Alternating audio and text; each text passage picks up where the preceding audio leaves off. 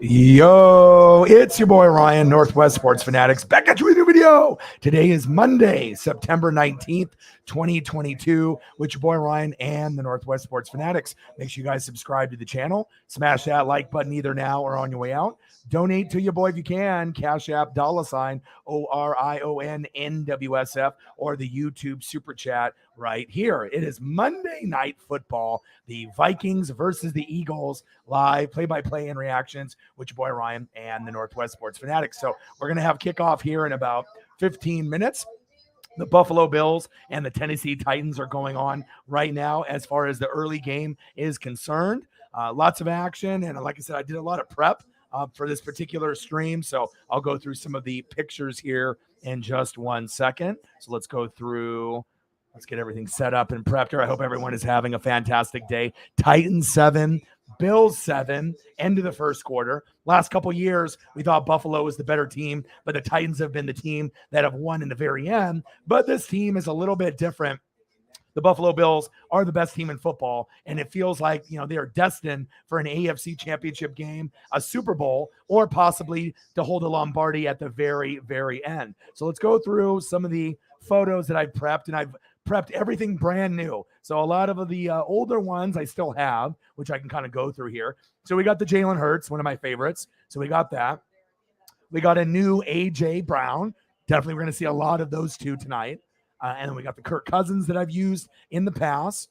My favorite crispy, Justin Jefferson, Jay Jetta. We're going to see him get in the end zone maybe once, maybe twice. Who knows? Maybe 3 times today, and he'll hit the gritty. And I got a brand new one there. And we got this one here. But the ones that I'm going to be using primarily, let's go through the starting lineups. Brand new everything from the, obviously the way down here. We got Jalen Hurts. Ooh, baby. Miles Sanders. That's crispy. He's got the chain about popping out there. Okay, with the very swaggy mouthpiece. A.J. Brown, I see you. Going to be the new guy, obviously, in Philly. Devontae Smith. Alabama, roll tide, baby. We got Quez Watkins. Dallas Goedert. And then I tried looking for some other Fletcher Cox, but this is the best one that kind of personifies his energy and what he's going to mean to Jordan Davis moving forward.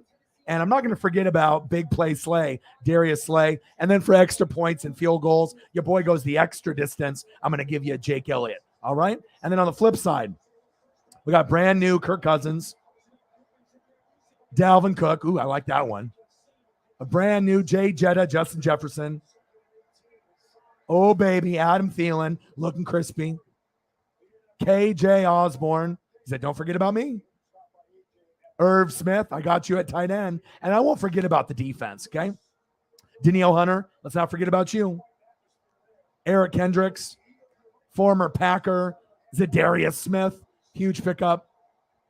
Patrick Peterson, even though he's at the tail end of his career. And the first ballot Hall of Famer, Harrison Smith. And when they get field goals, hey, we can't forget about Greg Joseph either. So I hope everyone is having a fantastic day. 7-7 Bills and Titans. We can call a little bit of this game before we get into Monday Night Football for the Vikings and Eagles. Nice pass by Tannehill. First down, Titans. Move the chains. I think they should be playing Malik, but, Ryan Tannehill's not going to be on the team next year. And obviously Gabe Davis is injured. So there's a few guys injured on both teams. Von Miller is out there. All right, Diggs is out there. Allen is out there. Tannehill's out there. Derrick Henry is out there. So a majority of the superstars are out there, besides obviously the big one would be Gabe Davis. So hope everyone is having a fantastic day. Amber in the building. How are you? I did the Saints and Bucks game. I didn't see you in there. But like I said, I hope you guys have a fantastic season. And I finally got you, first time in 5 years since 2018. And it's kind of crazy because this Buccaneer team is much worse than it was in the last 2 years. But maybe this can be a, ride it off in the sunset kind of thing. And not necessarily Tom Brady, but the gravediggers and the defense. Because obviously at this point, the Tampa Bay Buccaneers have the number 1 defense in the NFL. So if we can ride this defense all the way to the NFC South crown, we'll see. But it's not only that. I think the Saints can win 10 to 13 games. We just got to monitor Jameis's back. with obviously those cracked vertebra. We got to make sure that those 4 pieces in his back are, they say it's not going to hurt him any more than it already is, but I highly doubt that. One big hit, and he might be out for the season. But I'm ready to see what happens with the Saints, and I am rooting for you guys. So, and that's me being very genuine. I want the Saints to make the playoffs, 10-13 wins. I want the Bucks to make the playoffs, 10-13 wins. And if it just so happens that the Saints win 11 and the Bucks win 10, congratulations. As long as we can both do some damage in the playoffs, that's what I'm looking for. So, good seeing you. Come hang out with me this season. I'm grinding it pretty much every single day, 4 to 8 hours.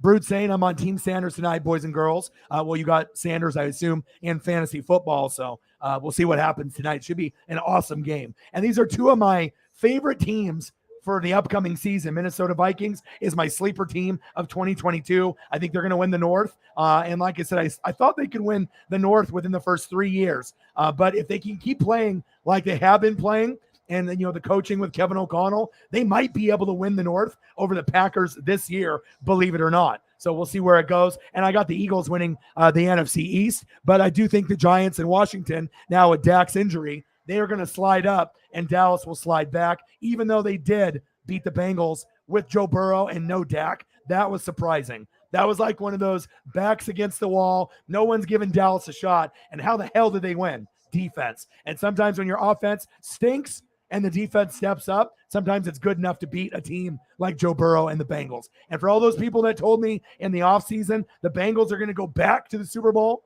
no, they are not. 0-2. Not happening. They'll be good. Maybe they can still win the division, but that offensive line looks fucking bad. Okay? I don't know if it looks worse than last year since they were one of the worst in the league, but it definitely doesn't look good. Megan's in the building.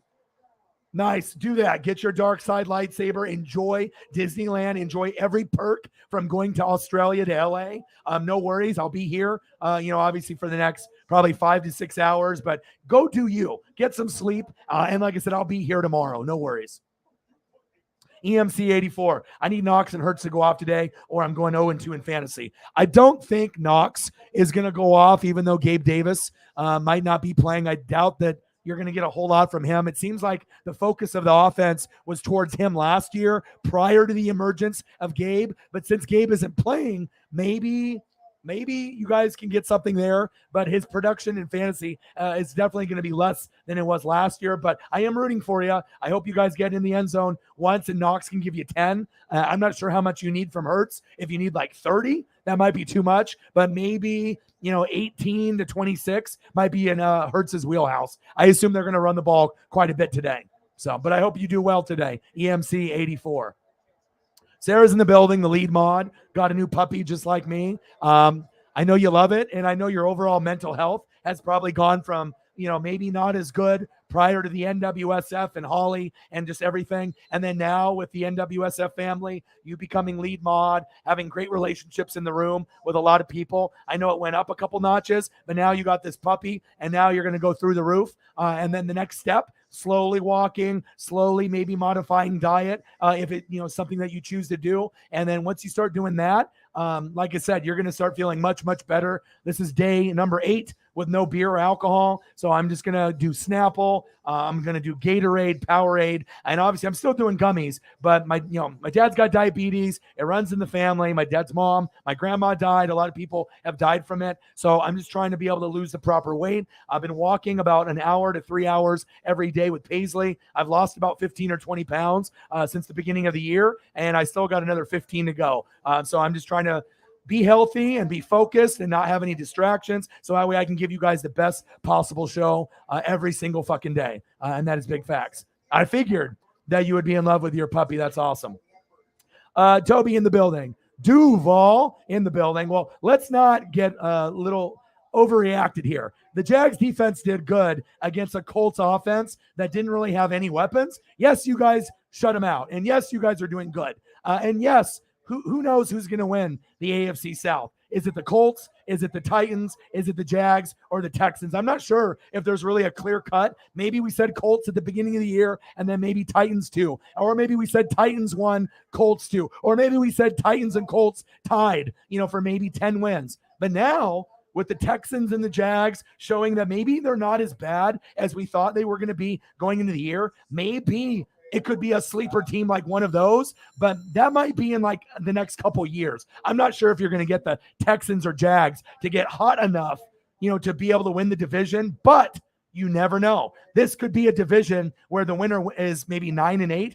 And maybe this is the new NFC East, aka NFC least. Maybe every team is not very good, and maybe the winner ends up beating 8-9 or 9-8. I don't know. I mean, I'm not sure if any team has shown that they can win 10 wins and have 7 losses. It almost feels like the peak for some of these teams might be 8 or 9 wins. But if some of these teams get hot, maybe the Titans or Colts can, get it turned around. But what I will give you, the Jags are coming, and it might take a couple years, but I like what I've been seeing from them, and obviously taking advantage of a Colt team that is not very happy with their GM or head coach. It sounds like they are wanting both of those guys fired, not only Sarah, but a lot of the Colts fan base.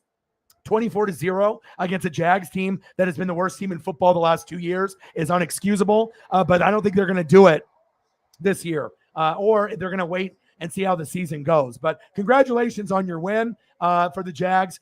They've been very, very bad the last couple of years, but I am looking forward to the future with Trevor Lawrence.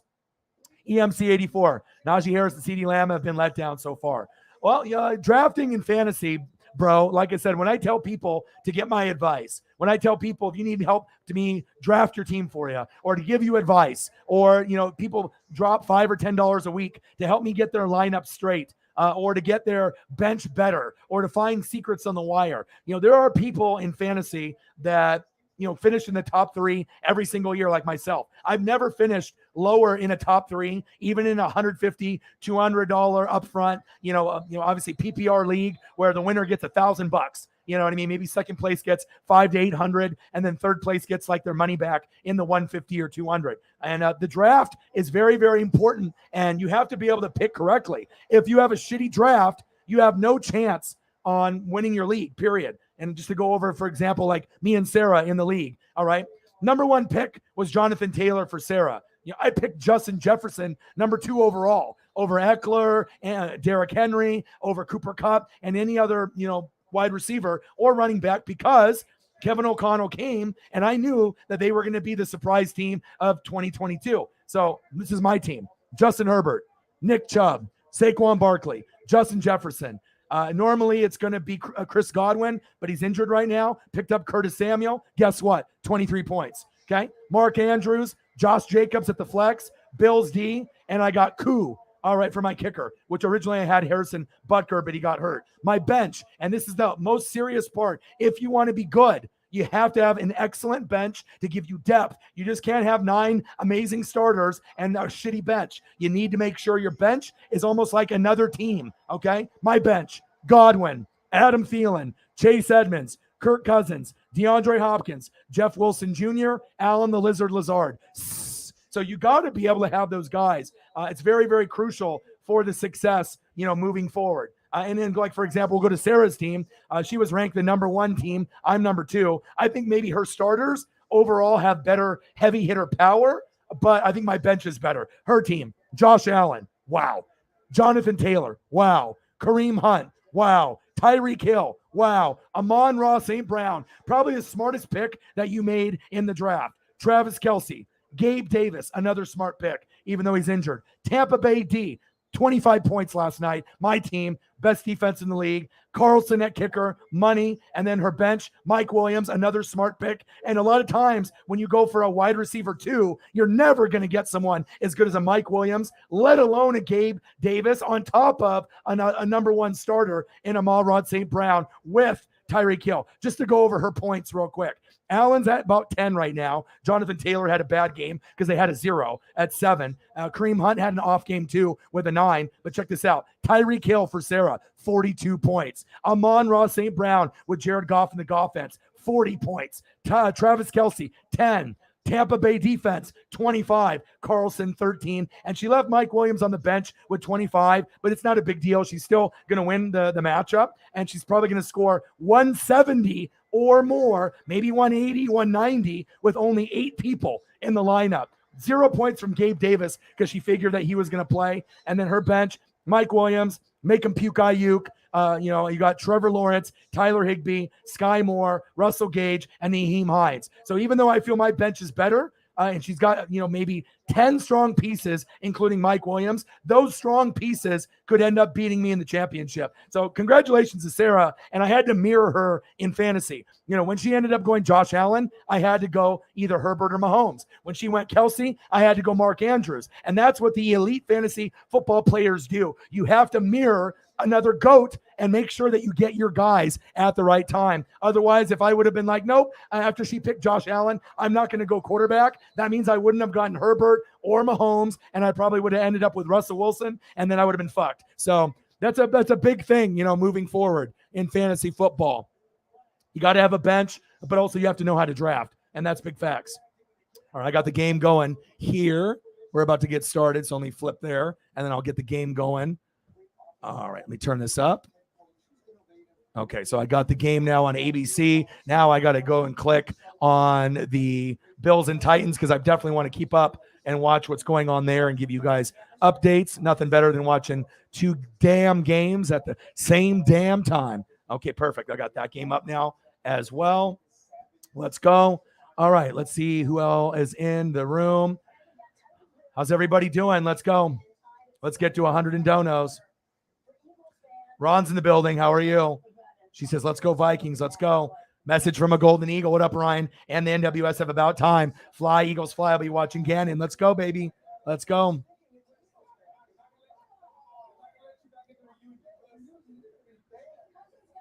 Giants. That's what I figured that you meant to say. But your emoji didn't work. There we go. Very creative. Message from a Golden Eagle. Good luck tonight. Could go either way, for sure. Lamar gave you 55 despite the loss. It happens. Tua, if you go back and look in a pure example of fantasy football, to just give you guys an idea, a lot of people in fantasy, they do it based off name recognition, right? And you have to understand, it's not about name recognition. It's about who's hot. And if you have the balls to be able to put someone in the lineup that you normally never would put in the lineup. And for example, let me go and find it here. I have this amazing stat line. I have so many things that I've retweeted and liked over the last couple days, but let me see if I can find it. All right, where are you? I know it's in here. Okay, I got a lot of Tampa Bay stuff. Mike Evans, obviously being suspended for a push, which is kind of weak, but I'll take it. I'm going to be going and playing the Packers, so we'll see where it goes. Where is my graphic there? I know I have it in here. I just have to go through everything, but it's a very interesting graphic.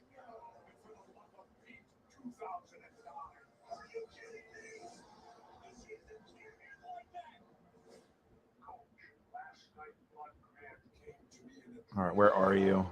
It's like a very phenomenal stat line. Let me see. Wonder if I already went past it. But we got Eagles and Vikings. I'm super excited. These are the two teams that I'm really excited about moving forward. These could both be divisional winners. So this is definitely going to be an epic matchup, obviously, moving forward. We already know about the Trey Lance news with that. Well, I can't find the graphic right now, but I know it will pop up for me at some point or another. But let's go over the pictures here again and get things going. But it was like, Tua and Joe Flacco and a lot of Carson Wentz. And, if you look at their stat lines, sometimes you get guys that you're like, these guys are trash. And then they end up putting up 50 points or 40 points. But most people don't have really the balls to be like, okay, I'm not going to play my quarterback and I'm going to put in Carson Wentz. And then Carson gets you 27. But that's how you win in fantasy football. Sometimes you have to take a risk.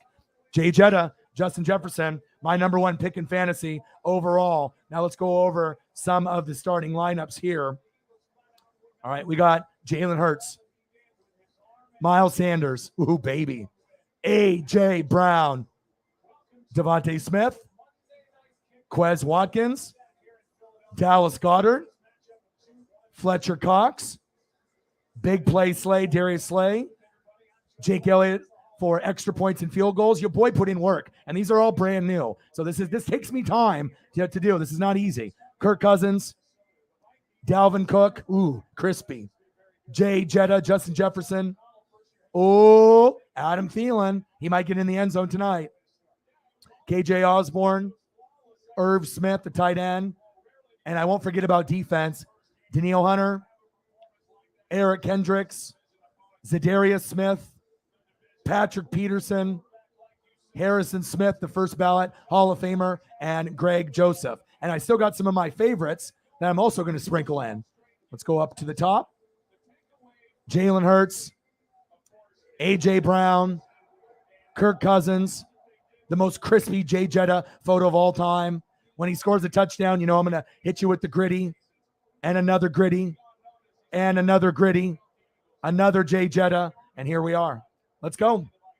Let's go. Let's get it. You know, I want to make sure as long as I have the time, I'm definitely going to put in the extra time and the effort and work. Now, do I have to do that? No. But like I said, I enjoy it, not only for myself, but I know it brings something extra. And I can always do things kind of, you know, on the fly. But, you know, like I said, when you have love and passion for something, you got to put in that effort and that work. And I've never been the guy to cut corners whatsoever. And I know it's going to make the stream better. So hope you guys enjoy the photos that I put in the work for. And here we are. I am so excited. Let's go. And like I said, these are my two favorite teams in the NFC. Like I said, we got Rams and we got Buccaneers. We know how good we've been in the last 2 years. We've won the Super Bowl, Rams, Buccaneers last 2 years. But behind them, right, who is going to be the top dogs? Eagles, Vikings, Saints, Packers, maybe the Niners now with Jimmy G, Cardinals, and there'll be a few other teams sprinkled in. So I'm definitely excited for the Saints, the Eagles, the Vikings, Packers, Niners, Cardinals, and maybe a surprise team. But we still got the Bucks and the Rams in the very front. But I do feel the Eagles and Vikings, right? The Eagles and Vikings and Saints, they got something. And they could definitely beat the Rams or the Bucks this year. So very, very exciting to see. And on the opposite side, we got the Bills, the Chiefs, and everybody else. There hasn't really been anyone else that has stepped up, in my opinion, that are on the same level as the Bills and the Chiefs. Maybe the Chargers, but we got to see if Justin Herbert can stay healthy for the rest of the year. So let's get it. And like I said, I'm on Twitter as well. So if you guys want to do me a solid and like the stream on Twitter, it'd be greatly appreciated. Let's go. Ooh, Chinese food. That sounds good. Let's go. And it's still, let's see the score. 10-7 Bills. So we got that one on here right now as well.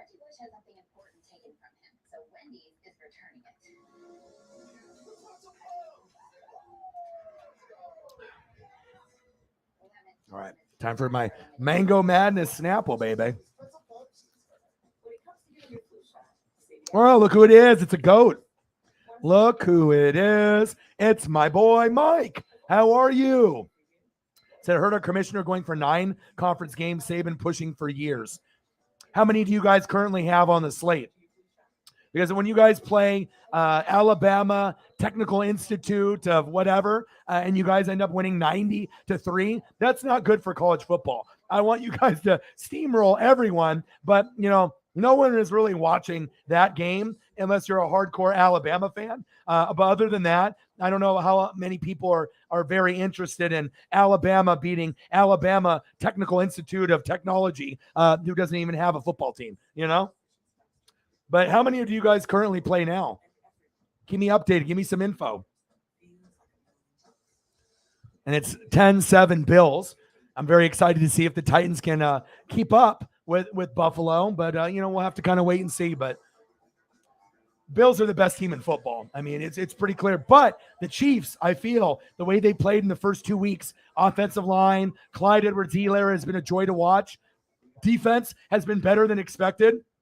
The one team that I feel that can beat the Bills in the AFC Championship game and go to the Super Bowl, the Kansas City Chiefs. They still got Andy Reid.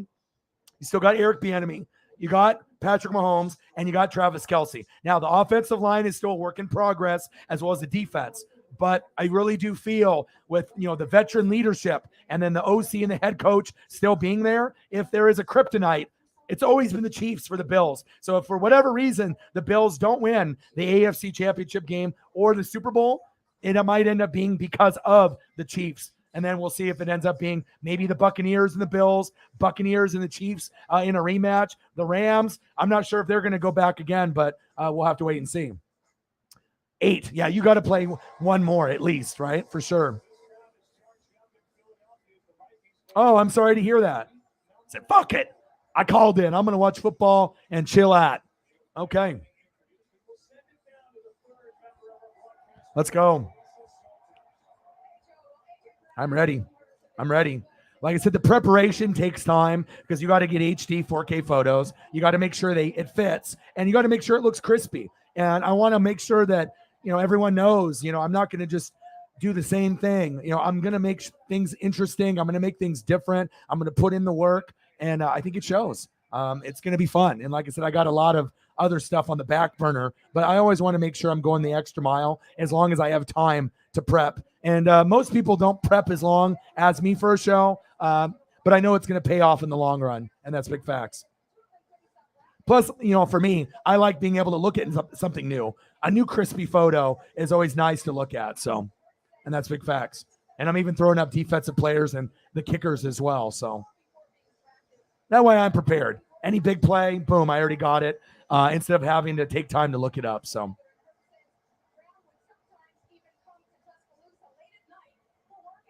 Oh, nice. Nice. It's always good when you can watch those guys at a young age and blossom, just like I did with my boy that I've been watching for years. Took him 4 years to get called up, and now he's going to be American League Rookie of the Year, Julio Rodriguez, J-Rod. Let's get it. Oh, man, I am so excited for this game.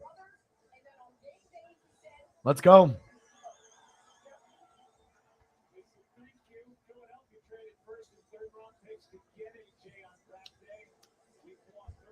All right, do we have any predictions for the game down below?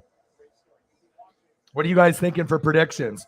Comment below. This is tough because, if you're an Eagles fan, obviously you're like Eagles, but you see what Minnesota did week 1. A lot of people are picking Minnesota to win on the road, which is kind of surprising. But I'm telling you, Kevin O'Connell is the truth. Even if they lose this game, there is a very good chance that the Vikings win the division. And if they don't win the division and the Packers can rebound and the Packers go 11-6, Vikings can easily go 10-7 and do some damage. I definitely think the Packers, what we saw in week 1 maybe wasn't really them. It was just, the Vikings punching them in the mouth and they couldn't recover. And they needed Allen the Lizard Lazard, whether they want to admit it or not. No Bakhtiari, so they're not really full strength. But it feels like the Packers to me are like a 9-12 win team, 9 on kind of the low end if they have more injuries, but probably 10-12 is kind of the wheelhouse. And then the Vikings, I feel 10-13. I know 13 sounds crazy, but if they win tonight and they win in dramatic fashion and you start off 2-0 and you end up being the Packers, right, who could win the division, and then the Eagles on the road, I mean, is it really that crazy to think that maybe Minnesota isn't the same old Minnesota with Zimmer, that maybe this team is changing for the better and this is going to be the surprise team of 2022, like I said? So we'll see. We'll see where it goes. I'm very excited for both of these teams because, again, these two teams could both make the NFC Championship. These two teams could win the North and the East. These two teams could end up, upsetting a Rams or a Buccaneers. And I wouldn't really say that about any other two teams, except maybe like the Saints or like the Niners, where, if they go in healthy, they could beat the Rams or the Bucs, the top two. But I'm thinking, the way the Eagles are playing, they need to firm up that defense, obviously from week 1 when they played the Lions. Same thing goes for the Saints. And obviously we gave them a little bit of a smack. And obviously we haven't won in the Dome in 5 years. So defense wins games. Defense wins playoff games. Defense wins championships. We got the number 1 rated D right now in the entire league, but can we sustain, this for the whole season? I don't know, but it's nice to see that the Gravediggers are in effect, and that is big facts. So we'll have to see what the rest of the squad is going to do moving forward. It's not going to be a Tom Brady year. It's going to be a Gravediggers and a defensive year for the Tampa Bay Bucks if we decide to overachieve. And obviously we know with Whitworth and the Rams, they're not the same. They have injuries on their line, and they're not the same, so they are beatable. So I'm not really sure where it's going to go. The Rams and Bucks we're the two best teams supposedly, but they're beatable. We're not as dominant as we've been in the last couple years. So that means if the Eagles get right, the Vikings get right, the Saints get right, the Packers, the Niners, these other teams, the Saints, you never know what might end up in the NFC Championship game. And that's big facts. Let's go.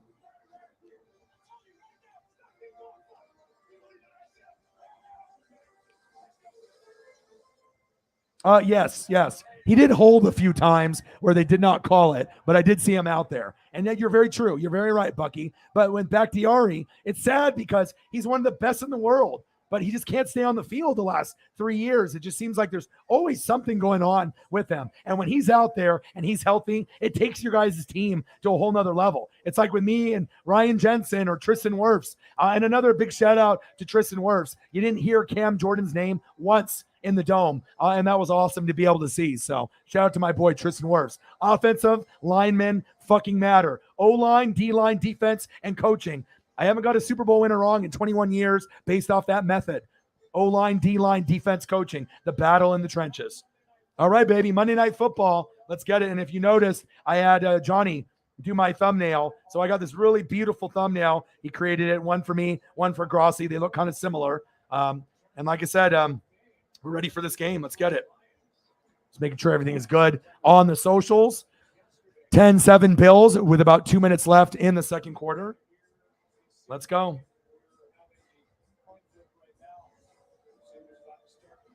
Hope everyone's having a fantastic Monday. Shout out to the Mariners. Final score, 9-1 Mariners. No Julio, no Suarez, and Carlos Santana went with a grand slam today. Let's go. I need you back, bud. If we need to make any damage, in the playoffs and try to get that first seed, we need you back and Suarez. Big facts. Shout out, Mariners. Let's go. Yeah, Taylor Lewan is going to the locker room. He might have tore something or ripped something up, so it sucks for them, but we'll have to kind of see where it goes. And then hopefully we can get some more people in the room. And then, like I said, we'll hit a good number on the donos. Let's go. Let's get it. Let's get it, baby. What will we see out of Hurts and A.J. Brown? Or maybe Kirk Cousins to Jay Jetta? How many gritties will we see today? Will he score once? Twice? 3 times? We'll find out. I'm ready, baby. I'm ready. Let's go. Let's go.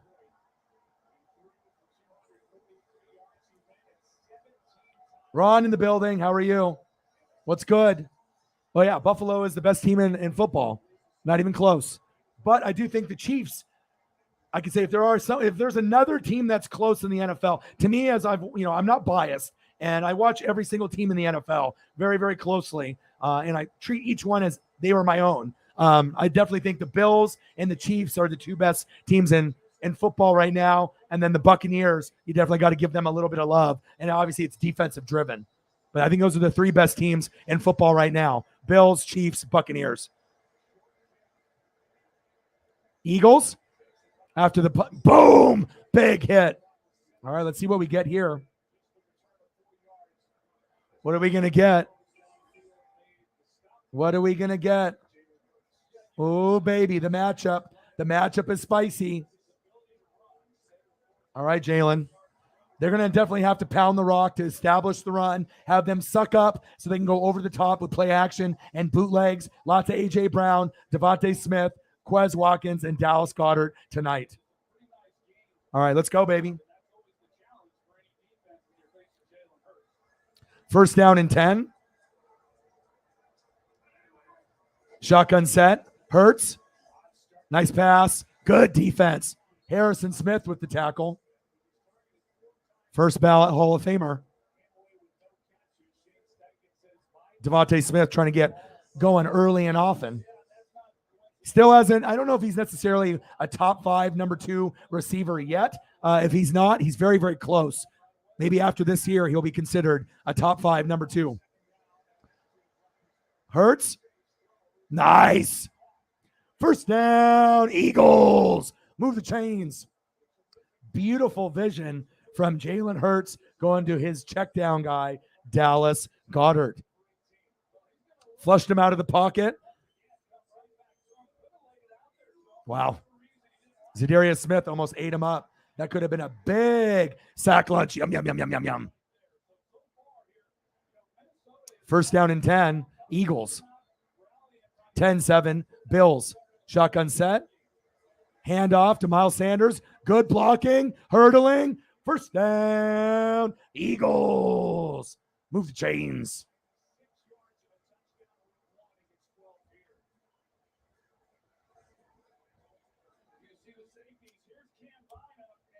Good blocking up front.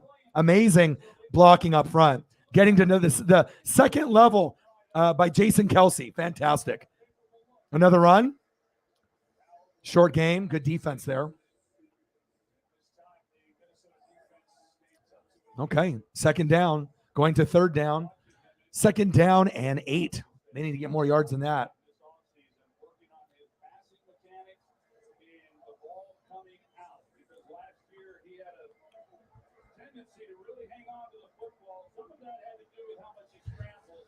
Shotgun set. Hurts. Play action fake. Scrambling. Gambling. Boom. It's 12 noon. You know what time it is? Even though it's not a sack lunch, almost a sack lunch. Was that a gain of 1? Yum, yum, yum, yum, yum, yum. Did they give him a sack lunch on that play? It's 12 noon. You know what time it is? Time for a sack lunch. Yum, yum, yum, yum, yum, yum.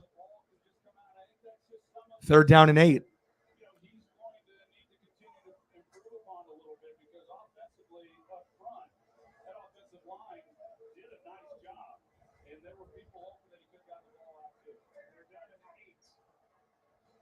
Third down and 8. Shotgun set. Hurts. Blitz. Oh, my. Go, go, go. Shake and bake. Shake and bake. Go, go. Oh, he tripped over his own self. Damn. First down. Eagles. Kenneth Gainwell, but there is going to be a hold on the offensive line. It's coming back. Oh, an eligible receiver. Damn. Touchdown, Bills. Josh Allen to Stephon Diggs. 16-7, going to be 17-7. Diggs. He's doing a little Michael Jackson dance. I see you, Diggs. No Gabe Davis. All Diggs, all day, every day. Third down and 13. That's unfortunate because that could have been a touchdown play.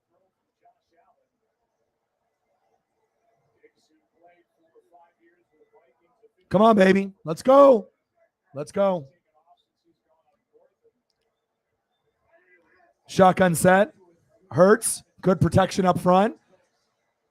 Wow, what a throw. A.J. Brown. First down. Eagles. Fly. Eagles. Fly. Move the fucking chains.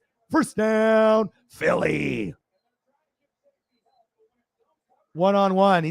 They're playing zone. You can't be playing zone on AJ. Nice play.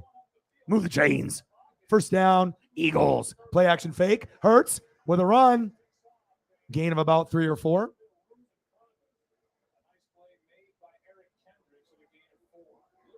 Mike, my boy. Someone's going to support the brand and support the dream. And we have a few goats. Sometimes they show up. Sometimes they don't. Mike is the new goat that is really supporting me. And it means so much because, like I said, sometimes, you need that first person to kind of start the dono train. And some people will do a little, some people will do a lot. And you have really stepped up for the channel, and it means everything to me. Thank you so, so much. Mike in the building, $20 holla. Thank you so much. What do you want to see for a photo, Mike? I can get you I can get you Saints. I can get you NASCAR, whatever you'd like. I can do it during the commercial break. Thank you so, so much, my dude. $20 holla to get us off the schneid. I appreciate you. Bang, bang, bang, bang, bang. Thank you, bro. Appreciate you. Let's get it. Thank you, bro. Nice catch. First down, Eagles. Zach Pascal, the former Colt. Okay. Thank you, Mike. Appreciate you tremendously. Sarah knows how hard I work, and obviously we know the whole repertoire of how everything goes. So I appreciate you. Let's go, baby. They're moving. They're moving. All right, Jalen, shotgun set. Play action fake. Wide open. Ooh, Dallas Goedert. Oh, baby. First down. Eagles. Move chains. Hurts to his guy. Check down man. Dallas Goedert. Eagles look nice. It's that offensive line. You know, if the offensive line was shitty, they would not be able to do this to the Vikings. And like I said, these are both playoff teams and possibly both divisional winners from the North and the East. Keeper, fake. Oh, baby, yeah. Whoa. Boom. Touchdown. Eagles hit the gritty. Wow. What a play call by Philly. A keeper, a little fake that he was going to pitch it, a fake like he was going to possibly throw it. No. I'm going to keep it. I'm going to take a couple hits. And guess what? Touchdown, Philly. Fly, Eagles fly. Boom. That's what I'm talking about. Offensive line. And that one wasn't even the offensive line, except for they were at the very end. Number 56 helped him with a little bit of a push. There we go, Philly. Jake Elliott, extra point is up, and it's good. Flag on the play. Delay a game. That's what I'm talking about.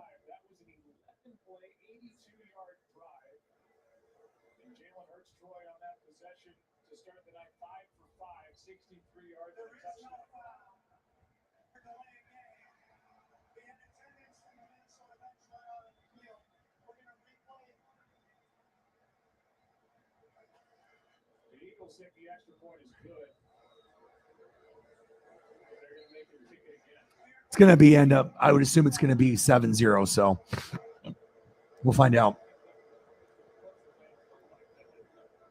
It means a lot because, like I said, we have people that, you know, go out of their way to really support, and there'll be others that just come all the time, which is awesome, and support the brand. But when you get people to understand that, you know, this is the full-time job and this is all I do for, you know, supporting the family and whatnot, it means a lot. So thank you so much. I mean, we got extra point is up, and it's good. 7-0 Eagles, but another flag on the play. Let's go. Yeah, you should have kept Pascal for sure. And re-signed T.Y.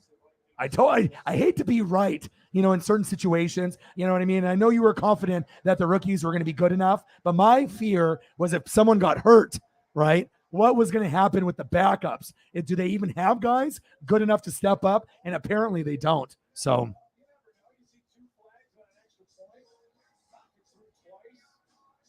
what do you want to see for a picture there, Mike?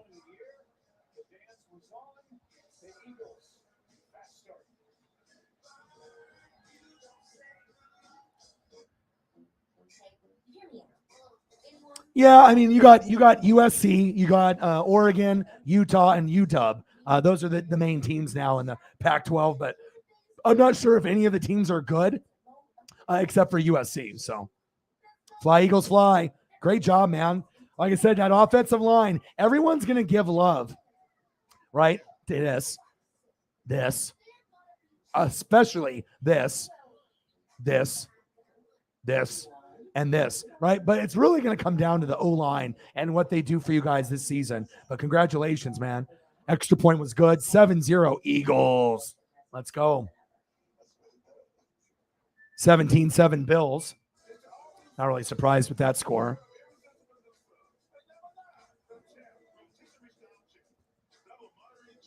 Let's go, baby.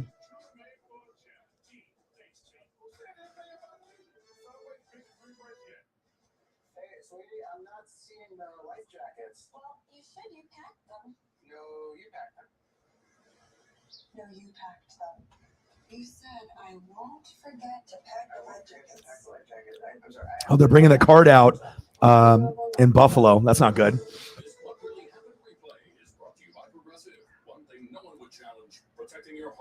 I see you, Jalen.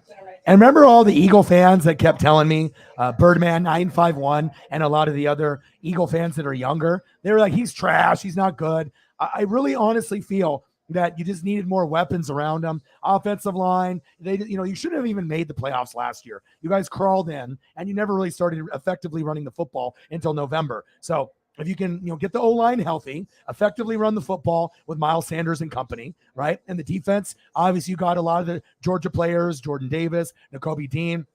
Defense looks very, very good. Okay. Even though the defense was not very good week one, I think that they're going to improve as the season goes along. Okay. All right. But if you end up using those draft picks to get rid of Jalen and then to go a different direction for another quarterback, I mean, the only quarterback that might be on the similar level is Bryce Young, and you're not going to get Bryce Young. So what you should do in the draft is pick like the two best All-American linemen at guard and tackle, and then pick them up, and then that's going to take that offense to the next level. That's where I would be using those picks. I would be working on the offensive line. You don't need wide receivers. You don't need tight ends. It'd be offensive line and defense. And if you focus on that in the draft next year and the following year, the Eagles might run the NFC East for the next couple years. Best team in the NFC East is clearly the Eagles.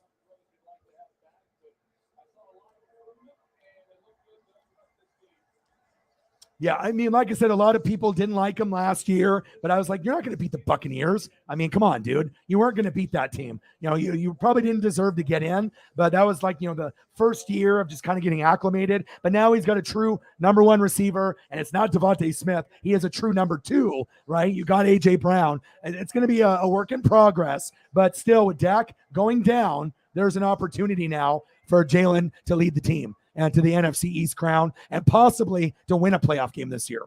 Kirk, handoff, Dalvin Cook, good defense. Let's go.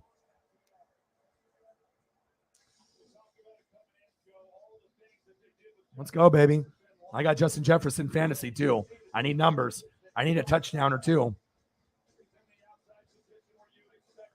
Dane Jackson, head and neck were bent. Oh, no. I hope he's okay. Holy shit. So they think he might be paralyzed? Fuck. Come on, Jay Jetta.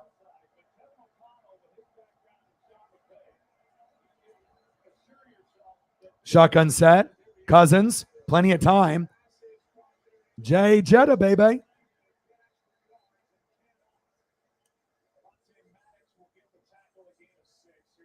I need a big day today. Big day in fantasy. Number 2 pick overall, Justin Jefferson. And most people would have went with Cooper Kupp or Derrick Henry if Jonathan Taylor was off the board, or Eckler, but not your boy. I know better. I know better, baby. Third down and 5. Still haven't gone to Dalvin Cook like you should. Eagles defense is intimidating, even though they gave up a lot of points to the Lions week 1. Blitz. Cousins. Pass incomplete.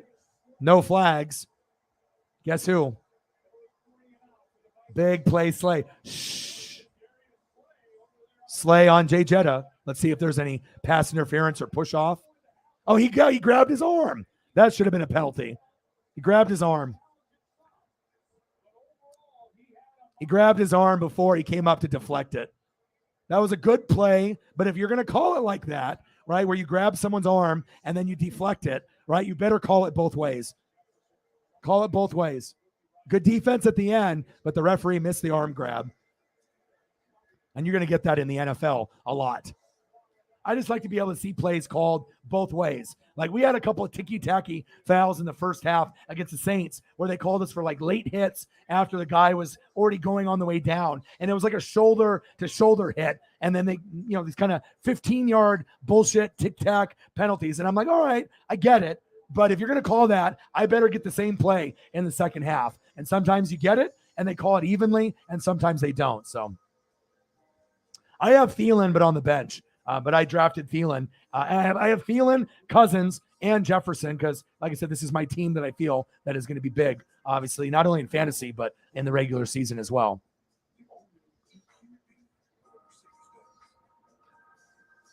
Yeah. What are we thinking about the defensive coordinator and movement with coaching? Do you think there's going to be an opportunity for the Eagles to fire people, because if you guys make it to the, you win the NFC East and then you win a playoff game, you're doing better than last year instead of getting to the playoffs and losing to the Bucks.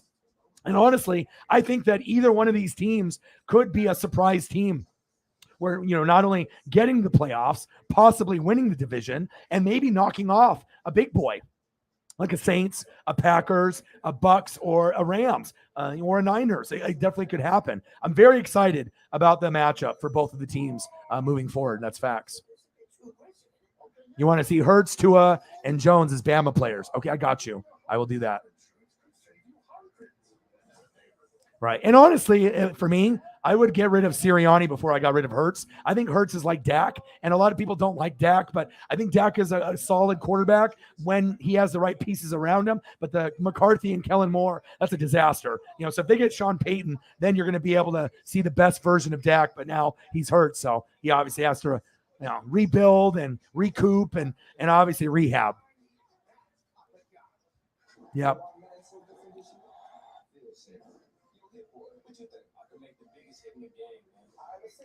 Lions are a lot better. Hard Knocks for the first time, where it's like you saw a team and you saw the guy biting kneecaps, breaking legs. You're like, okay, you felt the energy in that building. And, with Jamal Williams, the former Packer, very emotional, almost crying. Like you can feel it. This Lions team is better than the Bears. And who knows, at some point in the next 6 years, maybe they can get a wild card and finish second in the North behind the Vikings or Packers. I truly believe after Rodgers leaves, they will be competing with the Lions and Vikings, for that top spot, and who knows what will happen. So, big play Slay. You got Gabe, and yeah, that hurts, man. All right, 7-0 Eagles. Screen pass, A.J. Brown. All right, let me try to get some photos queued up here. Flag is down, holding on the offense probably. An eligible receiver.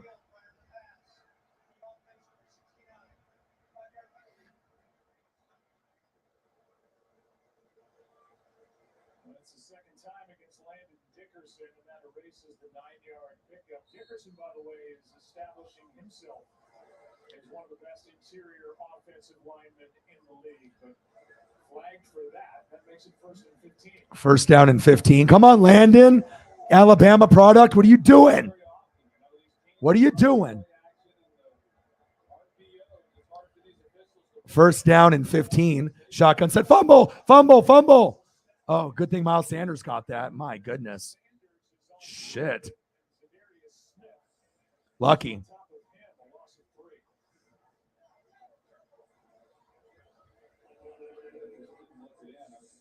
Take your time, Eagles. Don't rush.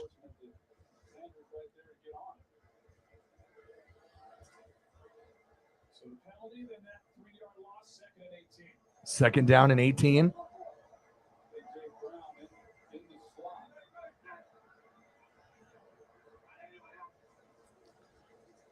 Shotgun set. Hurts, scrambling, gambling, keeping his eyes downfield. Nice catch. Quez Watkins almost to the first down marker, baby. Okay. Your boys got all of them prepped. I'm ready to go.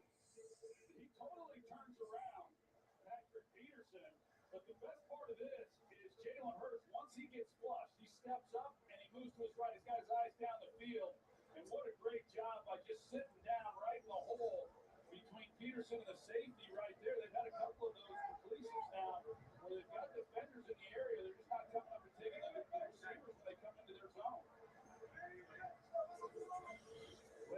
Blitz coming. Hurts. There we go. Goddard. Flag on the play.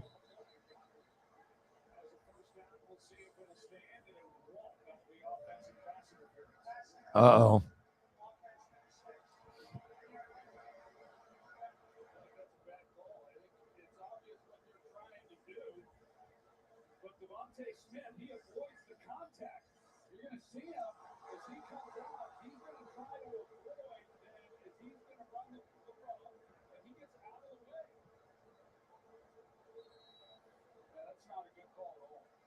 Yeah, bad call.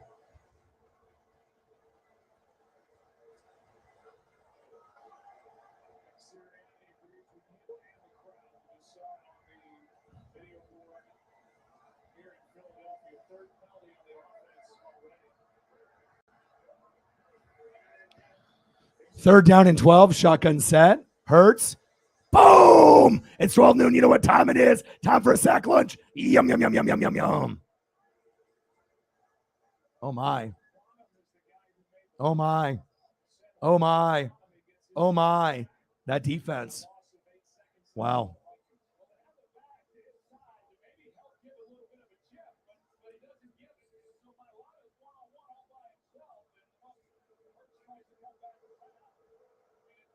Right. But you know what I'm saying? Like the comparison, like if you were going to compare Jalen Hurts compared to anybody, I mean, we'll see how good Justin Fields is and Trey Lance if he ever gets healthy and some of these other guys. Obviously with Malik, you know, you're going to have a lot of these guys that are going to be kind of compared to Dak and obviously Jalen Hurts. You know, is Malik going to be similar? Is Trey, Justin Fields? I don't think Trey is like him, and I don't think Justin Fields is like him. But Malik, I see a little bit of similarities in Hurts and Malik. But Dak, to me, seems like, you know, that's the closest thing. And also Bryce Young. I see a little Bryce Young, Hurts, a little bit of a comparison there as well. Malik, Bryce Young, Jalen Hurts, and Dak. Very similar. There's a lot of skill set, you know, there. But, you know, you just have to give it some time.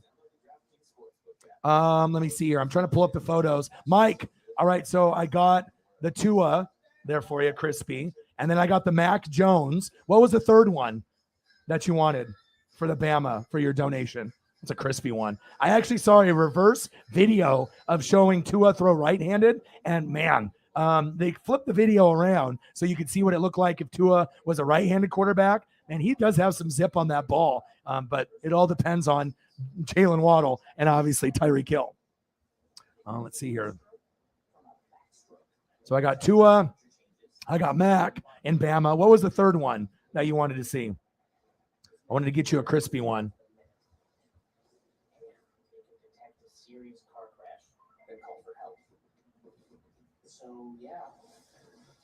Yeah, I do like Quez for a number 3. That's facts. I like him too. Underrated. I mean, even Travis Fulgham was pretty good for you guys, you know, when you guys let him go. So.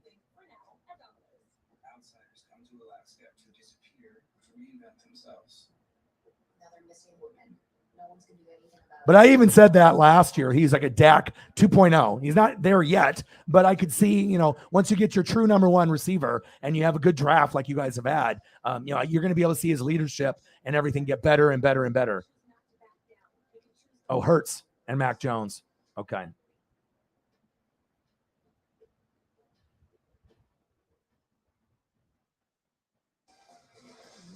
Football on ABC brought to you by Progressive. The right call protects your home and car. Nice warm evening in Philadelphia here on the 19th of September. We wind down week number 2 across the National Football League. Second possession for the Vikings. Went 3 and out first time they had it. Expected protection of their own 39.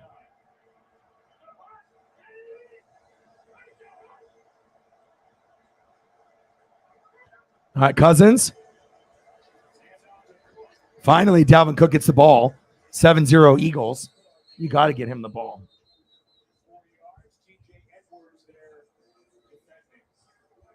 Vikings head coach Kevin O'Connell played quarterback at San Diego State. He holds the record for most career rushing yards and touchdowns among quarterbacks.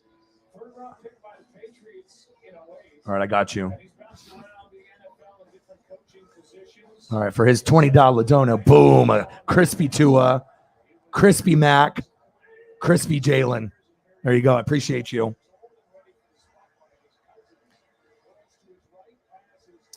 Cousins, nice little check down to his tight end.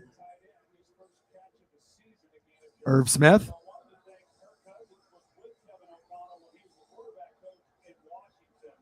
Appreciate you, bro. Thank you so much.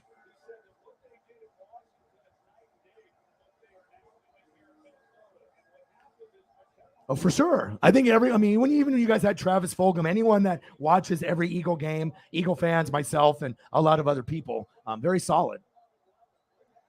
Cousins. Oh, good defense. Why are you going to Irv Smith on 3rd and 5? Should be Justin Jefferson. No problem. I'll try to find a few more if I can in between. I'm doing all this different button clicking and whatnot. So, well, like I said, both of these teams are solid.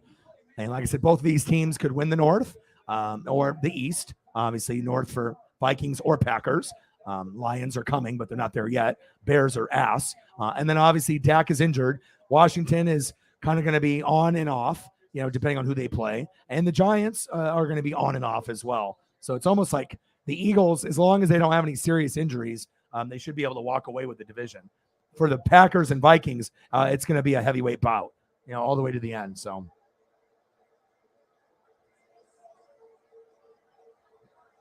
Yep, I agree. Forbidden in the building. What to do?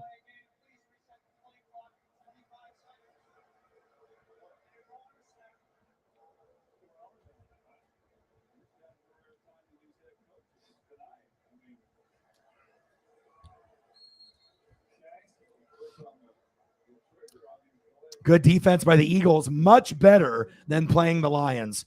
When you play the Lions on the road, I think that was a big shock for a lot of the Eagles. They're like, what the hell? They're like, we won the game, but we didn't win it like in dominant fashion. So it shows you not only the Lions are better than people are giving them credit for, but it shows that the Eagles really need to tighten up that defense. And obviously their defense is much better at home at Lincoln Financial rather than it is on the road. And that's how it is for most defenses, unless you're like the Tampa Bay Buccaneers, or one of those teams that can really, pick up the pace at home or on the road. Sometimes the elite defenses will, do damage on the road for sure. So let's go over some of the photos here. So obviously I prepped quite a bit. So we got the Jalen, the A.J. Brown from week 1. And we got a Cousins, a Jay Jetta, crispy. If Jay Jetta gets in the fucking end zone, we'll be able to use these. Hitting the gritty. Okay. And then let's go through the teams real quick. So we got the Jalen Hurts, brand new. Everything's brand new here. And we got the Miles Sanders looking crispy. It takes me time to be able to do this, but it's worth it. A.J. Brown. Devonta Smith. Quez Watkins. Dallas Goedert. Fletcher Cox. Darius Slay. Big play Slay. Shit, I'll even do kickers to get those extra points and field goals. Kirk Cousins, Dalvin Cook, get him the damn ball. You got a top 5 running back, and you're not giving him the damn ball. I get it that the Eagles defense, you're intimidated by it, but you have to be true to yourself, and you have to make sure you pound the rock, especially when you got a top 5, top 10 running back. Okay, if you want this guy to open up, right, and get loose and feeling, right, you got to run the football. KJ Osborne, Irv Smith, and I won't forget about defense. Danielle Hunter, crispy. Eric Kendricks, Za'Darius Smith, former Packer. Patrick Peterson at the end of his career. And first ballot Hall of Famer Harrison Smith. And I even got Greg Joseph. And then here's the photos again for our boy Mike with the $20 dono. Crispy Tua, Crispy Mac, and Crispy Jalen. Big Alabama fan and Saint fan and NASCAR fan. Mike, appreciate you. Let me see here. Hurts, Mac Jones, and Tua. In this double box, you can see they are now kicked off to start the second half in Buffalo in a 17-7 game. I hope that player is okay. His neck and everything. Obviously, it sounds like he got bent back. So hopefully he's not paralyzed. 17-7 Bills. 7-0 Eagles. Handoff. There we go. The Eagles know what's up. You got to be able to run that football, right? Run the football, pound the rock, establish the run. How are you doing, Forbidden? Not going to matter. Doesn't matter. We got the number 1 defense in the league. No Mike Evans, no problem. Godwin, doesn't matter. Julio, doesn't matter. If you guys beat us, you beat us, but I definitely feel that the Bucs can win that game and go 3-0. Last time we played, Aaron You know, if you remember, we can pick six him pretty easy.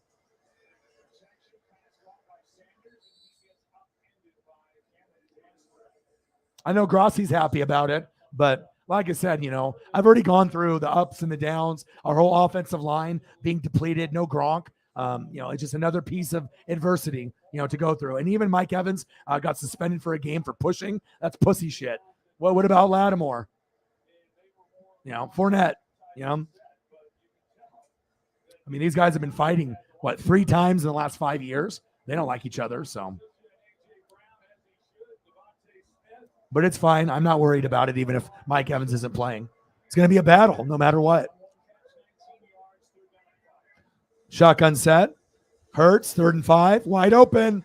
First down. Eagles. Guess who? Devonta Smith. Bama. Roll Tide.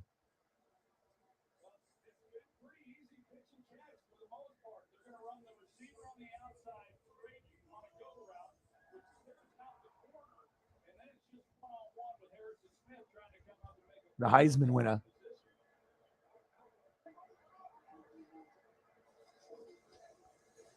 Play action fake. Goddard. Whoa, not stiff arm.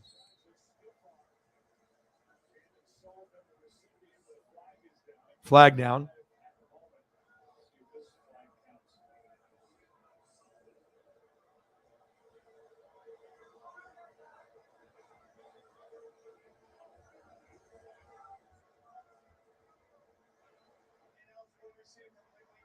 Illegal. Man, they did 3 times this game. Wow. Jesus.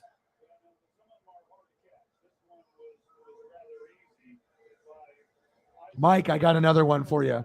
Are you ready? So we got Tua, we got Mac, we got Jalen, and I'm sneaking it in. Boom. One-handed grab. Devonta Smith. I got you, bro. Appreciate you. Got to work quick. You got to be on your toes. First down and 15. 7-0 Eagles. Play action fake. Hurts. There we go. Nice catch by A.J. Brown, baby.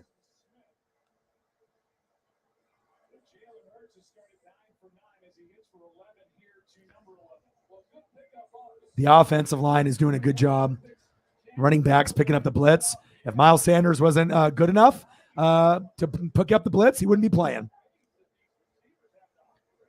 Handoff. Flag on the play. Dude, there's so many penalties in this game. 17-7 Bills over the Titans. Ooh, holding on the defense. Wow. Eagles are like finally a penalty on the other team.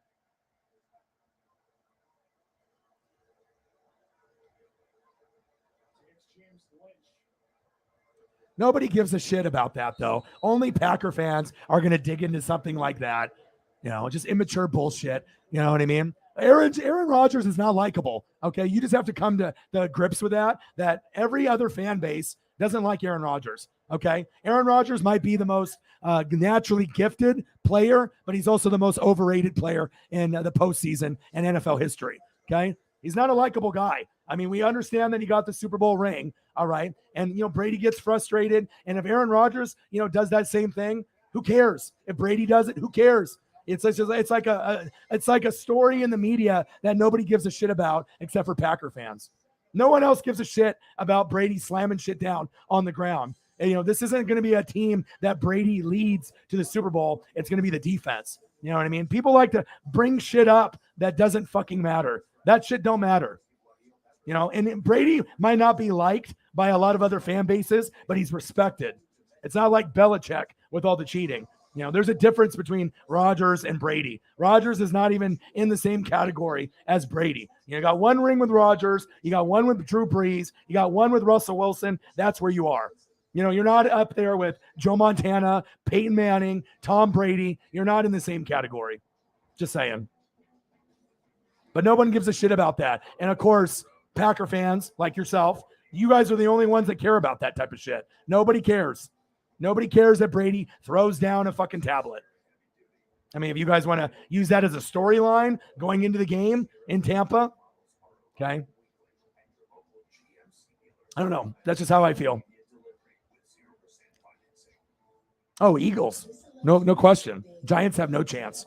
Washington is a better team, I think, overall than the Giants. The Giants are motivated, and obviously they need to rely heavily on Saquon. So if you have a good defense and you can minimize Saquon's ability, then the team isn't the same. But if you have a shitty defense and you can't stop Saquon, that's how they beat the Titans week 1. So, oh yeah, old school.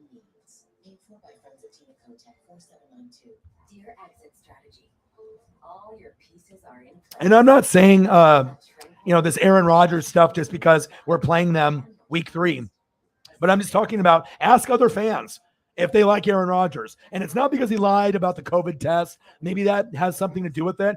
But, I think as far as the media, they do a lot of fake stories and clickbait stuff. And his relationship with the media isn't good. But I think based off his actions, the relationship with Devontae Adams, the way he is with his teammates, and maybe caring more about the friendship with Hollywood personnel, people rather than teammates or coaches. I don't know. It just seems like he's kind of fugazi and he's kind of fake. I mean, he tries to show that he's this way, but in real life he's this way.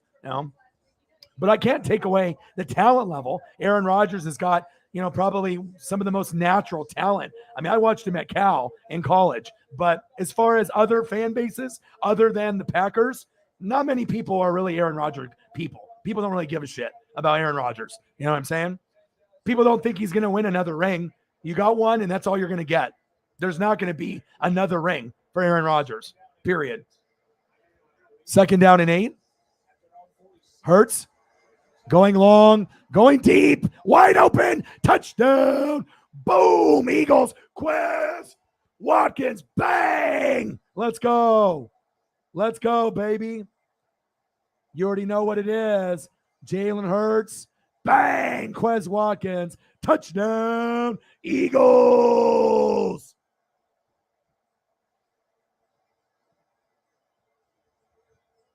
That's how you get the second quarter off to a good start, motherfucker.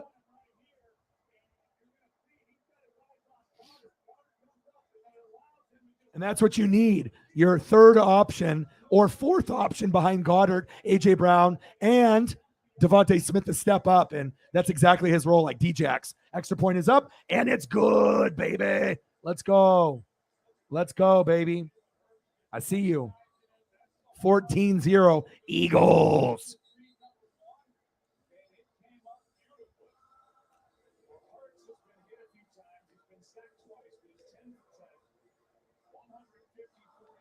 Well, I know, but I mean, there's one reason if you didn't like Aaron Rodgers, then him lying about the COVID stuff that, and obviously seeing how he interacts with his teammates and obviously I've watched him on Pat McAfee show and I know with him and AJ Hawk, they're tight, so he's got certain people he's tight with, but he definitely is friends with a lot of Hollywood people. And it seems like he's just kind of living in his own world. You know what I mean? If you don't love your teammates, how do you expect to win a Super Bowl? If you genuinely don't give a shit about your teammates and you care about other people more than the teammates and the coaches. You know what I'm saying?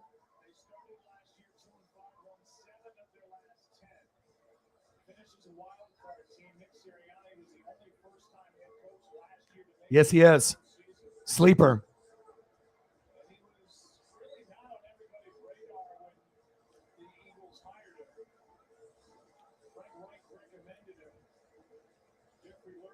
I mean, I get it. A lot of people don't like Tom Brady, but people respect Tom Brady. You know what I mean? It's more of a jealousy and envy thing. And then the hate came from the cheating, the Belichick, the Spygate, the Deflategate. But then you started to realize that was more Bill than Tom. And obviously, Tom is the reason why they were winning because he went to the Bucs the first year and won the Super Bowl. What have the Patriots been since Tom left? Ass. They're not good. You know what I mean? So it's more of a respect thing, but I don't think very many fans outside of Green Bay really respect Aaron Rodgers or like him personally. There's a lot of others that I think that we enjoy more than Aaron Rodgers. So just to be honest. Great player during the regular season, MVPs all day, but the biggest choke artist based off elite status as quarterback in the postseason. I've never seen a quarterback win MVPs and be considered the number one QB in the league and then lay an egg every year and sometimes lay an egg at home. You say, oh, the Niner defense. Oh, special teams. Oh, when we played the Niners, we couldn't stop the run. Oh, we played the Bucks and we couldn't stop the run. Oh, special teams, Mason Crosby's ass. Well, if you're the number one quarterback, can't you fight that? Shouldn't you be able to still put up 2 or 3 touchdown passes and win at Lambeau? Sounds like a lot of excuses. Play action fake. Cousins. Pump fake. There we go. First down, Vikings. Move the chains. There we go.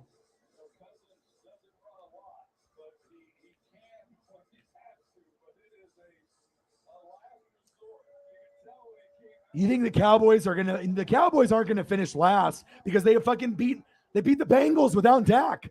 So even though a lot of people hate on the Cowboys, I don't think they're gonna finish in last. And I don't know if the Giants are good enough to finish second, honestly. Cousins. Go. Good play call right there by Kevin O'Connell. See, if I'm doing it, I'm thinking more, and we have to wait and see how the season plays out. But, that's tough. Eagles, and then, God, I don't know. Second place, Cowboys now are kind of even with the Giants and Commanders without Dak. So I don't know if there's a really clear-cut number 2. Some weeks it's going to look like the Giants. Other weeks it's going to look like the Commanders. And then some weeks it's going to look like the Cowboys. So I'm not really sure what you're going to get there. But all 3 of those teams, minus Dak, are kind of even to me. They're going to win some that they shouldn't, and they're going to lose some that they should. So Jay Jetta, first down, Vikings.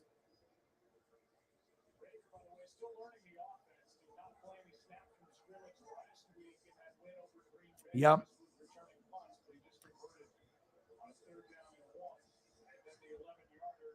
Sometimes you got to get back to reality, but I do like the coaching and what I'm seeing from the Giants. And obviously the Carson Wentz, being able to get back, it's like, okay, is Dallas going to fully tank? You know what I mean? You just assume the Giants are going to finish in last, but maybe they finish in third. So I don't know. Like I said, it's Eagles at the top, but I don't think we can honestly say who's going to finish second, third, and fourth. It's too early because the Giants are playing better than expected. The Commanders are playing better than expected. And the Cowboys, normally would have finished second, but without Dak, they still found a way to beat the Bengals. How the hell did that happen? So defense, too early to tell. Handoff. Boom. Oh, Madison. Breaking those tackles. They need to get in the end zone. 24-7 Bills. Exactly. That's all that matters.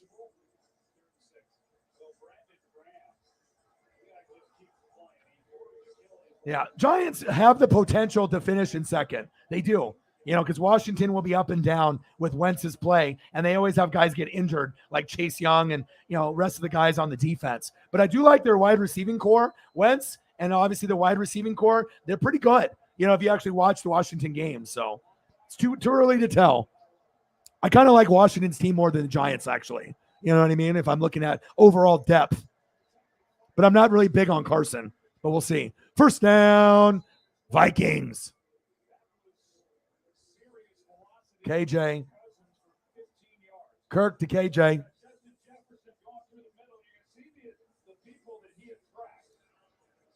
But it's going to be fun, to see the ups and downs. Because like I said, Dallas should have not beat the Bengals. But it shows you, maybe last year they got hot at the right time. But once you go to a Super Bowl, there usually is a Super Bowl hangover, even though they improved the line.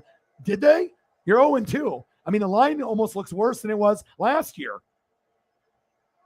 14-0 Eagles. Kirk. There we go.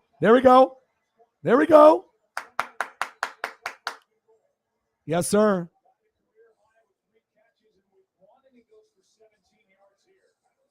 All right. Have a good rest of your day. No problem. Nice. See, and with no Gabe Davis. Now, if you were playing me, maybe you would be in trouble. You play anybody else, or maybe Holly this week, you don't play me or her, you're going to be fine. It happens. That's why you got to read, and you got to make sure you're up on all the guys that are kind of questionable. But even with no Gabe Davis, you have 8 guys and you're at 170. Incredible. Play action fake. Touchdown. Boom. Irv Smith.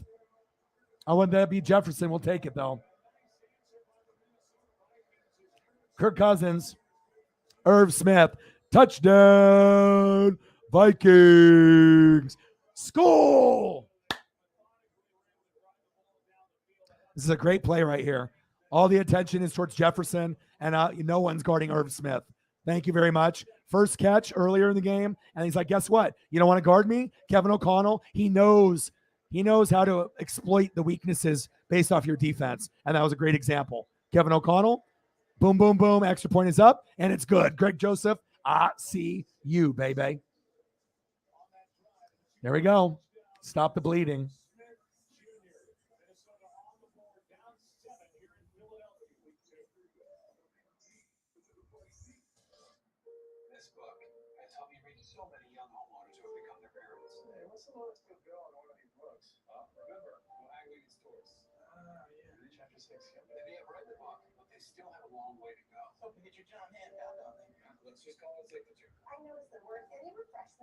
It's not a traitor.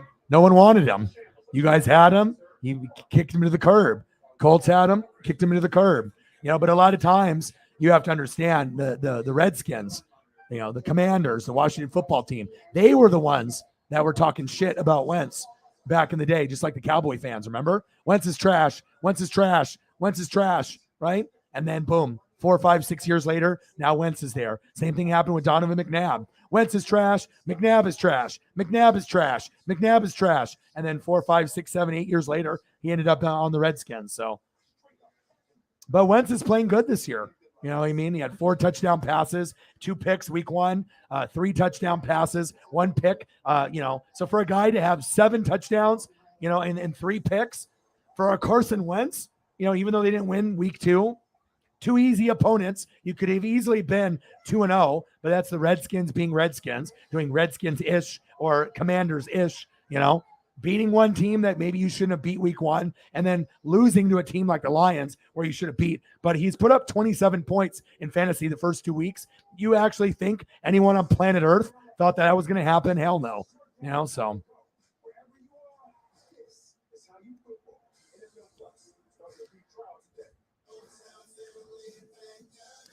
Yeah, well, I have Thielen and I drafted him, but I put him on the bench. All the quote-unquote experts think that he's going to score tonight, which he could. I could definitely see Thielen scoring because usually when a guy doesn't score week 1, the quarterback and the OC and the coach are like, let's get him involved. Let's give him some opportunities. But this Eagle defense, it's kind of tough, so they might have to wait for the next game at home for Thielen to get going. But we'll see. Slay is going to be on Jefferson. There might be an opportunity there, but I didn't play Thielen in my starting lineup. I put Curtis Samuel, and it got me big points. So,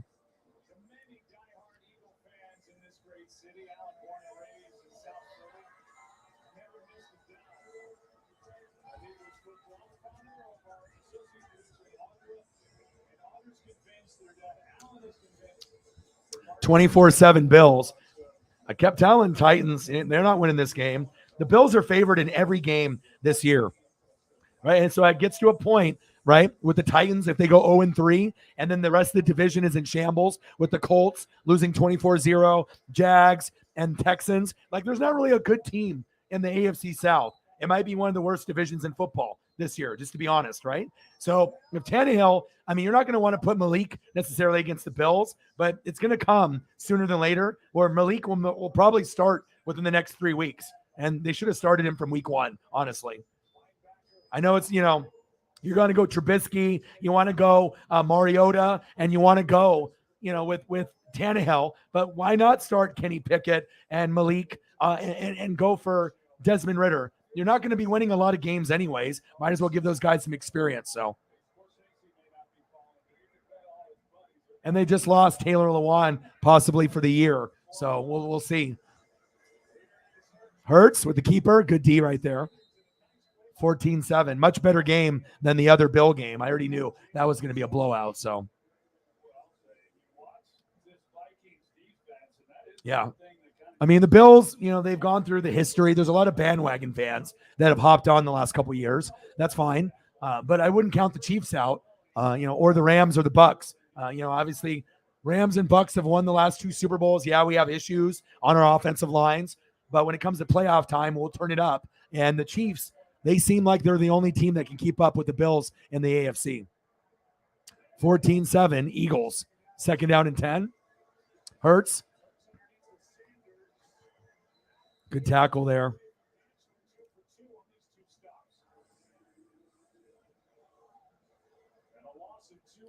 Loss of 2 yards.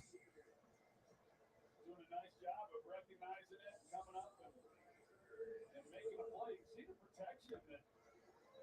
Yeah, but sometimes you got to crawl before you walk. So even though it's obvious the Bills are the favored number 1 team, a lot of people have them at the AFC Championship game, Super Bowl. But if you do go against a team like the Rams and the Bucks, that might be the team that can, it's no guarantee the Bills win the Super Bowl if they get there, especially if they play a team that has defense like the Rams normally or the Buccaneers. And I think the Bucks are better than the Rams this year, but we have to prove it.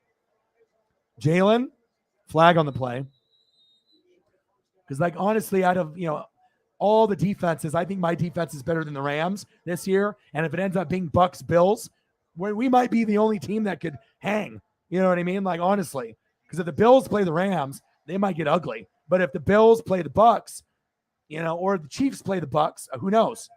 But I'm telling you, if you have a number 1 ranked defense, you can take over a game. I mean, remember Patrick Mahomes and Kelsey and Tyreek? They didn't even score a touchdown against this defense. So remember that. If we get there, it's not going to be Tom Brady. It's going to be these guys. Defense wins championships. Defense wins NFC, AFC championship games, as well as Super Bowls. And I'm not saying I'm going to get there. I'm not saying I might not even get to the NFC championship game. Shit, I might not even win the South. It might be the Saints, but we'll see. Good tackle by the Vikings. Sanders with nothing. You're starting to see the Uncle Mo and the Uncle Momentum. Eagles started off really strong. Now the Vikings scored. Now their defense is getting a little bit more motivated. And you're starting to see the Vikings make some plays here. Now, if they can get a touchdown before half, we'll be sitting at 14-14. Let's see what happens here in this last 7 minutes.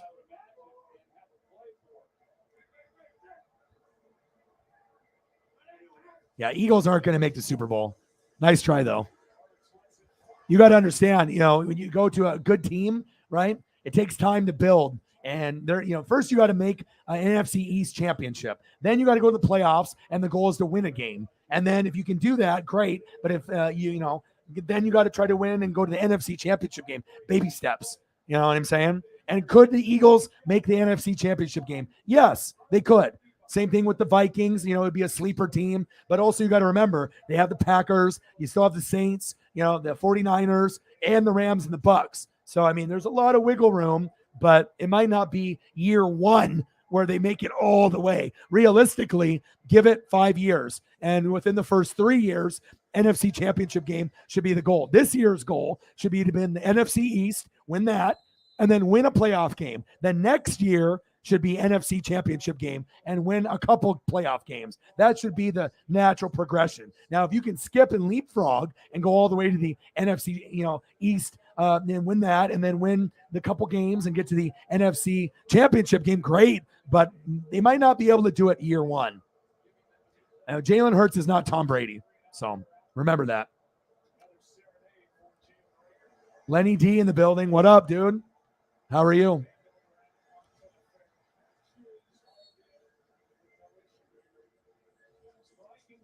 Yeah. The Uncle Mo. Yeah, but does this team feel like a Super Bowl worthy team? Be honest with yourself. I mean, I evaluate every single team in the NFL, right, as if they were my own. Does it really feel like a Super Bowl team? It doesn't. You can't. Vikings, it doesn't. Saints, it doesn't. You know what I mean? Like Niners, it doesn't. Packers, it doesn't. And I'm not saying the Rams and the Buccaneers automatically, but this team doesn't have the Jay Ajayi. This doesn't have the same vibe. You know what I'm saying? They seem like a good team, and you can be a fan of the team, but I'm just trying to keep it real. I'm not biased. I just kind of look at the evaluation of the teams overall.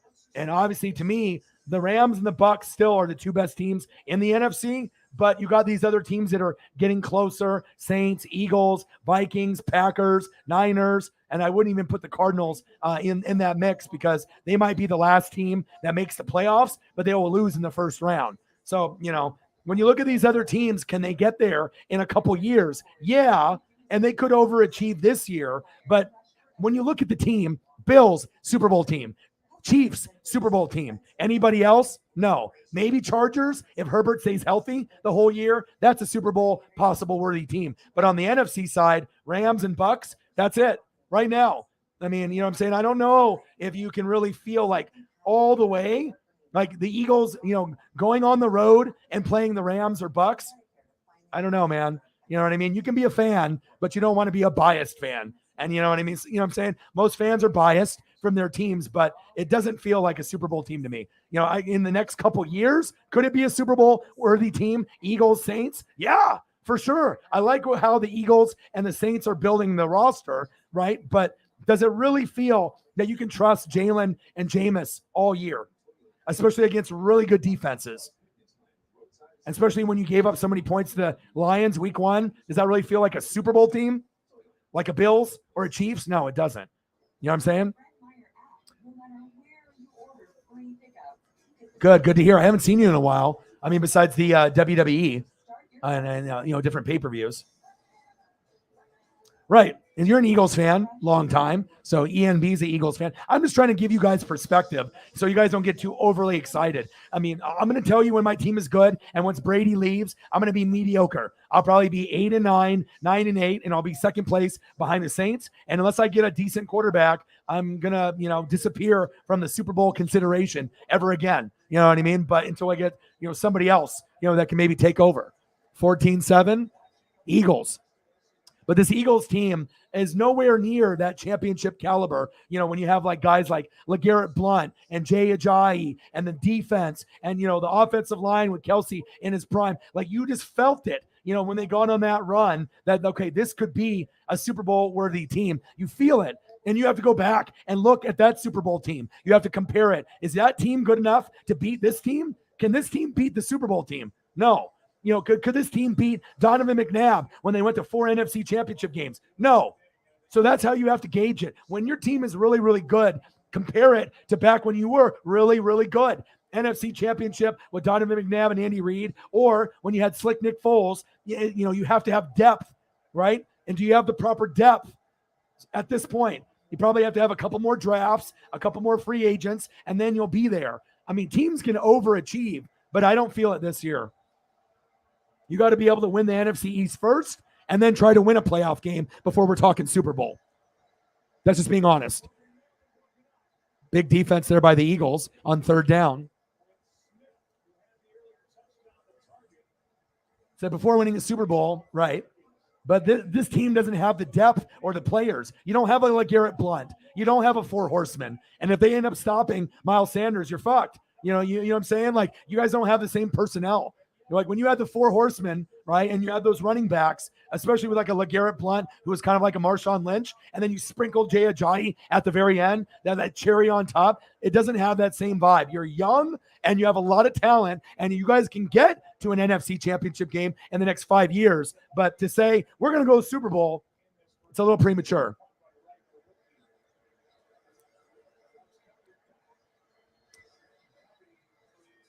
Right. But you see my progression when I'm talking about, Eagle fans and Saint fans and every fan base, unless you're the Rams and Bucks that actually have fucking done it and won Super Bowls, we know what it takes to get to a Super Bowl. And you're never going to hear me say that, oh, the Bucks are a Super Bowl team when they're not.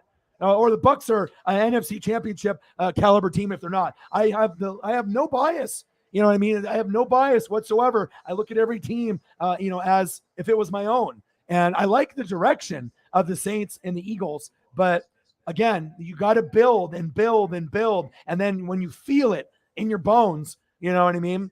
Then you'll know. And usually you have to build for 2 to 3 years. Free agents, have good drafts, have some guys, 6th or 7th rounders that step up. You'll know it. You know what I mean? But giving up all those points to the Lions, I mean, if you guys were a real Super Bowl caliber team, you wouldn't have almost lost to the Lions week 1. I mean, I know it's early, you know what I'm saying? Exactly. See what I'm saying? And this is coming from a hardcore Eagle fan. Number one rushing attack. You don't have that. And it's not even close. I mean, we're talking about not even close. Miles Sanders to me is almost like a RB2 playing RB1. You need someone maybe a little bit better. Miles Sanders to me is like a change of pace back. They throw him in there, and sometimes he puts up RB1 stats, but he's not a true RB1, kind of like Clyde Edwards-Helaire. Sometimes he plays good, but he's more of an RB2, whether you want to admit it or not.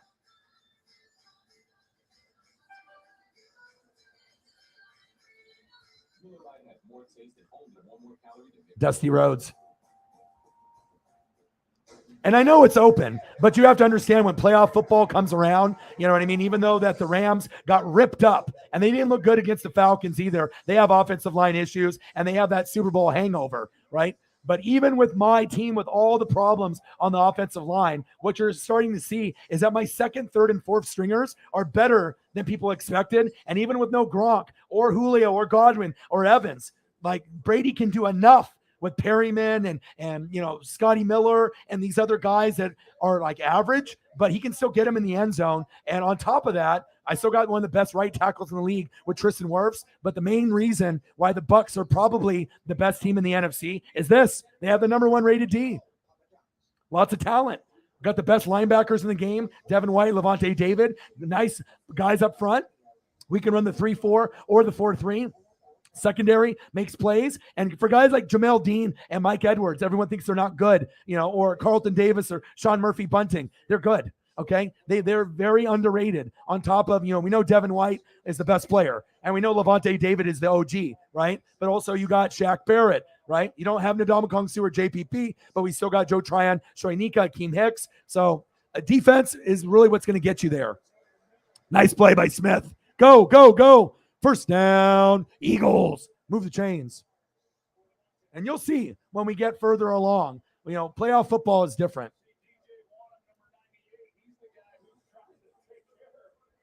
Nice play.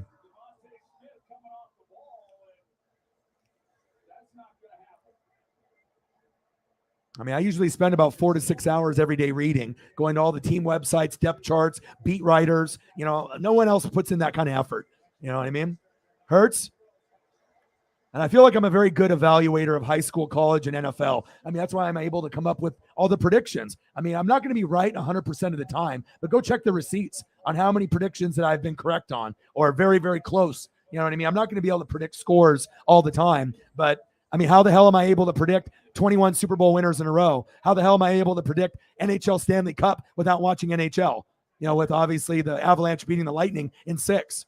Hurts, going long, going deep, incomplete. And shit, I don't even watch the NBA, and I predicted Warriors over Celtics in 6, and Curry was going to get the MVP. How is that possible? Sometimes history repeats itself, but when you do a lot of reading and you compare it to history tends to repeat itself. And sometimes if you can look for those key factors, then you can make predictions and they come true. History is made to be, broken, but a lot of times history repeats itself. 27-7, Bills.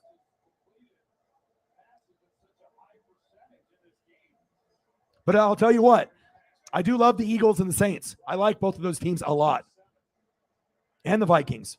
You guys have a bright future, those 3 teams. Handoff. Go, baby. Go, Scott. First down. Eagles. Move the chains. First down. Philly.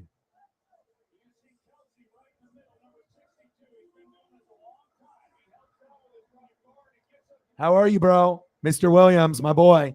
Nice conversation we had this morning. It's always nice to talk to you, bro.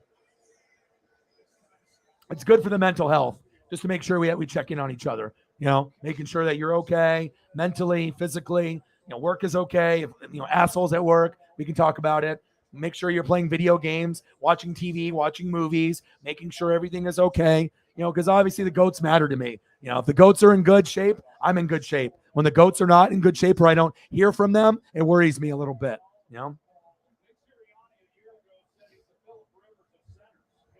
Second down and 11. Handoff. Sanders. There we go. Pump those legs. Nice run. Nice run. Okay, baby. I see you. I see you.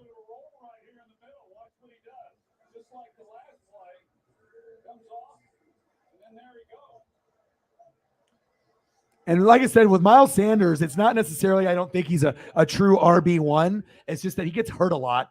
And like I said, it just feels like he's not consistent enough to be an RB1. But I mean, he tries. It's not like he's, a lazy player. You know what I mean? But for them to be able to take it to the next level, if you can have Miles Sanders as your 2 and get someone better, that's when you know they're going to be Super Bowl caliber, in my opinion. Hurts, go, go, go, go, go.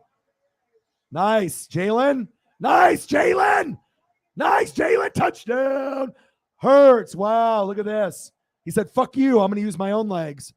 I'm going to use my own legs, and I'm going to get in to the fucking end zone. Touchdown, Eagles. Wow. That's a hell of a play.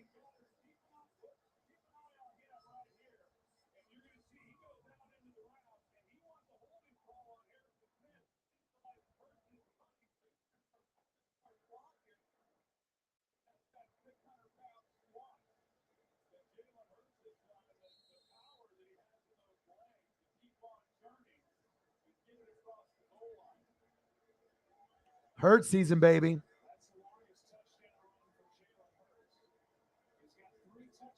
Maybe chanting MVP here pretty quick. They're already doing it right now. And for all those people chanting MVP, you were talking about booting him and cutting him last year. Keep that in mind, right? All those young Eagles fans that were talking shit to me, saying that I'm an idiot and I don't know what I'm talking about. Okay, all right. I mean, I've been alive longer than most of those people. Okay, and I know what it takes to be a championship caliber team. And like I said, it takes time. You can't expect Jalen Hurts, to be a superstar right away. You got to have a supporting cast. 21-7 Eagles. I think a lot of the older Eagle fans understand, Ron Jaworski, Randall Cunningham, Donovan McNabb. We understand that it's not just the quarterback, but for the young fans, they have no patience whatsoever. They just want win right now. Well, guess fucking what? It doesn't work like that. Yeah, you have to build it up. Okay. And it'll be a shame if you move off Hurts. That would be the dumbest thing for the franchise, especially if you went to the playoffs last year. You win the NFC East, possibly win or lose in the first round when you play, right? And then you're going to get rid of them? I mean, unless you're getting Bryce Young, that's an idiotic thing to think about. There's not going to be another quarterback that's as good as Jalen, obviously, in the draft besides Bryce Young. And Bryce Young is going to be brand new, and you're not going to get him because he's going to go to a shit team. That's going to be the first pick in the draft. You're not going to be able to get him. So what you do is you get the best Georgia offensive lineman, the best Alabama All-American offensive lineman at guard and tackle, give him some more protection, and then he's going to elevate his game to the next level. That's what I would do. I mean, you could be intrigued from a defensive player, to be able to do it, but, you want to make sure that you're giving him time. That's my opinion.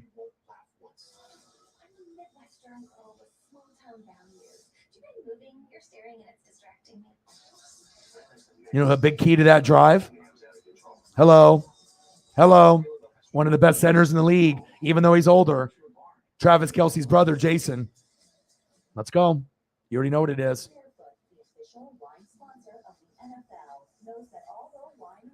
They picked Tannehill.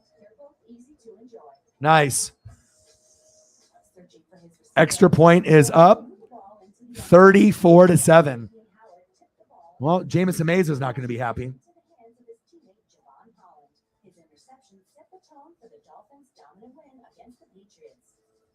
Nice. I need points. I mean, I should have probably picked Buccaneers D. You know what I mean? I had the first choice. I went defense first, but I figured the Bills would be the smartest pick. You already had Gabe Davis. Someone else had Diggs. You picked Allen. So I was like, I got to have something, Bills, especially if they might win the Super Bowl this year or be a really good team. So.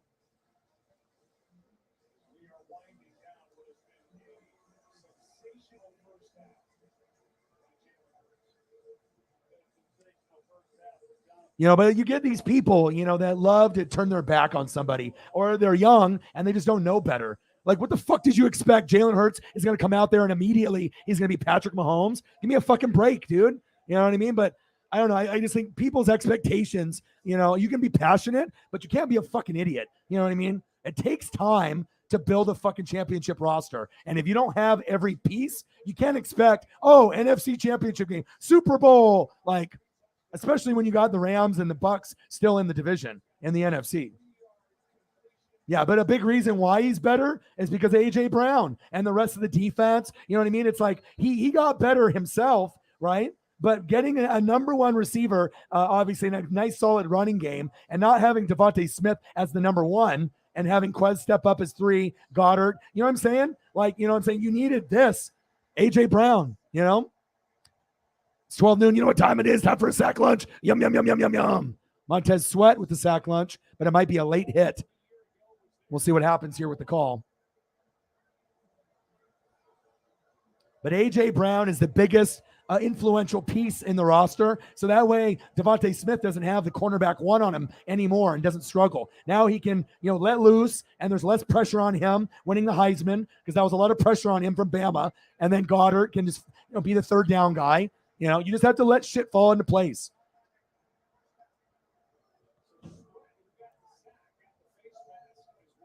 Yes.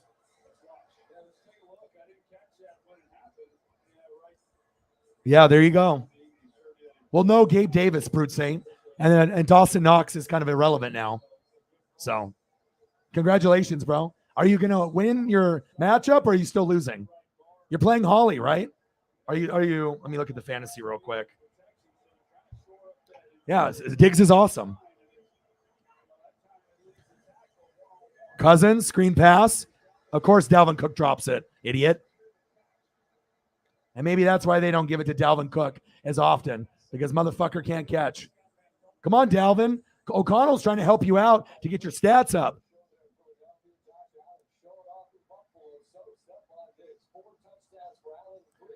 Exactly. If you can't block, if you can't run block, pass block, pull, right? You're fucked.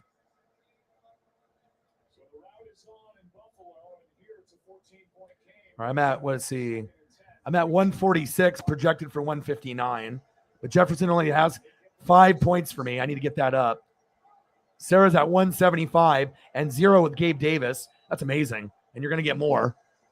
Almost 200 points. Oh, shit. He dropped it. Irv Smith could have had another touchdown. What happened to my hands, idiot? Oh, wow. You're ahead now. You're going to beat her now. She's done, and you already passed her, so you won. Wow. You got 0 points with Indy D, Brute, but you got 25 with Waller, 44 with Diggs, and it's not over, and Lamar with 42. What a comeback. Wow, Brute. There you go. You established yourself as the third best team in the league with me and Sarah. Wow. And if you didn't get that big performance, you wouldn't have won. What happened to my hands? Come on, Irv. Nobody. 21-7 Eagles. There you go. Congrats, dude. And if you didn't have this monster game, you wouldn't have won. So it shows you, you made the right pick. And sometimes, you're going to have big weeks. Sometimes you're not. And sometimes you can put up a 0 and still win. You put up a 0 with Colts D. Sarah had Gabe Davis because obviously that was, Mike Williams played early. And so both of you guys put up 0s, but still won. And the only way that's going to fuck you over is if you play someone like me that's on top of everything and all my guys hit. But if you play anyone else in the league, you probably can win. So congrats. 4th and 10. Eagles defense playing much better at home than against the Lions on the road. Inside the 5. Good punt.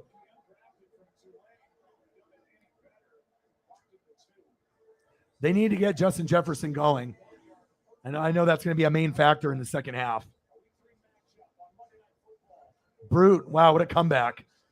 And I was like, I don't know if you can come back. I thought Diggs would get 25 to 30 tonight, but I didn't expect him to get 45. He's got 3 fucking TDs, but no Gabe Davis. So you got lucky. If Gabe Davis was playing, you wouldn't have won this matchup because he would have got some of those points. Northwest Sports Fanatics at 146, Sarah at 175, Holly 164, Brute 167. Congratulations. You guys are kicking ass. Taking names. 21-7 Eagles. Let me check the Cash App. I don't think we do. We only have 1 donation so far from Mike, I believe. Yep. Still just 1 $20 dono so far. God bless Mike, though, or be at zero. And I know sometimes we'll get donos, obviously, after the stream is over, but hopefully we can step up. So how is life going for you, Lenny D? Job, mental health? What's going on? I know you're still watching wrestling and everything. How's everything going?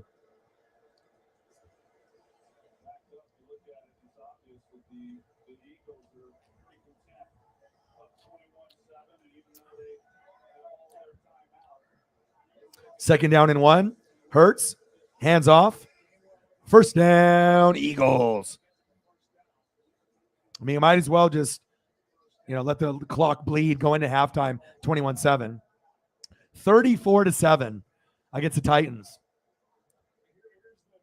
And I kept telling Jamie Sameza, he's like, well, we won the last 2 years. We're going to do good today. Well, when you play the Bills and you watch every team play and you know they're a Super Bowl caliber team, this Titans team is not the same as it was the last 2 years.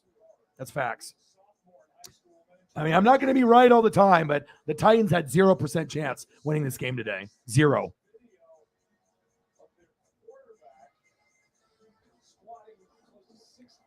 Cooper Rush. Well, it's really the defense with Micah Parsons and Dan Quinn, the defensive coordinator. But Cooper Rush, if you actually watch him, he's actually one of the top 10 backups in the league. Cooper Rush actually isn't that bad. Hurts. Incomplete. I mean, he's not going to lead them to the playoffs, but depending on how Cooper Rush plays while Dak is out, they possibly could get the number 2 spot in the East, believe it or not. Go, go, go, go, go. Is that an interception? Pick six, pick six, pick six, pick six. Yeah. Get some points for me. Get some points for me. 40-7, baby. 40-7, 40-7. Pick six, Bills D. Pick six, Bills D. Hey, Tampa Bay's D for Sarah. That was a good pick, but my Bills D, baby. Let's go. I figured I would get 20 points on defense, and I know that's aggressive in fantasy, but I knew we could do it. Bang! Let's go. Let's go. Let's go. It's really going to come down to Sarah, Brute Saint, NWSF, and Holly, I feel, for the playoff teams. Matt Milano, 43-yarder. Boom! Extra point is up, and it's good, baby. Yeah, yeah, yeah. Let's go. How many points do I got? 20, exactly. ESP. A game's not over. Titans score points, then the number goes down. But that's creepy. That is creepy. 20 points is a lot in fantasy. If you get 10, you're doing good. Anything over 10, you're like, yes. If you get 15, you're like ecstatic. 20-25, it's like one of the best games of the year, just like the Bucks had and the Bills are having today. Wow. 21-7. Nice. First down, Eagles. Oh, man. Yeah, me too.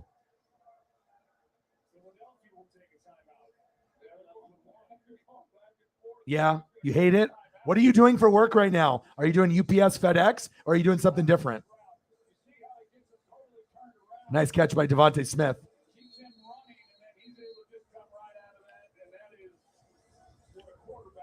I need Justin Jefferson to give me some points, though. I need Jefferson to get me at least minimum 15. He's at 5 right now. 3 catches for 24 yards. I need him to get in the end zone in garbage time, which I think is a good possibility. Thielen or Jefferson will score today, but I'm hoping Jefferson gets in the end zone once or twice. Shout out to the Eagles for their defense. Yep. Still FedEx. Hurts. Go Goddard, go Goddard, go Goddard. Wow, they're trying to get in field goal range to pour it on. There we go.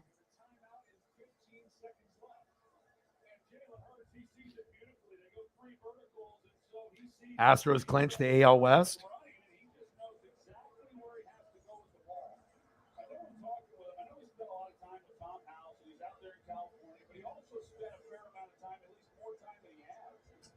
Yeah, Thielen with nothing, and they have to run the football, And that was their problem. They didn't run the football effectively with Dalvin Cook. They didn't give him a chance to get going. Once Dalvin starts running, right, then the offense opens up, and they fucked up. O'Connell got too scared. First down, Eagles. And now you're going to attack on 3. What a great performance by the Eagles in the first half. Perfect.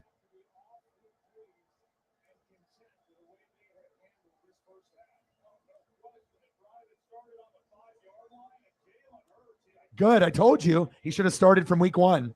So Tannehill's not the answer. No one gives a shit. Look at him run right here. Look at Malik. You already got more out of Malik on that first play, him scrambling right there, than you're going to have with Tannehill the whole year. Tannehill doesn't have A.J. Brown. Tannehill doesn't have, Jonnu Smith from a couple years before. You might as well have started Malik. Like I said, you could have went Kenny Pickett, but Trubisky was the right choice. And you could have went Desmond Ridder, but the Falcons are bad. Go with Mariota. But the clear choice out of the 3 quarterbacks between Malik, Kenny Pickett, and Desmond Ridder, Malik should have started from week 1.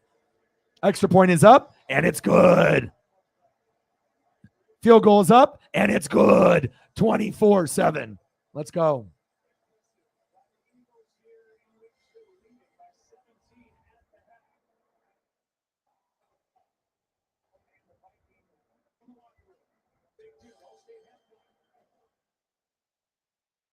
All right.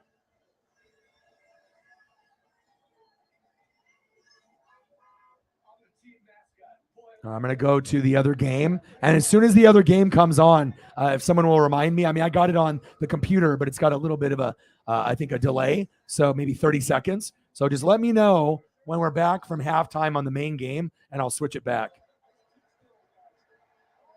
Malik got pounded.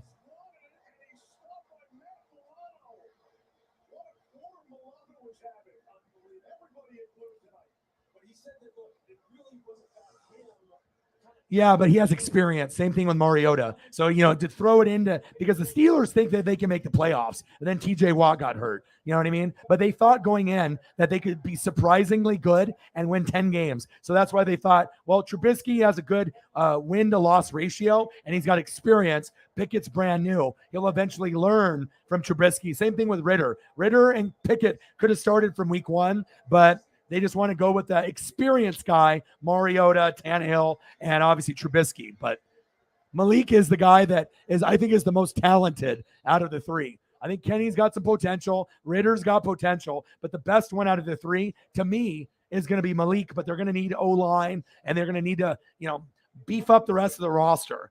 Malik is nice, but they got a long ways to go.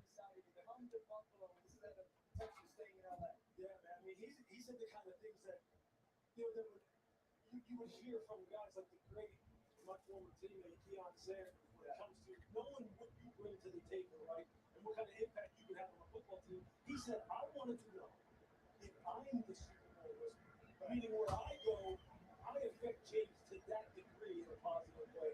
And then he said, he knows about Matt Millen's story, the only player with 3 Super Bowls, 3 different teams.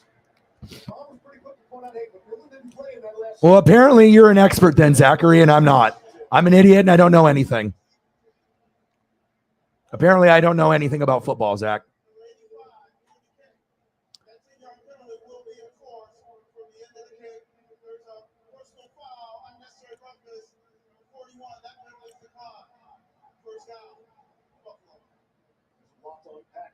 Name another person that got more football knowledge. I'm waiting. 41-7 Bills. Don't be all sour because the Packers are playing the Bucs and I don't like Aaron Rodgers. Okay? Don't be sour. I'm not the only one that doesn't like him. Okay? 41-7 Bills. And then let me make sure, Sarah, you message me when the game comes back on, and I'll get back to it.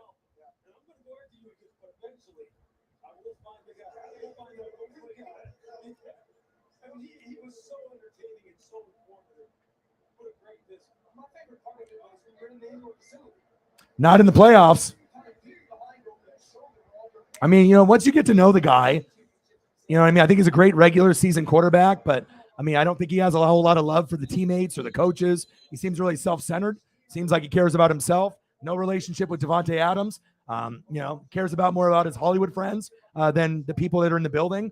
If you're a me player, you're never going to win anything. Okay, you might win an MVP, but you're not winning another Super Bowl. So, he's in. I feel he's in his own world. You know what I mean? I think he's a great talent in the regular season, but he's probably the biggest choker in the playoffs out of any elite quarterback of all time. I mean, name another quarterback that wins MVPs that is elite. I don't know. I hope that he can, make a change, but I mean, who you are is who you are. So I'm ready for the Bucks-Packer matchup. I mean, I like guys that are good on the field and off the field. I don't know. I haven't seen too many guys that can't step up in the playoffs at home. I mean, if you go look at the record, the wins and losses at home or overall playoff record wins and losses. And now, I mean, if he would have taken accountability, like, you know what, it was my fault. I fucked up, right? Then a lot of people would have respected him. But it's like, oh, the defense. Oh, we couldn't stop the run. I couldn't stop the run on the Niners. Couldn't stop the run on the Bucks. Special teams, Mason Crosby, everybody else. Take some accountability. Say that, hey, it was my fault.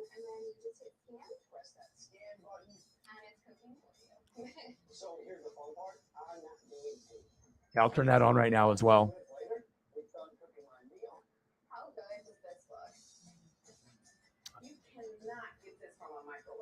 Tabala, your secret weapon for impossibly convenient home cooking. Browse this week's meals at tabala.com. Are you feeling confident in your investments? Meet public.com. You just seem like you want to argue with me. That's where you're coming from. Okay? It means an entire platform tailored to your investing experience. Learn from financial and crypto experts and connect directly with company executives. All in one place. Join millions of investors, creators, and analysts. Sign up. Build a better portfolio with public.com. Tabala is the easiest home cooked meal I have ever had. Take your barcode and then you just hit scan. Press that scan button and it's cooking for you. So here's the fun part. Yeah, I know, right? And just like that, 20 minutes later, it's done cooking my meal. How good does this look? You cannot get this from a microwave. Tabala, your secret weapon for impossibly convenient home cooking. Browse this week's meals at tabala.com. 41-7 Bills. Start of the fourth quarter.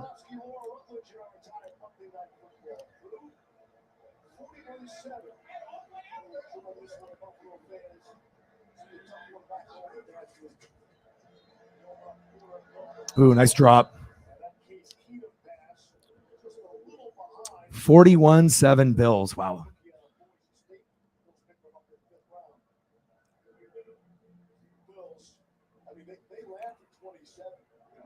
Damn, they got Case Keenum in now? Well, I guess so. He might as well, right?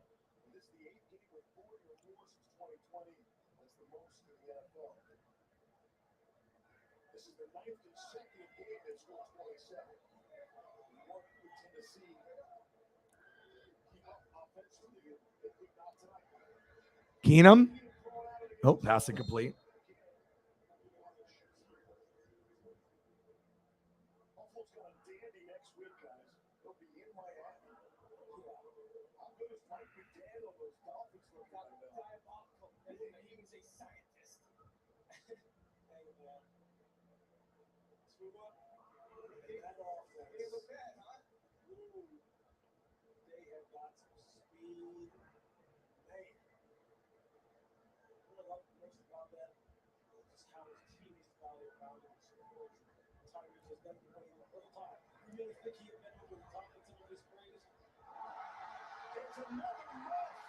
Oh, another muff.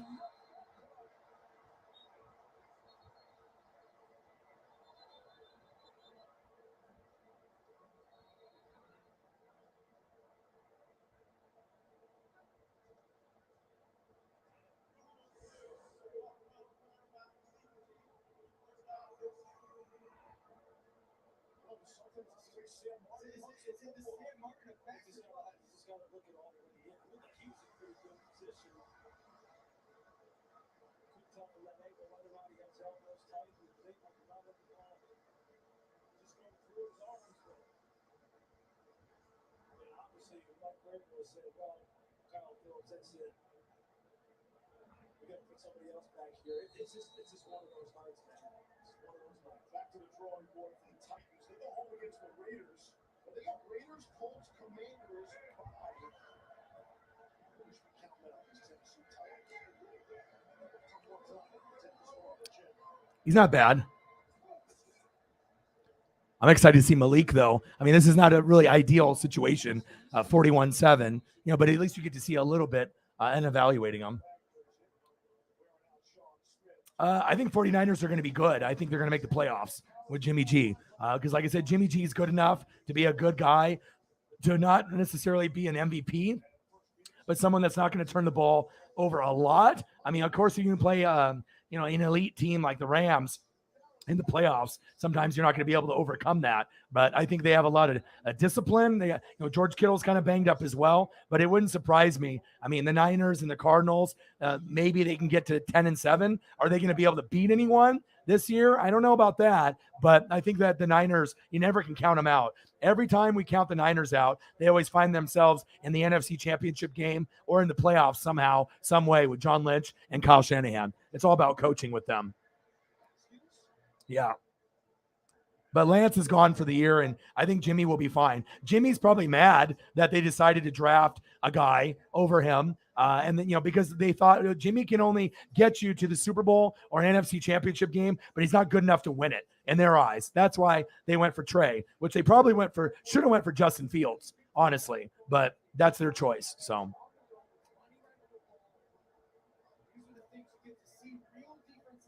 Yeah.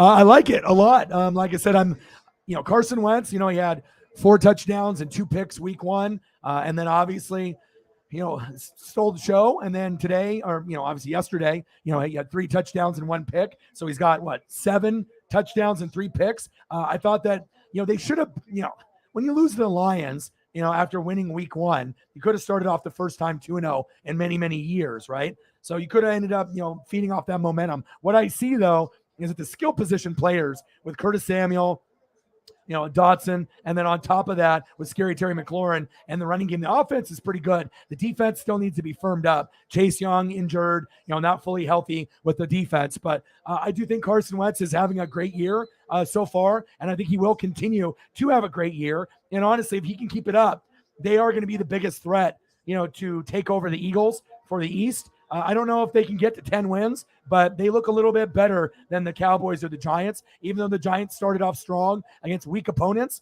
they will fizzle late. Cowboys don't have Dak, so they should fizzle. So I think Washington has a good chance to be number 2 in the division. But I think Carson's played pretty damn well.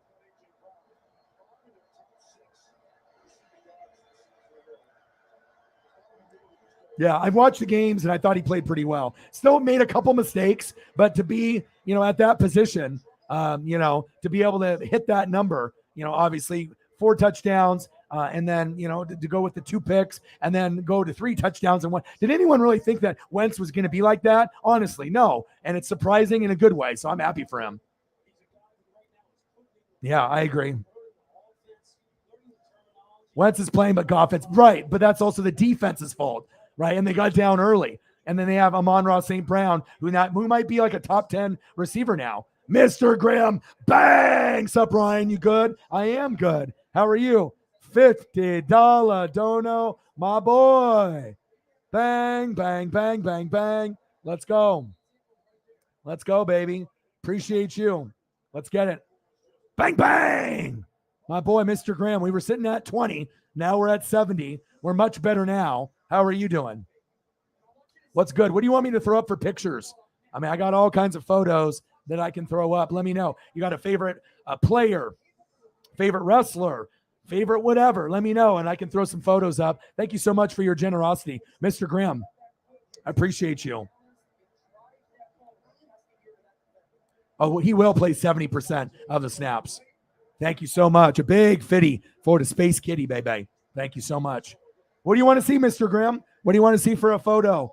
Favorite team, favorite players, jot it down in the chat, and I'll find some sweet HD photos for you. Let's go over some of the photos that I had prepped for the game today. And I know we're going to be coming back from halftime here in a second. Here we go. We're back. All right, let me go back. All right, kickoff to the Vikings. All right, we're back here. Go. Go. Good tackle. Ooh, there we go. Good tackle. But I got plenty of prepped photos there. We got Jalen Hurts, A.J. Brown, Cousins, Jay Jetta. Hopefully we get Jay Jetta going. I got him in fantasy. So he can hit the gritty at least once for me. Okay. And then we got Jalen Hurts, Miles Sanders, A.J. Brown, Devontae Smith, Quez Watkins, Dallas Goedert, Fletcher Cox, Darius Slay, and even the kicker, Jake Elliott. On the flip side, Cousins, Dalvin Cook, Jay Jetta, Adam Thielen, KJ Osborne, Irv Smith, who could have had 2 touchdowns. Hand off to Cook, finally. Come on, give him the damn ball. Okay? Danielle Hunter, Eric Kendricks, Za'Darius Smith, Patrick Peterson, first ballot Hall of Famer, Harrison Smith, and Greg Joseph. And then earlier, we had a $20 dono from Mike. So we had Tua, Mac Jones, Jalen Hurts, and Devontae Smith. And shout out to Jason Kelsey. I see what you're doing there. Obviously, making your presence known for the defense. I see you.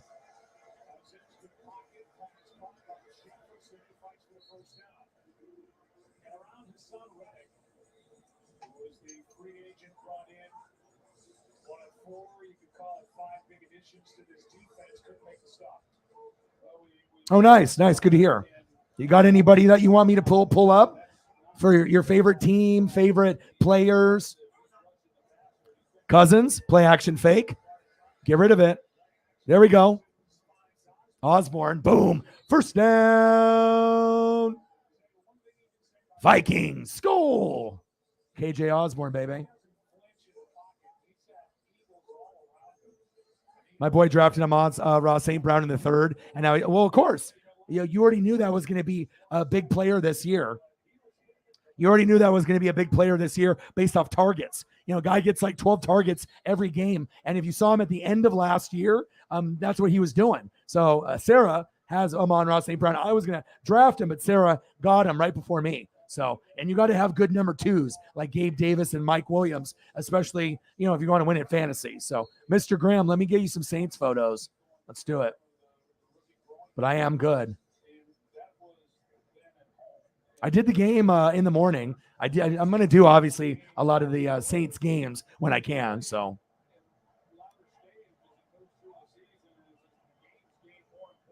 let me get it prepped for you, and I'll get you a few. Shotgun set. First down and 15. There we go. Get up. Hunt with the reception.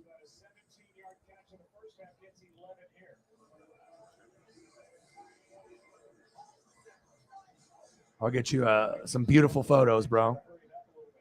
I'll get you some Drew. I'll get you some Kamara. I'll get you some Michael Thomas. I got you. Olave. Second down and 4. Audible.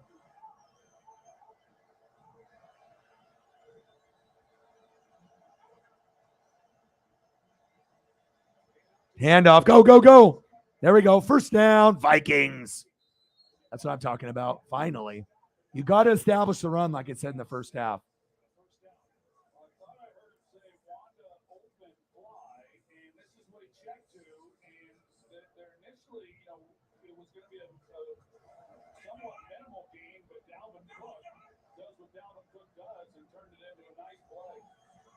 First down and 10. Keep pounding the rock if you want to come back in this game.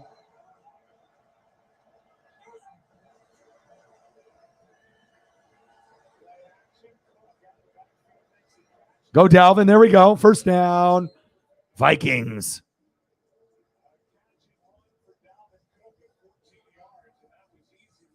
Thank you so much for your generosity with your dono, man. You're awesome. Thank you so much.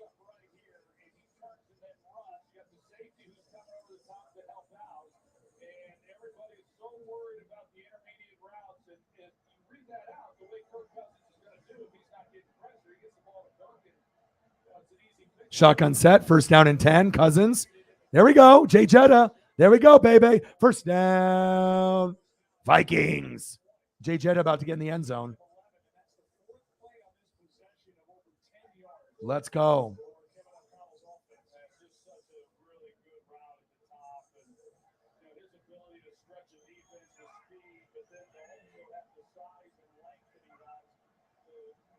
Let's go, baby.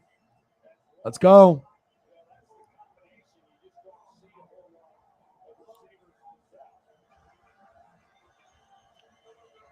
Shotgun set. First down and 10. Cousins, check down. There you go. Catch was a little low there.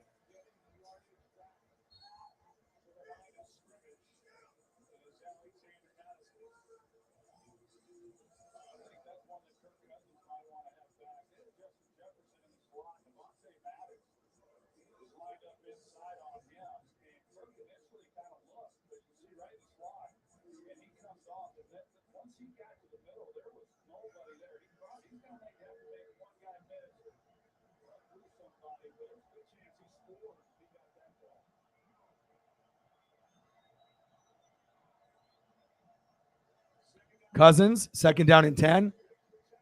Picked. Big play, Slay. There's a flag on the play. Let's see what it is.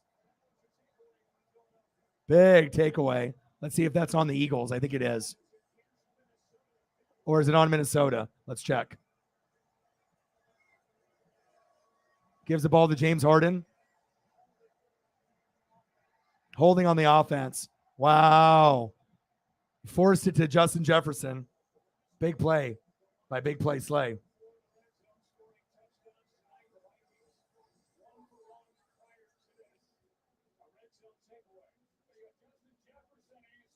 Great job by the defense.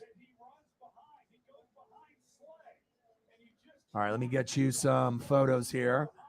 All right, I got you. We had a nice little embrace. These are my favorite uniforms as far as color rush. I'm a Bucks fan, but I think those look awesome. Just like the Raiders have the same uniforms with silver in the numbers. I like those a lot.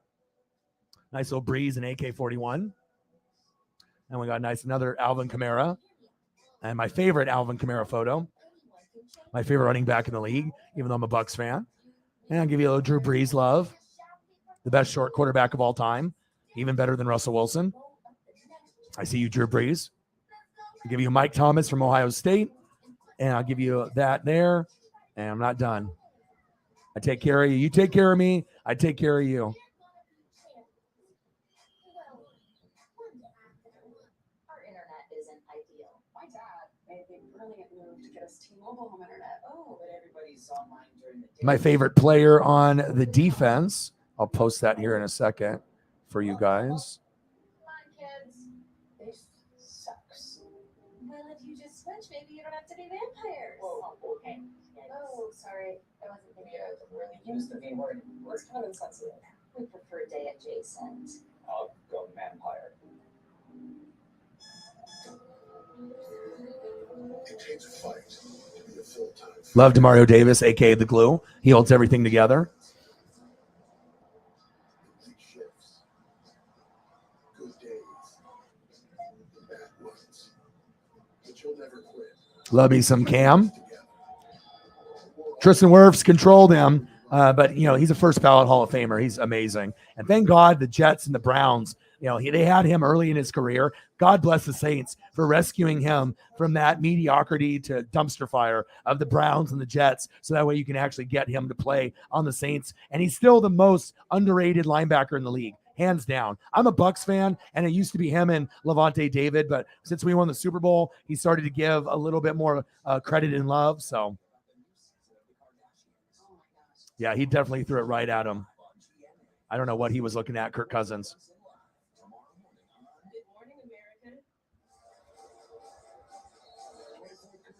Thank you so much for your generosity and your love for the channel, bro. Disappointing for the Vikings. 9 plays over 5 minutes off the clock. No points. Cousins was 6 for 6 on that possession before the interception. Hurts throws, got it. I'll even hit you with a Lattimore. Even with the scuffle between Mike Evans, I'm not a hater. You know what I mean? I'll hook you up. So Appreciate you, bro. Thank you so much for your generosity, dude. You know, you take care of me, I take care of you. First time in 5 years that we actually fucking beat you guys in the dome. It's not going to be often. And after Brady leaves, it's going to be a long time. Hurts, scrambling, gambling.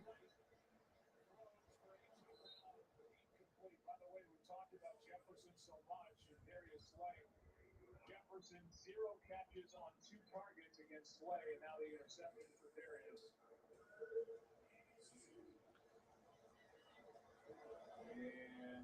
Yeah, damn right it is. But they have potential, though.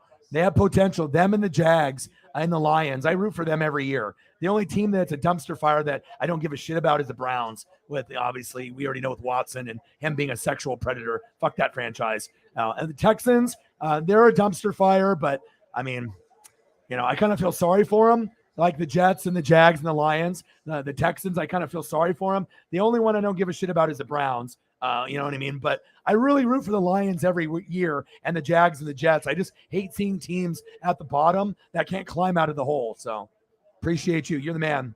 Thank you so much. Am I? Nice.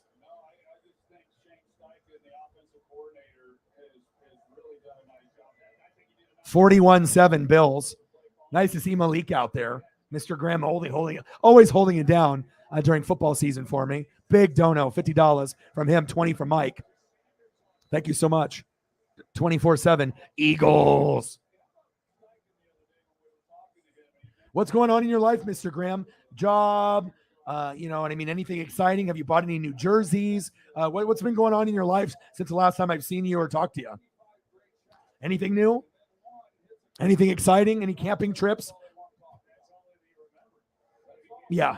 But they're getting better, though. They're, you know, if you watch Hard Knocks, Mr. Graham, they're going to beat the Bears for third place, I think, this year. I think they're going to get third. And eventually, once Aaron Rodgers leaves, all right, I think they'll be able to compete. You know, Vikings and Packers will probably be towards the top, whether it's Jordan Love or another quarterback that's better. But at some point, the Lions will be, in the next 10 years, there will be a shot for them to be number 2 in the division, just based off like injuries to the Vikings and Packers. I could see them getting number 2 in the North, you know, in the next 10 years. When's it going to be? Who fuck knows? You know, but I am rooting for Jared Goff and the Goffense. And if they decide to go past him, then maybe you can get someone like a Bryce Young.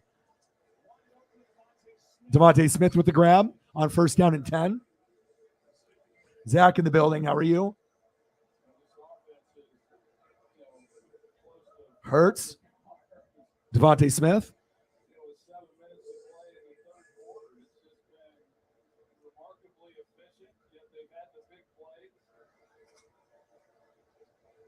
How are you doing, Zach? Lions? I don't think he would go there. You know, I think Tampa Bay or Miami is where he would go if he doesn't re-sign with the Ravens. That would be more of an ideal spot for Lamar to showcase his talents. A.J. Brown hit him with a skirt. First down. Eagles. E-A-G-L-E-S. Eagles. Move the chains. Fly. Eagles fly, baby. 41-7. Bills. A.J. Brown. The single piece that changed the whole franchise. Offensive line, defensive line matter, but finally getting a true number 1 receiver has taken this team to the next level. That's what Lamar needs with Mark Andrews and A.J. Brown. So he probably is going to have to go to Miami. Can you imagine Lamar with Waddle and Tyreek? I mean, Lamar can actually win a playoff game then because he's not going to do it with the Ravens. And if Lamar came to Tampa, we would be, false start on the Eagles. But if Lamar came to Tampa, I would be thrilled because I was like, okay, going from Tom to Lamar, sign me up. I'm not a big Lamar guy, but I like Lamar more than Kyler, if that means anything. So, yeah, there are some fans, you know, they have a lot that talk shit to me all the time. You know, I'm a Buccaneer fan. I've been a Buck fan since 95. I'm not a bandwagon guy. I don't own any Brady jerseys or Gronk or AB or, you know, I usually have defensive players, but some Rams fans are really good. They're usually our Dodger fans. You know what I mean? Like they're OGs, but there is a lot of bandwagon as well as kind of rude and kind of, you know, but like I said, you know, you win the Super Bowl, you think you're going to win it now every year. some Rams fans are delusional. You don't have Alex Whitworth or Andrew Whitworth anymore. So, and they had another injury on the offensive line. But I do love Sean McVay. You know what I mean? Every fan base is going to have asshole fans. You know what I mean? But definitely the Rams, when they won, they think they're going to win the Super Bowl like the next 3 years, which is a little ridiculous. Because even me, when I won, I was like, well, you know, it's nice to win a Super Bowl, but we haven't had someone go back-to-back since the Patriots in 03, 04. What makes you so special? And you don't think the rest of the league is going to get better? And you're not going to have injuries? I mean, injuries are killer, especially on the O-line. Mitchell Schwartz, Eric Fisher, that prevented the Chiefs going back-to-back, right? Tristan Wirfs and Ryan Jensen, that prevented me going back-to-back, losing to the Rams. And now the Rams, no Andrew Whitworth, and as well as other injuries. So they're not going to go back-to-back. So I don't think Sean Payton's going to go to the Colts. It's not a fit. You know, Sean Payton would go to the Cowboys because he was in the coaching tree there, you know, back in the day with Bill Parcells. I don't think Sean Payton would be a good fit for you guys. I'm not saying that you guys aren't a good franchise, but that's not the right fit, I think, to go there. I don't think you'd have any interest going there. There's not enough wide receivers, tight ends, you know, for his offense to be functional. You got CeeDee Lamb, Zeke, Tony Pollard, and even though those guys are, you know, so there's more to work with. And then obviously the defense is better on Dallas with Quinn. So, but I do hope you guys get a good coach if you're not happy with what you guys have. Dorsey shouldn't leave the Bills because he's not going to be good for you guys. He'll get fired. And Bieniemy should just wait until Reed obviously leaves and he can take over the Chiefs. You know, I don't know. I just don't think Dorsey or Bieniemy would be good for you guys. Bieniemy better than Dorsey, but being an OC is one thing, but being a head coach is something else. Hurts. I mean, look at Nathaniel Hackett. He can't even do it. Kevin O'Connell can do it, but Nathaniel Hackett, he hasn't proven that he can do it yet. So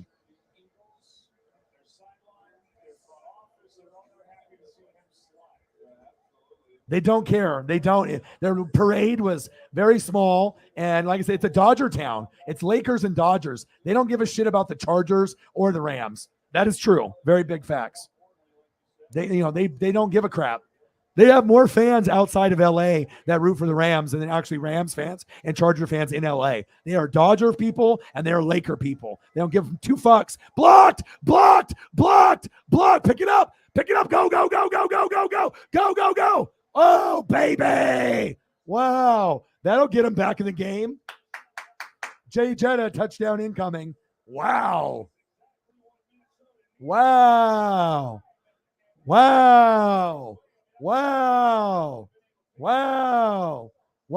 Blocked field goal.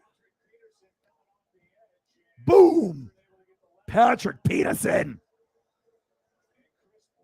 Woo, baby. I mean, they're going to probably still lose, but at least that gets them closer. We'll use the Niners OC. He's funny. He relates to the players. And Tua, even though he's playing well, if you have a chance to get to Lamar, you're going to get Lamar. You know, you'll give Tua the boot for Lamar because Lamar's better. You know what I mean?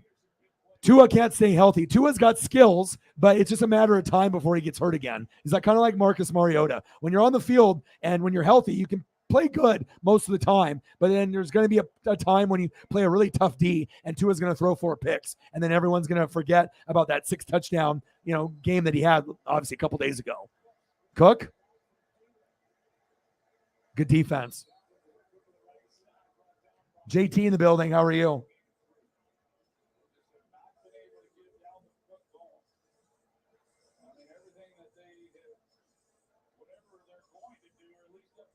Nice big dono from our boy, Mr. Grimm. Shout out to you, bro. And then we had a nice one from Mike earlier as well. It's always good when you can have people support like this. Thank you so much, man. Mike started off with the 20. Means a lot. 2 donos all night, but they're big. So that definitely makes up for it. Thank you so much. Appreciate you. Cousins? Who are you throwing to right there? Stupid. Their offensive line is getting dominated by the Eagles' defense and their D-line pressure. That's really the difference in the game. The Vikings O-line had time against the Packers. They have 0 time tonight.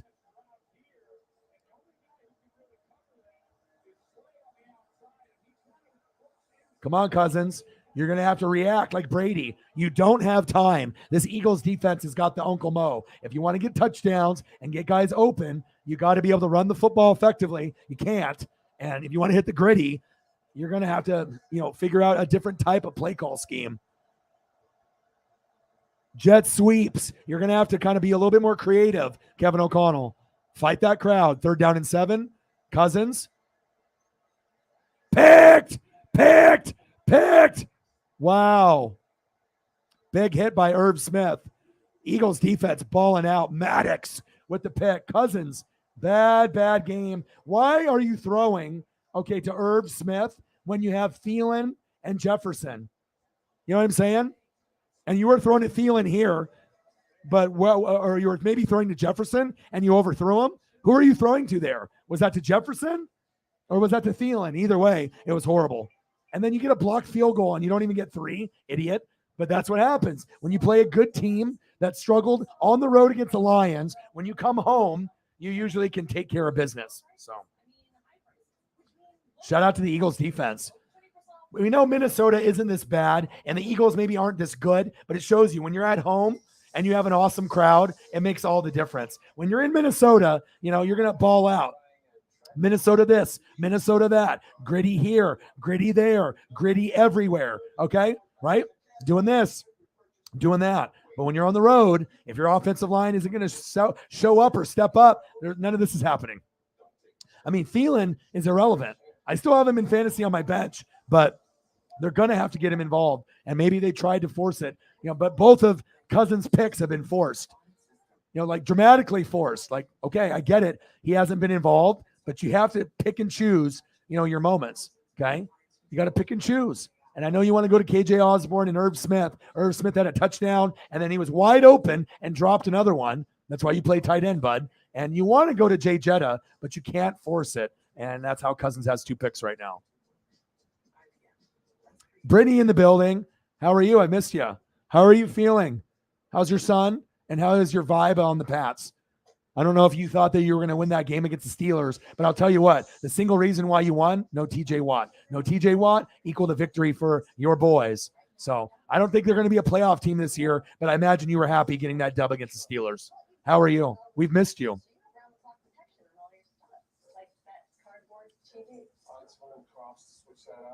everyone, that's a wrap. I don't think Kirk Cousins is trash because you got to understand, Lenny, under Kevin O'Connell, he ended up being the OC for the Rams and he's going to be able to open it up. But you're just playing, I'm telling you this right now. Okay. If the game was in Minnesota, do you think this game would be the same way? And the answer is fuck no. Minnesota would probably be winning. So Kirk Cousins isn't trash. This offense is going to be much, much better than people think, but you are going to get smacked by a good team. And remember, both of these teams might be divisional winners. The Vikings might win the division in the North. If not, they'll get second place and win 10 games. They're probably going to win 10-13. And the Eagles are going to win 10-13 this year. So I disagree with you saying Cousins is trash. The Eagles are just playing great at home, and the defense is playing well. So,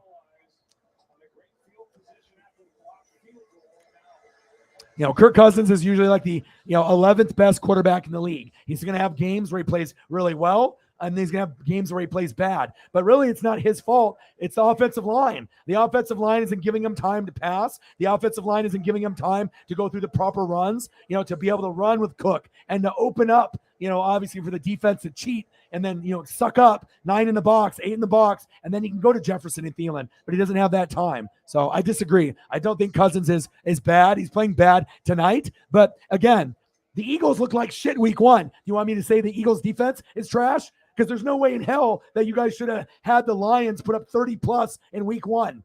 But how did they do that? Because the Lions were at home. So remember, you can think a guy is trash, but the fucking Eagles defense was trash week 1. You almost lost to the fucking Lions. So remember that. You know what I mean? Every week is different. Absolutely he is.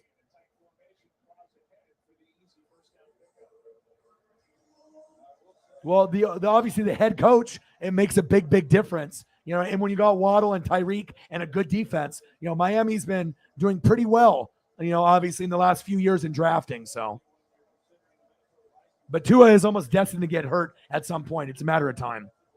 Oh, pink eye. That's not good. Well, I hope you get better. How's your son? I hope your son is doing well. Disagree. It's not trash. If the Vikings were at home, they would be winning. So, nice hot take, though. I mean, both these teams are going to play better at home, but I don't think Cousins is trash. You know, you're going to have quarterbacks that are going to be labeled 11 through 15. You know, normally it was Carr, Cousins, Tannehill, Baker, Jameis, and you're going to have great games and you're going to have bad games. And the reason they're not in the top 10 is because they're not consistent. And especially if you play on the road, you're not going to play as good as you are at home. Anyone that has a brain knows that. If this game was in Minnesota, chances are that they would probably be winning this game. Eagles might be winning in Minnesota as well, but you definitely play better at home.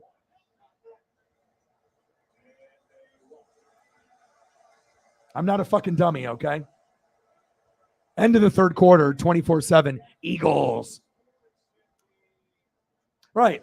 You know, so Winston played bad one game against the number one ranked defense, and then now the Jameis Winston's ass. He played with 4 fractured vertebrae, okay?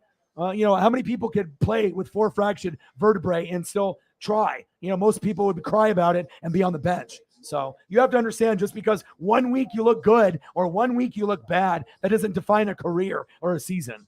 That's where you get all these people with these fucking horrible hot takes. Okay. Oh, this guy's good. Oh, this guy's bad. Let's look at the body of work. And if you want me to pull up Kirk Cousins' stats from the very beginning since he's been here, his stats are much better than a lot of the quarterbacks in the league. Okay. That's facts. Cousins actually has a very, very good stat line. I mean, if you look at his quarterback to interception ratio and everything he had, and he had Zimmer. Zimmer is a horrible coach, and he still was putting up good stats. That's facts. And a lot of the people that talk shit, you know, about certain players, they don't look up the stats and they have no idea. You know what I mean? You're just being a hater. So let me look at the stats. Oh, okay. Let me look. Starting from 2015, 4,166 yards, 29 TDs, 11 picks. Oh, that's bad. Okay, 2016, 4,917 yards, 25 TDs, 12 picks. Oh, that's horrible. Oh, the next year, 2017, 4,093 yards, 27 TDs, 13 picks. Oh, he's shitty. Oh, let's look in 2018 with the Vikings. 4,298 yards, 30 TDs, 10 picks. Oh, that's horrible. Oh, let's look at the next year. 2019, 3,603 yards, 26 TDs, 6 picks. Oh, that's horrendous. Oh, let's go to 2020. 4,265 yards, 35 TDs, 13 picks. Oh, that's bad. That's horrible. Oh, let's go last year. 4,221 yards, 33 TDs, 7 picks. Oh, you're right. You're right, Scott, and everyone that thinks that Cousins is trash. I'm so stupid. I'm such an idiot that I don't know stats. Okay. That's the type of shit I'm talking about. I mean, look at that. 225 touchdowns and 91 picks for 32,870 yards. I know it's not top 10, and that's the reason why he's never going to be a top 10 quarterback, because he's so unreliable in prime time. But 225 touchdowns and 91 picks is not bad. 91 touchdowns, 225 picks, that's bad. Nice try, though. See, those are fans that, you know, don't look at the stats and don't look at the big picture. That's facts. Nice try, though. I am a stat guy. I'm an analytics guy. But if I read those stats off to you and I didn't tell you that was Kirk Cousins, you never would have believed that. You know what I mean? That's the type of shit I'm talking about. Nice try, though. 24/7. Just because your quarterback isn't number 1 or Mahomes or number 3 or number 5, remember, there's 32 quarterbacks, that are playing in the National Football League. Just because you're 11, 12, 13, 14, or 15 doesn't mean that you're bad. It just doesn't mean you don't have a Patrick Mahomes or a Burrow or an Allen or a Herbert. I mean, it's what it is. Nice try, though.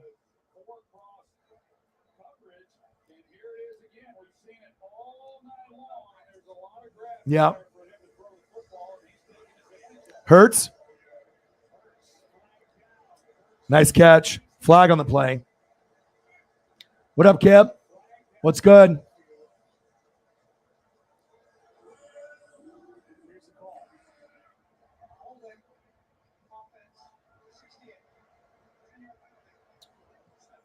And you can definitely tell the people that watch all the teams and people that are bandwagon and only watch their own. That's facts. Me too. But obviously, when you don't have the number one corner on him anymore, and it's on A.J. Brown, that's going to open shit up. So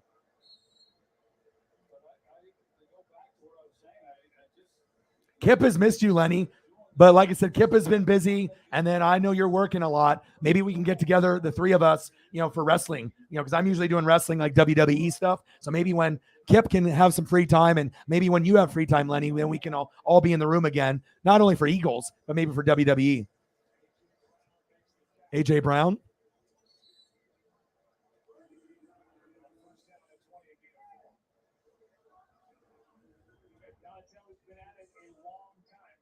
Super Bowl champ, defensive coordinator previous 3 years for Vic Fangio.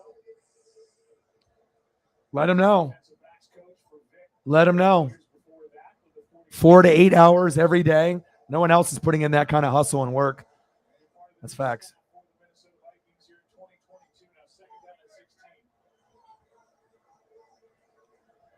Second down and 16, 24-7 Eagles.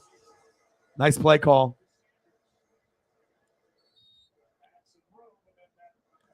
Oh, yeah. I love it, man. The only thing I don't really like is the Logan Paul Roman thing. It should be Roman versus Seth. Or they already did Roman versus Drew at the Clash of the Castle, which was nice. But the only people that should be front-running WWE, if it's not Roman or the Bloodline, it should be Seth Rollins, right? Drew McIntyre, or maybe like a Randy Orton. But Orton's injured with the back, so he's out of the question. But I think Seth should be the one that runs the company. That would be smart if it was me. So. But AEW has been struggling, and WWE has been peaking, and it's nice. Now I can watch Raw again and SmackDown and NXT, even though NXT is still not very good. But SmackDown, NXT is like a 5. SmackDown went from like a 5 to like an 8, and then Raw went from like a 5 to like a 10. So I'm loving it. In Rampage, it was probably like a 7, and it went to a 5.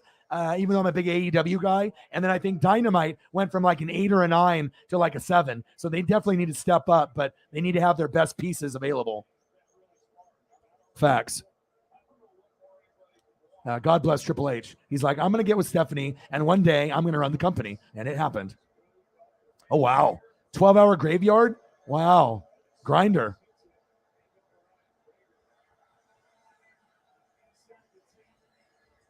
All right, let's see if the Vikings can get on board. And also, too, when you're not running the football effectively and the defense, as good as Philly knows it, after giving up all those yards with the Lions in week 1, they're at home, they have the crowd, they have Uncle Mo, they have Uncle Momentum. So if you're not going to run the football, what do you think that the defense is going to do for the Eagles, right? Do you think that they're just going to sit back there and they're going to play zone?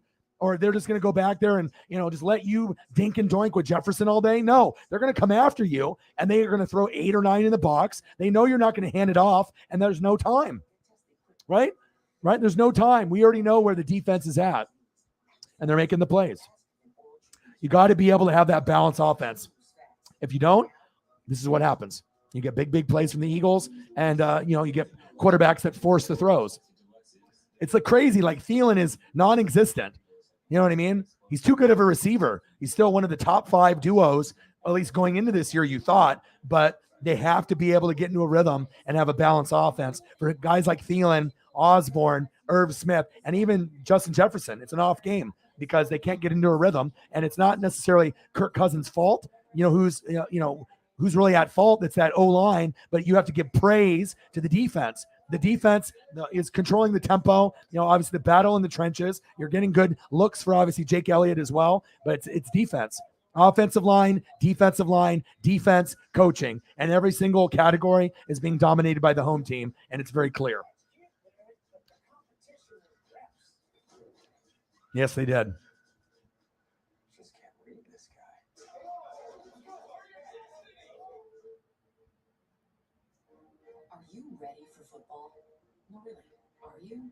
Are you dreaming for football? And how often is Hurts going to go like 26 for 30? You know what I'm saying? Like, Hurts is going to learn as he goes, right? But again, if this game was in Minnesota, right?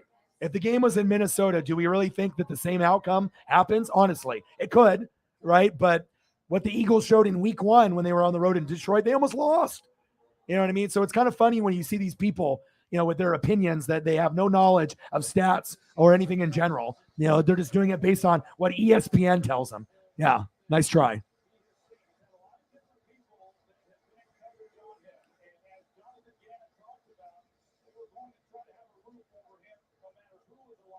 I have Josh Jacobs at the flex right now, and you have to be able to kind of monitor that. Maybe even a wide receiver instead of Jacobs at the flex. You know what I mean? I'll show you who I got. It depends on how many looks Harris is going to have. What is going to be the rotation for looks at running back for New England? You know what I mean? So it's like I have Herbert, Chubb, Barkley, Justin Jefferson, Samuel, Andrews, Josh Jacobs at the flex, Bills D, and Koo. Okay. I got Godwin, Thielen, Edmonds, Cousins, Hopkins, Wilson, and Lazard on the bench. So if you can get like a Jeff Wilson possibly, or a guy like that, like Damian Harris in the depth chart, you just have to see what you're going to get. Jacobs is going to be able to get more than 8 or 9 a game. He will get 10 to 15 here and there, but you may want to go for a wide receiver, even though I like doing 3 running backs as well. So, once I get Godwin back, I'm going to probably end up going Godwin and Jefferson, and I'll have Curtis Samuel as my flex over Jacobs. So you just have to be able to look at target. What is Harris's numbers the first 2 weeks? Cousins, 1st and 15. What happened to my hands? Why are you going to Munt when you should be going to Justin Jefferson? Come on now. Payton in the building. What to do? Oh, you don't play flex in your league. So you only have 2 running backs and he's the second one? So what does your team look like? Quarterback, 2 running backs, 2 wide receivers, a tight end, and a kicker, and that's it? That's weird. No flex. Shotgun set. Who else do you have on your bench besides Harris or Jacobs for the running back? Anybody else good? 24/7 Eagles.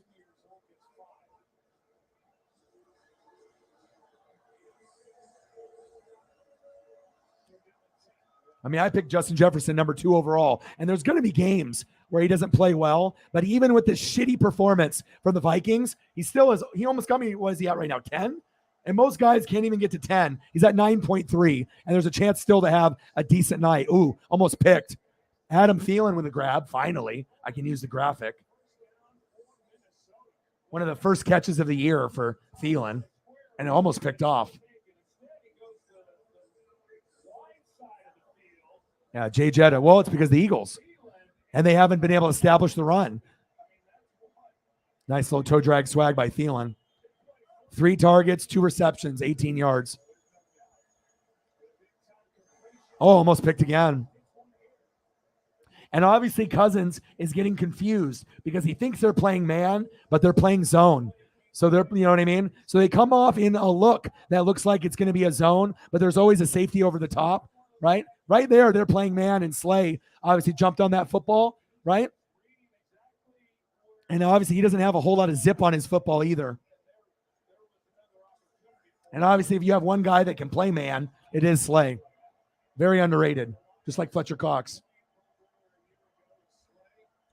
Let's see what they play here. Zone there. There we go. Irv Smith. Nice catch. First down. Vikings. You already know when Irv Smith is your number one guy on the offense, you're fucked.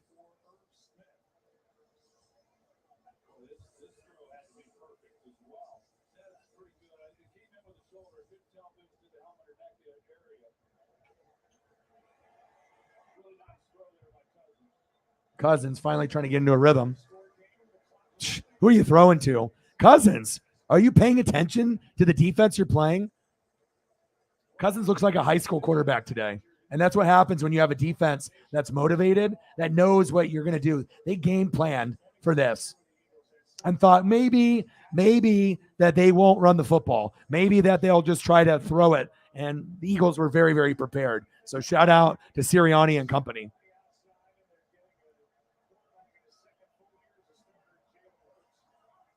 Right.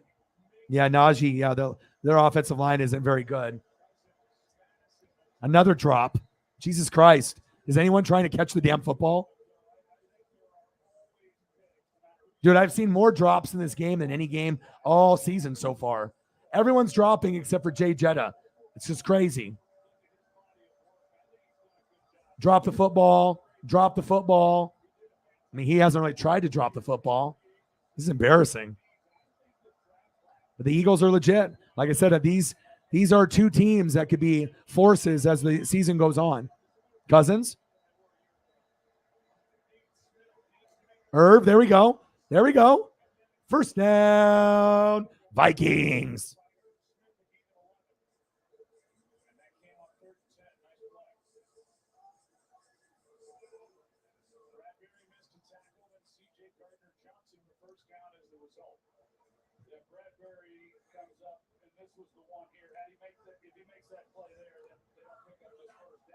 Yeah. Blitz. No time. Almost picked again. So if you want to blame anyone, don't blame Cousins. Blame the offensive line. And everyone that watches football, they're gonna be, oh, Cousins sucks. Cousins sucks. Well, have you been paying attention to the offensive line? Have they won any matchup all day? No, they haven't been able to pick up protections. And if Cousins doesn't have time, right, like he did when he had time in week 1 against the Packers, he looked awesome. Jefferson's involved. Everyone's involved. But when you don't have time, then the blame goes towards Cousins, but it should be going towards the offensive line. On a scale of 1 to 10, the offensive line has done a 1 today or a 0. It's not been good. Offensive line and the battle in the trenches, that really decides if you win or lose the game. Can you run? Can you run block? Can you pass block? Or do you just suck ass? And obviously, the offensive line gets a 0 today for the Vikings. And then the defensive line and the defense for the Eagles, a 10. So, agreed. Well, you guys almost lost to the Lions week 1. You can't have a repeat performance like that. So, 3rd down and 10. Cousins. Stripped. Fletcher Cox, baby. Defense, defense, defense. Defense, defense, defense. And we're not even seeing Jordan Davis or Nakobe Dean. You know what I mean? These guys are reserves. A lot of Fletcher Cox and a lot of Darius big play Slay, baby. And that's the problem with the Vikings. And that's why they're not going to be able to make it to the NFC Championship game or go on a deep run, because that O-line stinks and their defense has issues. So if they can get the O-line and the defense firmed up in the next 3 years, that's when they're going to be able to make the deep run. I mean, you got Cousins. We'll see if he's there long term. Cook is nice. Jay Jetta, Thielen, Osborne, Irv Smith. And you got guys, Danielle Hunter, Kendricks, Zadarius Smith, Peterson, right? You got guys, but offensive line, if it stinks, you're not going to win anything.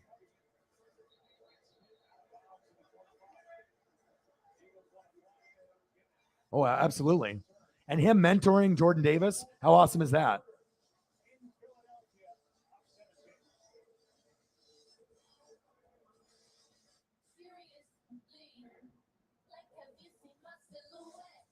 Sheesh. Yeah, and plus people love to overreact, after a win or a loss. People just say, our team is the best. Oh, our team sucks. We're ass. It's like you have to understand, a lot of teams are out of shape still. We cut down the preseason by a couple games, and a lot of these guys didn't even play at all. So for them to be able to play, in the first month and be healthy and in shape, a lot of these guys aren't. You know what I mean? Like, they're getting there. Once we get to like week 5, then you're going to start seeing guys more, in tune to of what their true self is. But a lot of these guys are not, in shape yet, not in game shape yet. So, yeah, defense, man. He's not playing because he's behind. He doesn't need to play. They got plenty of other players. He's on the bench in the depth chart. Yeah, he'll get in some, throughout the season. And that's awesome because, like I said, Fletcher Cox can teach him all the secrets. And then when he retires or leaves and he's a first ballot Hall of Famer, just like Big Play Slay, Slay is going to be, I'm not sure if Slay's a Hall of Famer, but he's very, very good. And after he's retired, we'll look at his numbers and we'll see, if because he's not a Brian Dawkins, but he's a very big, impactful guy, right? Fletcher Cox is a Hall of Famer. Slay probably not, but he's damn good. He's Big Play Slay, right? But Cox is definitely a Hall of Fame player. And I want to see Jordan Davis and Nakobe Dean, but like I said, if you have any injuries, then you can plug those guys in.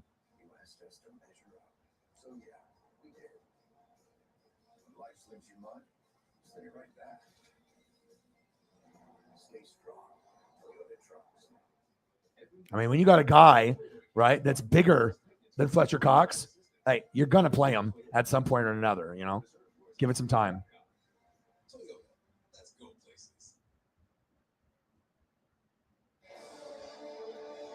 Statue outside the Philadelphia Museum of Art used to be in front of the Spectrum, moved over the place where he ran the stairs. And just to give you a grasp of how big Jordan Davis is, this is the first day of training camp. Number 17 looks like a kicker. That's a linebacker. That's Nakobe Dean. Jordan Davis looks like he just ate Warren Sapp and Aaron Donald for lunch. They got a bright future, both of them. 24/7 Eagles. Hurts is having the game of his life.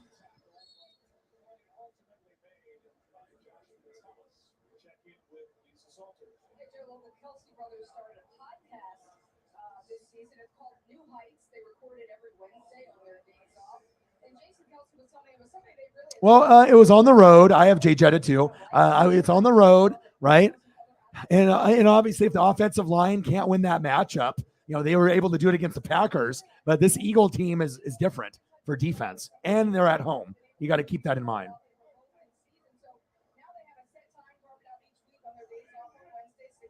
Everyone loves to overreact or underreact. Picked. Go. There we go. Hicks with the play.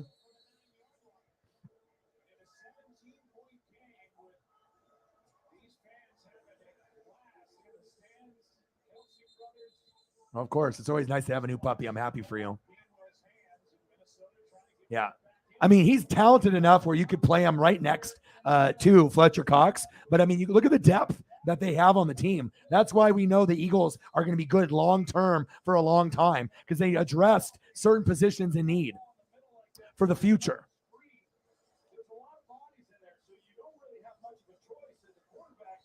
Yep, agreed. Yeah, not Hurts' fault. Come on, Jay Jetta. Touchdown for me and Lawler. Come on, baby.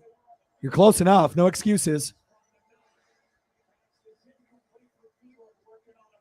Yeah, and Cousins is out of a rhythm too. So if you already are, if you already got the kind of like the footsteps, like Sam Darnold, I see ghosts, right? That's what Cousins is seeing right now. So he's like, I don't have any fucking time. We're not running it with Dalvin Cook. The defense is dominating. Offensive line stinks today, right? So it's like, then you're gonna force the football, and hopefully we can get this for me. I need some fantasy points, motherfucker. I need some fantasy. I need some gritty, baby. Let's go. Second down and goal. Blitz. Picked. Oh, they were lucky that didn't get picked. You see that? See the scheme that the Eagles, you know what I mean? When you keep bringing the heat, I mean, what do you expect to happen? It's going to cause turnovers. And that's not just Kirk Cousins. That could be anybody. You know what I'm saying? Kevin O'Connell is getting outcoached today. It's not as easy as it was in week 1 against the Packers.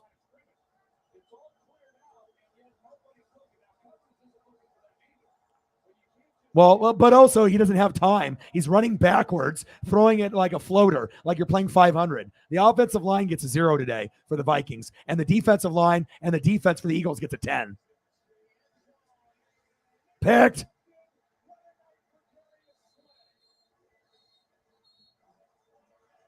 See? There you go. Utter domination. Utter domination. Utter domination. Utter domination. 2 interceptions, 4 pass breakups. The crazy thing is, Slay could have like 4 picks today. You know what I mean? You know what I'm saying? For anyone that doesn't think Slay is a good player, you remember him on the Lions. They love him. You know, he's the heart and soul of the team besides Fletcher Cox. But look where the throw is. And you also need Jay Jetta to come back to the football.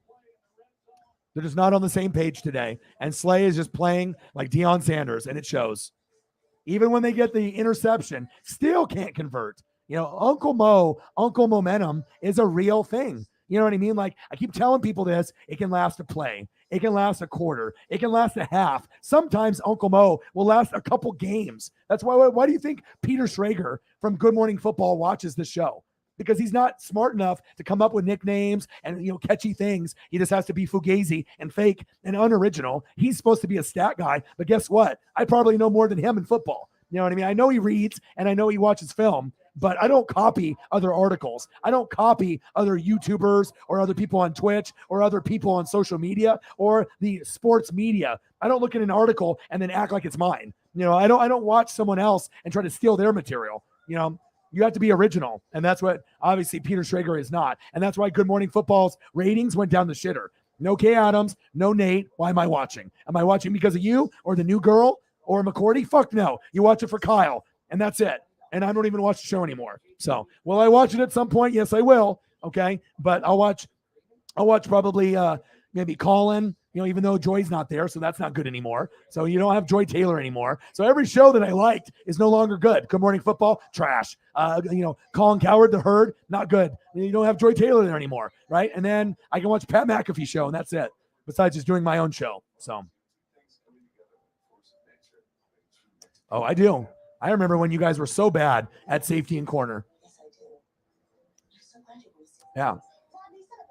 But again, remember, you know, you can't get too cocky. You know, this is a long season. And remember, if this game was in Minnesota, can the same result happen? Possibly, if the defense was playing like this. But momentum is really with the fans. And, you know, when you're at home, you play much, much better. And like I said, you played great and soak it in, right? Every week is going to be a little bit different. But remember how you played week 1, and don't forget about that. You know, this is how you expected that you would play throughout the season. But never forget about week 1.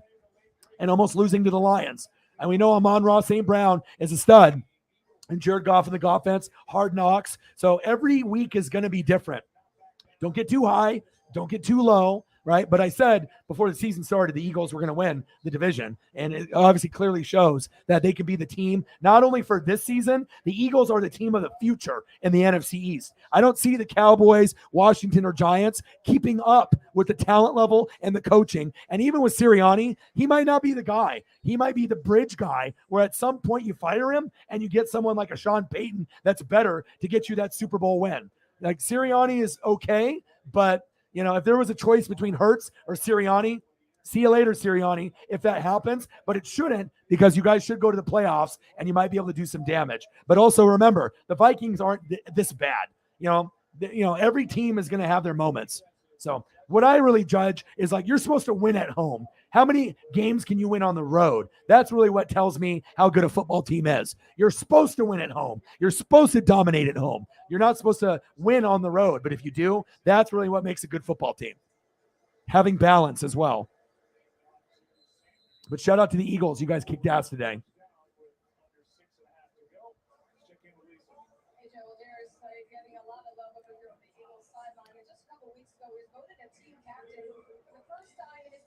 Hey, when you play on the road, you don't play as well. Yeah, I'm not watching. Just because Kay Adams is on FanDuel, on YouTube, or on Amazon, or I'm not watching. I mean, if you want to look at her, and, you know, if people want to see that, so.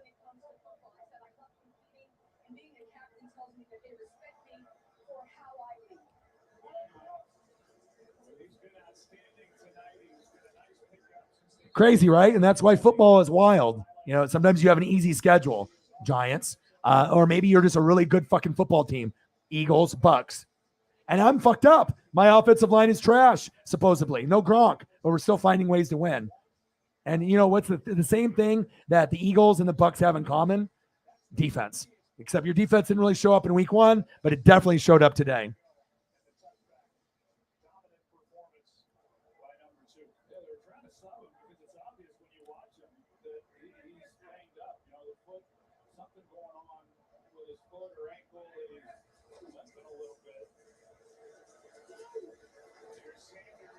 And the Eagles defense is good, but I think my Bucks is better. I think we have the number 1 ranked defense in the league.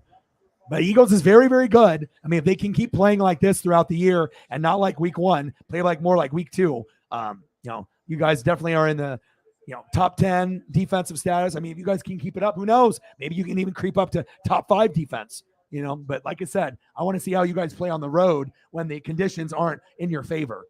How do you guys play then when you're on the road? Are you going to be excited like this? Are you going to be balling out? All right. Or are you going to be doing the first down thing? Or is it going to be a battle like it was in week 1 against the Lions? Because let's be honest, that defense in week 1 against the Lions was not good. But today, fantastic.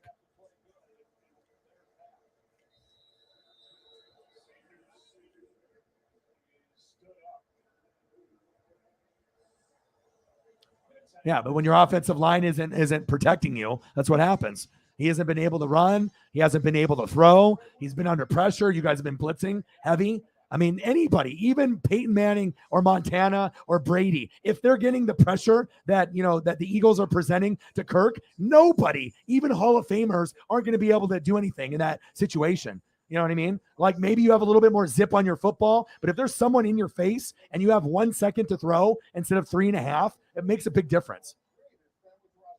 It's facts. Incredible. Meatballs, fresh mozzarella, and pepperoni. Oh, the meatballs out. I thought we never fumbled. The new Subway series. What's your pick? It's about family. I mean, how we show up for lots of food. How we represent everywhere we go. Because when that beat hits, I know what time it is. Let's go! New tonight. Alive to see the Queen's coffin stretch for miles, similar to when Popeyes comes out with a new chicken sandwich. With Johnny Knoxville, Olivia Cook, and Gerald makes a tailgate stop in Philly. Jamaican Alive, new tonight on ABC. With a lot raged, Jamie McLeod scared excited with them. She called it righteous anger.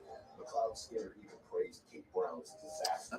What would you say? Throw home and away games out the window. Who do you think offensively is better, Lions or Vikings? The Lions offense actually is pretty good. I mean, Vikings, if they have time and if they go against a D line that sucks ass or that's average, then you're going to be able to see them do their regular thing. But if you looked at the Lions with Amon-Ra St. Brown and Goff, the Lions are much better than people are giving them credit for. If you actually look at the Lions, offensive line needs work. Defense needs work. They want to talk about biting kneecaps off, right?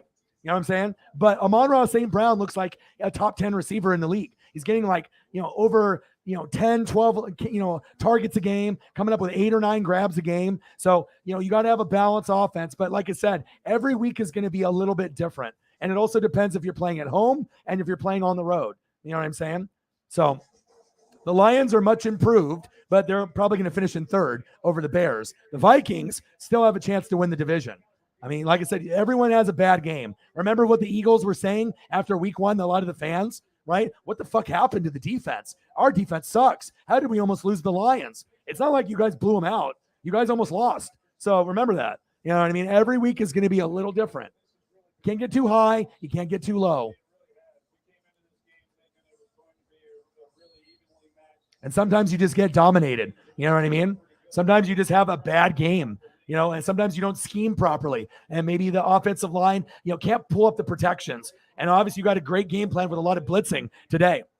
And the number one thing is that they didn't get Dalvin Cook involved early. So they already were stacking, 8, 9 in the box because they knew they weren't going to run. They can tease and go from man to zone and obviously blitz. And if you blitz and offensive line can't block, I mean, what do you expect? You know what I mean?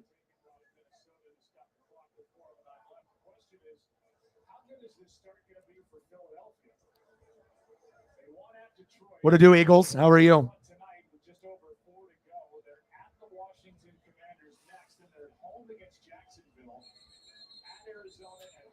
I mean, the offensive players for the Vikings are better besides Amon-Ra St. Brown, but I don't really think that the Lions offensive line, if you look at the Lions, they have Ragnow, Penei Sewell, so they have a really good center, and they got Penei Sewell. So if you look at the Lions offensive line, it's much better than the Vikings. But even with that being said, sometimes the Lions will be Lions, and they'll be at home or on the road and just be ass. It just happens. You know what I mean? But the Lions O-line is better. with Frank Ragnow at center and Penny Sewell at left tackle. But even with that being said, you can have two offensive linemen that are really good and still get your ass kicked. Hurts, 3rd down and 7. Nice pump fake. Holding on the offense.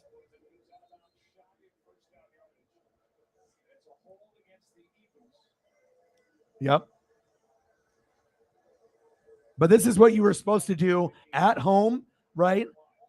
If you were a good football team and you're going to win the division and you're here, like, you know what I mean? Didn't play the greatest week 1. We're at home. A lot of people are drinking, partying, you know, and we know Philadelphia is one of the hardest places to win. I don't give a shit who you are. You can be the Buccaneers. You can be the Rams. You can be any team. It's hard to win in Philly, just like it's hard to win in Kansas City. It's hard to win in Nolans, you know, in the Dome. There's just certain places that the fan base are very loud, very proud, very drunk, and very passionate. And not many teams can come into Philly and win. Even the great teams, they have a hard time. It's facts. Go back and look at the tape of the last 20 years, 30 years. It's not easy to win in Philly.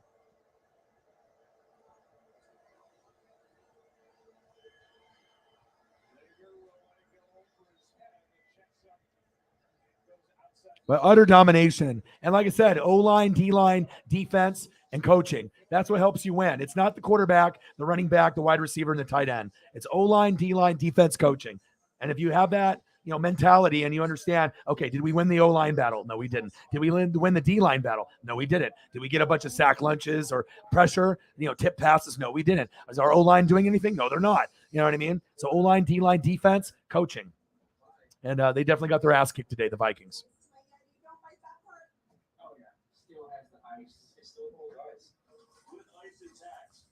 It's like you gotta, you know, almost be like a boxer. You know, you got to have that mentality, or a baseball player. You know, you struck out, you know, and you go 0 for 4. You got to go in the next day and think that you're going to go 3 for 4. The guys that keep thinking about it, oh fuck, I'm 0 for 4, and then you go another 0 for 4. Now you're 0 for 8, and then you go for another, 1 for 4, and now you're 1 for 12. You know what I mean? Like, you have to be able to believe in yourself. Also, that's a big part of it. You have to believe, and a lot of times it's mental. You know, you have to be able to believe that you can turn things around, and sometimes teams can't. You know, sometimes teams give up on their other players. What's for dinner tonight? What club am I going to? What are we eating for dinner? Who am I partying with? You know, but you got to give the Eagles all the credit. They won on every facet of the game. And again, the Vikings aren't as bad as they look tonight. They just came into a team that is going to win the NFC East, and they're going to be a force in the NFC. And the Vikings could be a force as well, right? But they definitely have issues and got exposed with their offensive line today and their defense. And that's why the Vikings aren't going to go to the NFC Championship game. You know, they might be able to win the division or get second place as a wild card to the Packers, but they don't have all of it yet. You see glimpses of greatness once in a while with Cousins and Jay Jetta, but what made them have that greatness? O-line gave enough time for them to go through the progressions to be able to do that. But if the O-line doesn't give Cousins time, this is the type of performance you get. And Dalvin Cook was a non-factor as well. So 70. Let's go. 30 to go. Great seeing you in the room, Lenny.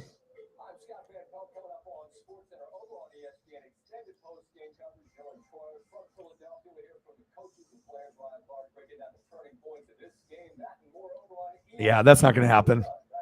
I mean, I got Thielen on my bench. Well, I guess I can't say it's not, but I mean, it doesn't look like they can even complete a pass, let alone get to a fucking touchdown for anybody. I mean, there's going to be some garbage stats here.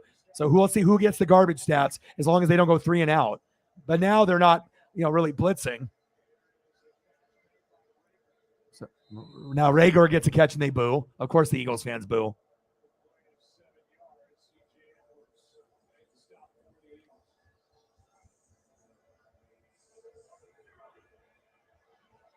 JJ Arcega-Whiteside, my goodness. Rager, my goodness. First down, Vikings.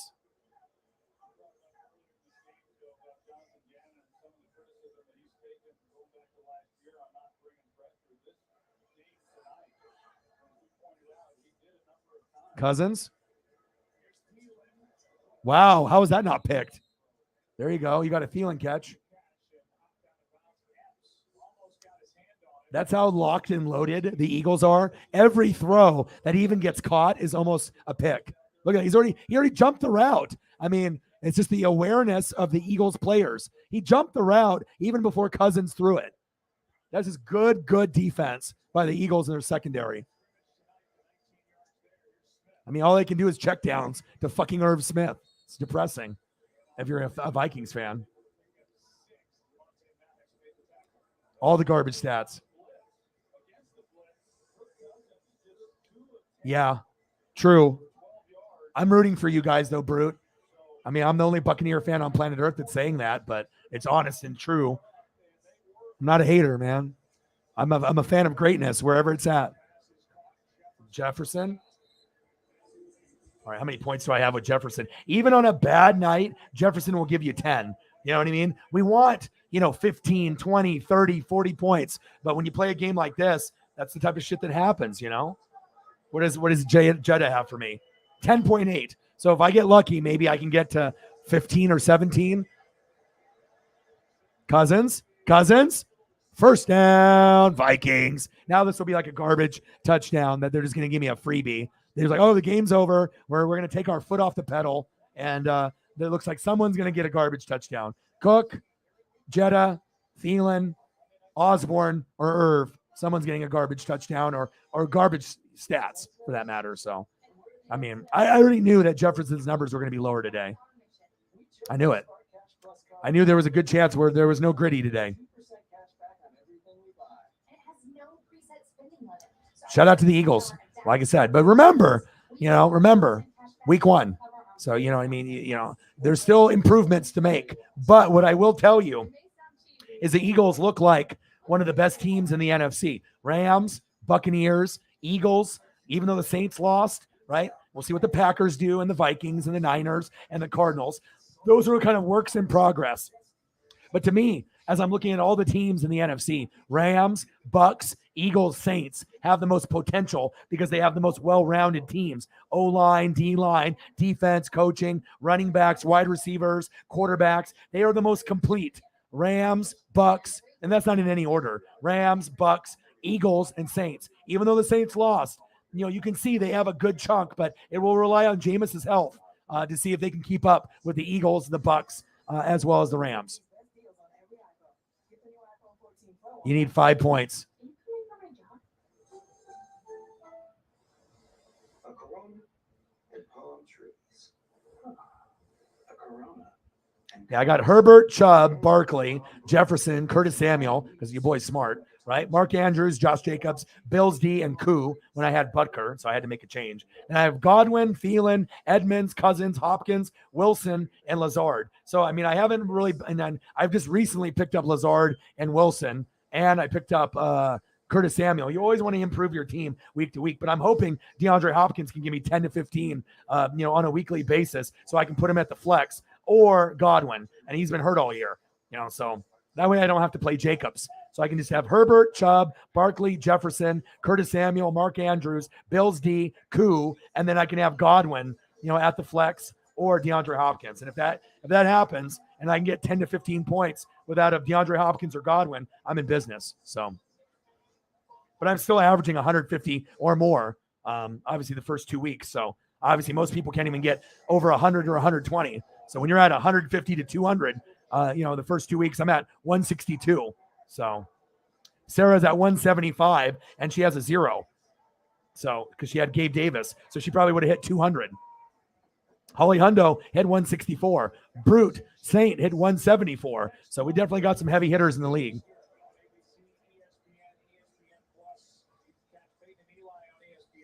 Yeah. And also, too, the younger Eagle fans get way more excited than the older fans like us. If you're 40 and up, you've seen it. You know what it takes to be great. You saw Ron Jaworski. You've seen Randall Cunningham. You've seen Donovan McNabb. But for these younger kids and these people that are under 30, you haven't watched enough football. You know what I mean? You might watch all their games and you might have been watching for the last 15 years. But for someone like me and Eagles John, I've been watching for 35 years. Eagles John's been watching for 40 plus, so there's a difference, as you get older and you watch, you learn, and you know what it's like to be a championship caliber team. That's facts.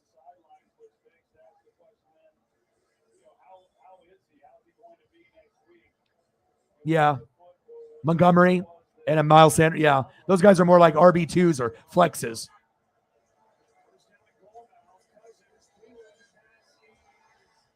Almost picked.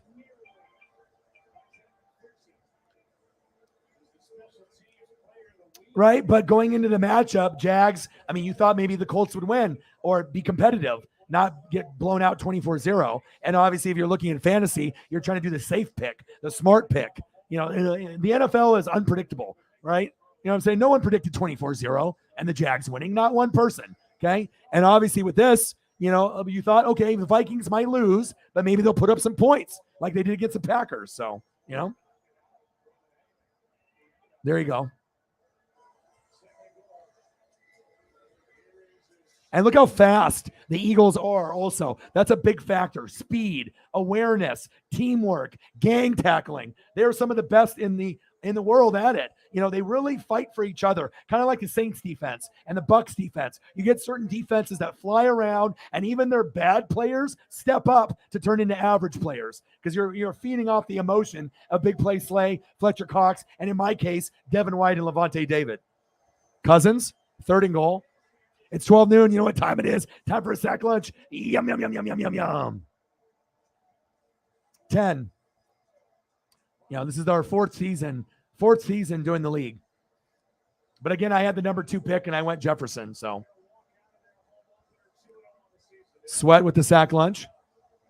And there's the game.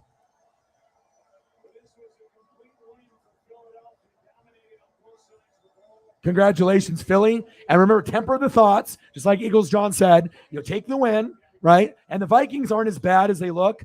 And I think the Eagles aren't necessarily as good as they look. Because when you go play a team that has a good offensive line, or at least better than dog shit, like we've seen from Minnesota, it's going to be more of a battle, you know?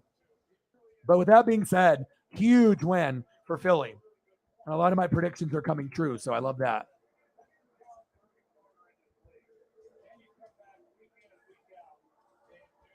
Fly, Eagles, fly.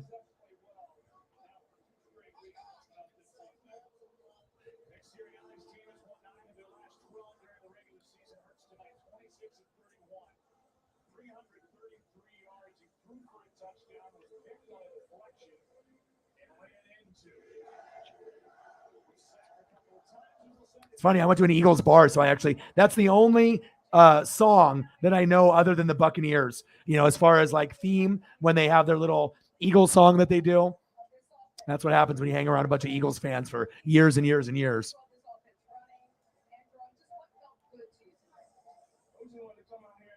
There you go. Yeah, 16 is too much. You know what I mean?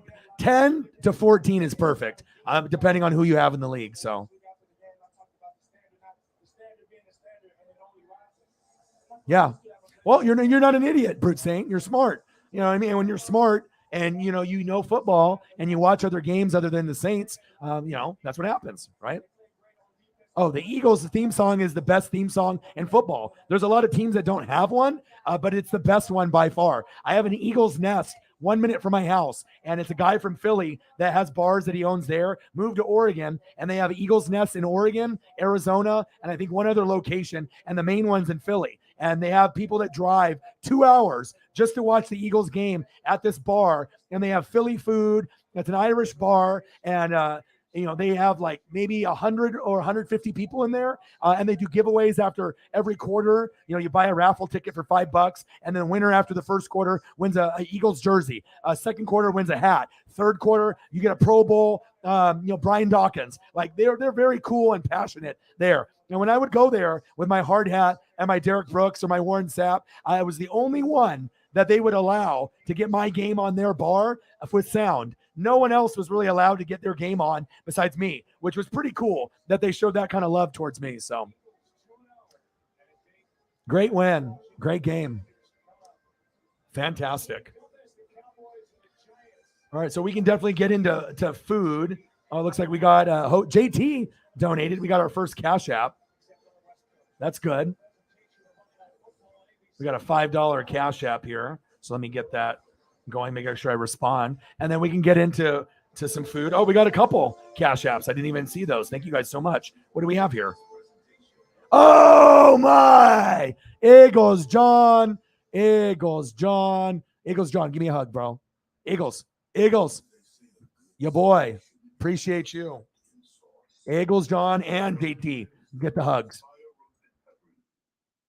Let's go.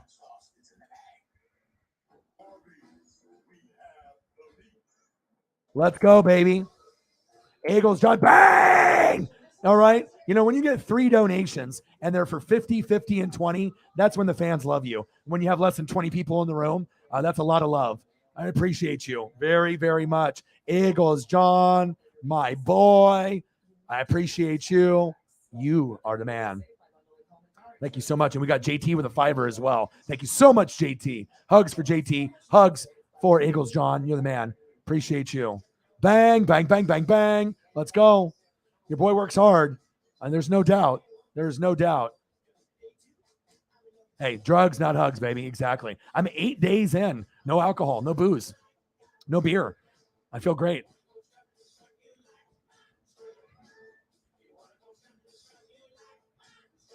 Let's go. Eagles, John, 50. $50 donut on the car. Not even the Cash App, the cat app. Bang, bang, bang, bang, bang. Let's go. Air hugs, bro. Thank you so much. And I know sometimes money gets tight, and I know you always do what you can for me when you can. And like I said, once I can get to a point, like if I can, get more people to come, we can make you a mod. We can make Mike a mod. I just have to. I mean, right now I probably should only have 5 mods, and I think I have 10. You know what I mean? Just because I like to show the love and stuff. But you definitely are getting close. And like I said, once the channel grows bigger, you best believe you will be a mod. Thank you so much.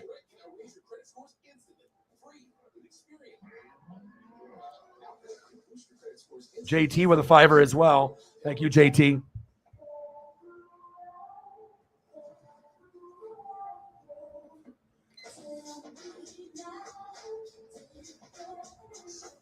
Thank you, JT. Means a lot. Even if it's a $5 dono, I mean, like I said, there's some people that will never donate to me ever. Like never. Like, there's people that I'll get a first-time dono, and then there's people that are regulars. And like I said, this is, my full-time job, and I put my blood, sweat, and tears in everything I do. And it's just nice to be able to get rewarded like that. So thank you.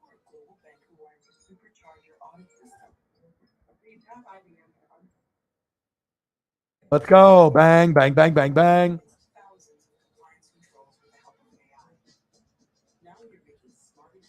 Appreciate you, JT. Big $5 dono with a 50 as well from the 2 goats, JT and Eagles John. Appreciate you guys. Bang, bang, bang, bang, bang, baby. Thank you guys. Appreciate you. Right. But I'm coming for you. All right. You got Brute Saint and you got Holly, but I'm your number 1 competition. So you did great the first 2 weeks. And like I said, you have a very top heavy lineup. I think my team overall is better on the bench, but really what matters is what you're getting in your starting lineup points. So congratulations. You're doing great. And did I think that you would be bad in fantasy? No. I already knew you and me would probably have the best teams. And like I said, we mirrored each other based on how we drafted, and you've done a fantastic job. Tyree wants to get in the dono train. Bang, bang, bang, bang, bang. Tyree says, I want an air hug. I want some love. Appreciate you, brother. Thank you so much. Let's go. Let's go. Let's go. Let's go. Appreciate you. Tyree, another big Eagles fan. Fly, Eagles, fly. On the road to victory.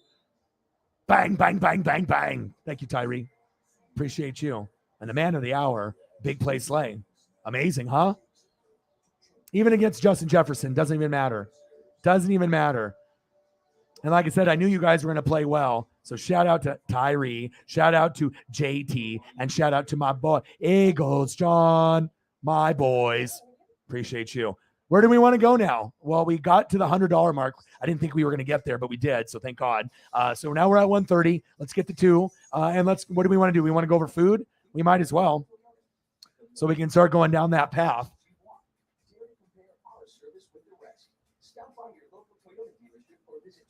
You guys are the best, man. I appreciate you. And like I said, sometimes it can be a struggle, when you're giving your all. And, all you want to do is just get newbies. But, the market is so saturated. Clickbait Sports and Grossi and Perna and Sports Fury and all these other lower name YouTubers stealing views. And sometimes it can get challenging. But like I said, I always have a great time with the goats. And you guys are awesome. I appreciate you. Let's go down some photos here. Show some Eagles love. Jalen.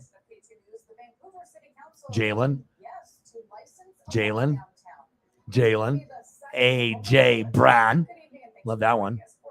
AJ Brown. Jason Kelsey. We can't forget about the offensive lineman. They killed it today. Miles Sanders. That's a fire photo.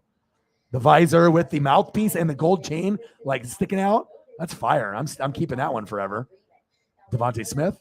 No pressure of being the number one anymore and winning the Heisman. That was something that was really irking and eating at him. I'm the Heisman. I'm supposed to be the next Justin Jefferson, and that was too much pressure for him. So now it's nice that you have someone to relieve the pressure. Quez Watkins, one of the best number 3 options in the league, hands down. Hands, speed, route running, he's got it. The total package. Dallas Goedert. Top 6 tight end in the league. Fletcher Cox, first ballot Hall of Famer. Darius Slay, what can you say? Big play Slay. They don't call him that for any reason. The Lions wish they had him. This whole Okuda experiment has been a failure. They should have never let him go, but thank God they did, and they went to a good team like Philly. He's going to be a big part of your defense moving forward with this guy, and that's facts. We even give Jake Elliott some love. I mean, that shows you how much I care about you guys and putting on a good show, that I even put up kicker photos. Like, who else fucking does that? Nobody.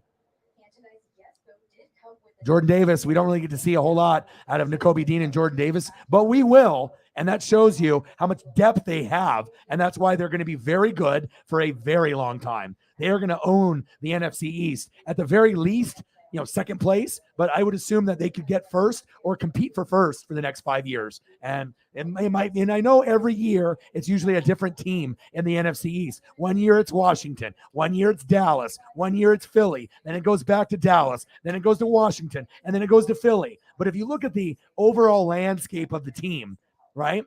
The overall landscape, the Eagles got the long-term landscape. McCarthy is a crappy coach. Kellen Moore will never be a head coach. Dan Quinn is nice, but until they get Sean Payton, Dallas ain't doing shit. Washington is going to be on and off like a light switch, and obviously we already know with the Giants, easy schedule, and they're overachieving, but they will fall from grace and go back to reality. But who's not going to go back to any type of reality of being a shitty team? This team right here. This is the truth.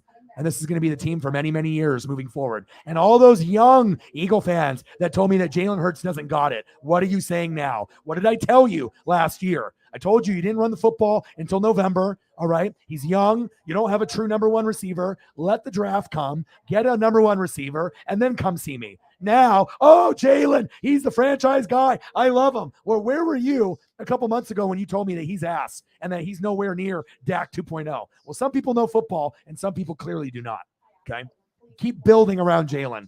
Imagine if you got the best offensive tackle and the best offensive guard in the draft in the first round next year, and you added that to this team. Then where do you think you're going to go? The possibilities are endless. I mean, NFC championship game, possibly a Super Bowl down the road. I mean, especially if you add to what you already have on the line. You get 2 more beefy studs up front. What do you think is going to happen? Get some more defensive players on that side? I'm telling you. This team is really primed for long-term success, like the Miami Dolphins as well. They've had really good drafts the last couple of years, and they've been very, very good in what they do. That is facts. All right, let me turn the Dodger game on, and let me get some photos for you guys. All right, so what do you want to see, Tyree, for a photo, if I didn't already show plenty of Eagles photos there? Eagles, John, what do you want to see? Tyree, what do you want to see? And JT, what do you want to see? Let me know. Type it in the chat, and I'll throw up some photos for whatever you guys want, and we'll do some food pics. But before I do the food, let me know, and then I'll throw up some photos for you if you'd like. Oh, yeah, Morton Anderson's a stud.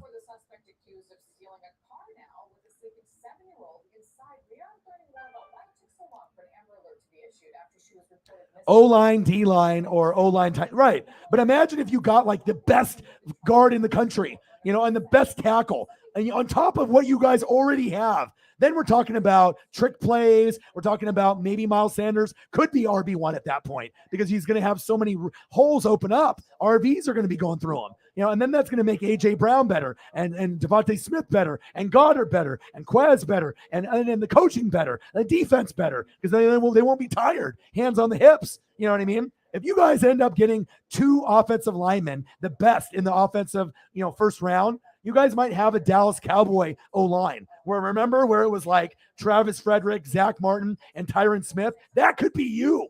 You know what I mean? Like maybe even better than that. That's exciting to me. And I know O-line isn't sexy, right? But you already got Jordan Davis. You might as well go O-line because there's a concern there, for the good teams that have good D-lines. Like, let's say you play the Rams in the NFC Championship game. If you have the best guard in the country, the best tackle on top of Kelsey and everyone else, right?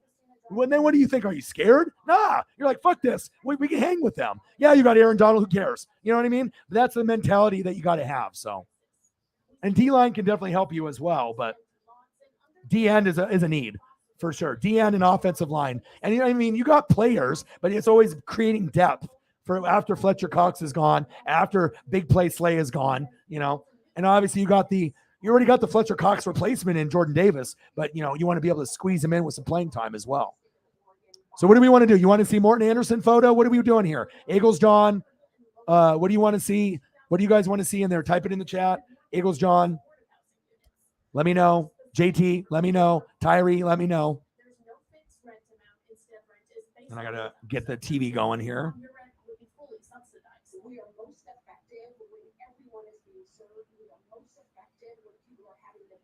Let me see if I can find that Dodger game. Ooh, 911 and the cleaning lady is on. Love that. Monday Night Raw. Fuck, I totally forgot about Monday Night Raw. Holy shit. Maybe I'll watch Monday Night Raw. What do we got here? The Mariners won today. That was nice. All right, so I'm either going to watch Monday Night Raw or the Dodger game. What's the Dodger score? What are we looking at? 5-1. Maybe I'll watch Monday Night Raw. Graham getting old. Yeah, true. Cool. Good choice.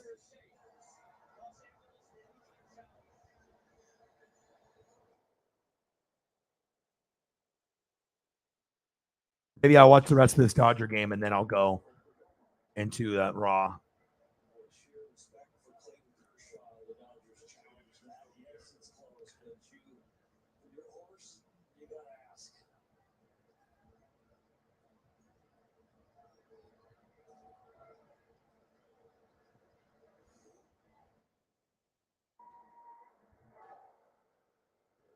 Great choice. Shady McCoy.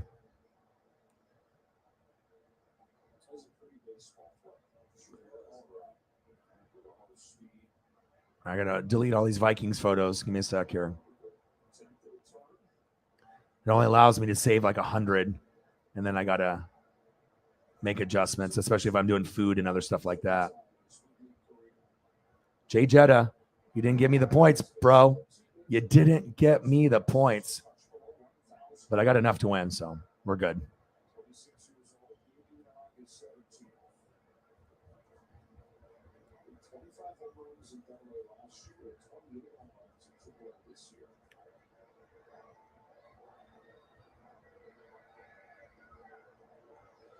So we'll probably go for another hour and 20 minutes. So we'll make it a clean 5-hour stream. I like to work hard. I like to put in the work. So we can, I'll throw up a couple photos here for you guys that have supported me. And then we can get into food for the last hour.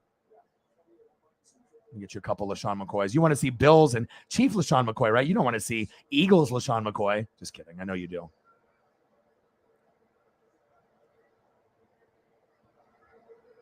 Buccaneer LaShawn McCoy. That's what you want to see. I loved LaShawn McCoy when he was playing. Nothing was better. I mean, when he had Jeremy Maclin and McCoy, that was special.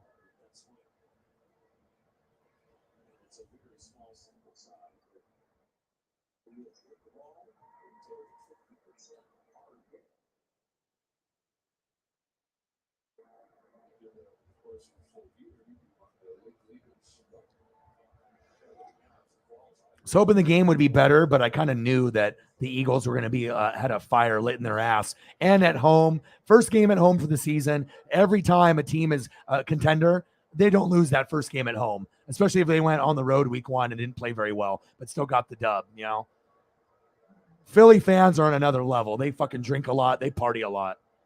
Ooh, baby, look at that.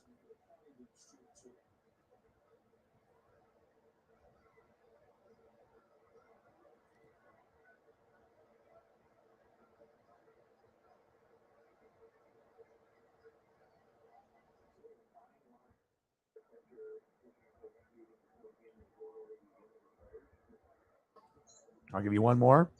Show you some love.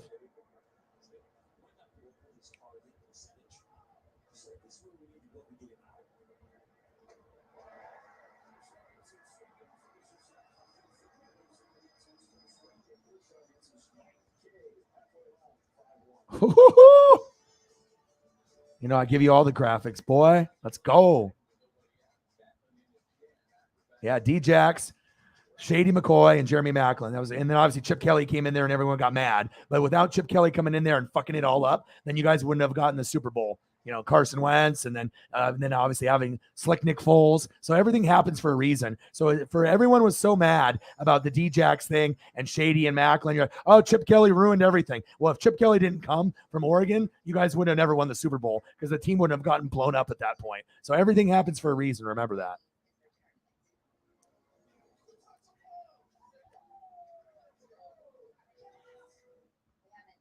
Yeah, the Shady snow game in Detroit. Yeah.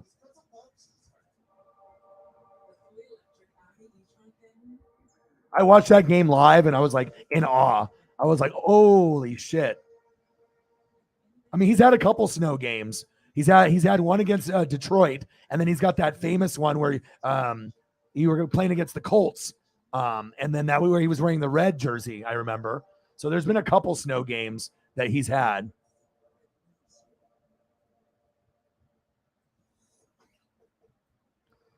And they're both pretty big. They were wearing the green unis against Detroit, and then he was wearing the red. I think people remember the red one because of the jersey he was wearing. That was the one that they remember more, I feel. But they were both very memorable.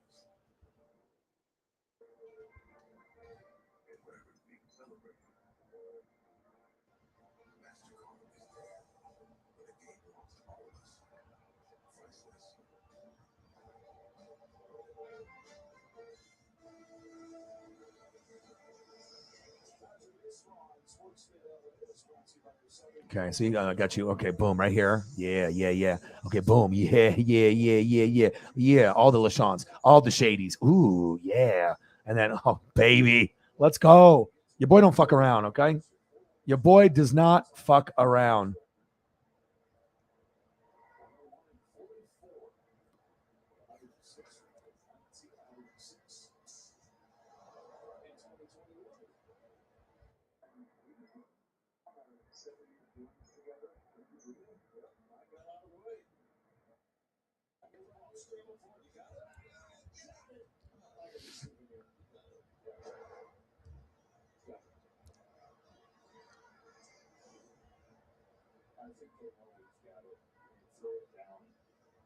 You know, I'm not going to leave you hanging and not show the other one.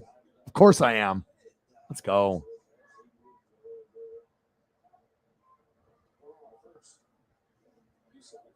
I got you, bro.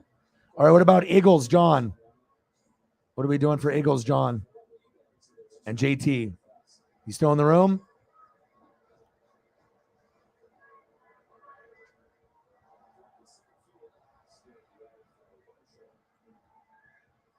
Westbrook. Brian Westbrook? You know it, buddy. And like I said, the nice thing about the Eagles, they are one of the biggest fan bases that support me, just like the Chiefs and the Saints. Those three fan bases have been with me since day one. And I'm going to give you some fucking crispy Westbrook. I always like Westbrook too. He's one of my favorite players on the Eagles. My favorite player of all time, though, is Brian Dawkins. I'm a defensive guy, so it doesn't get much better than that.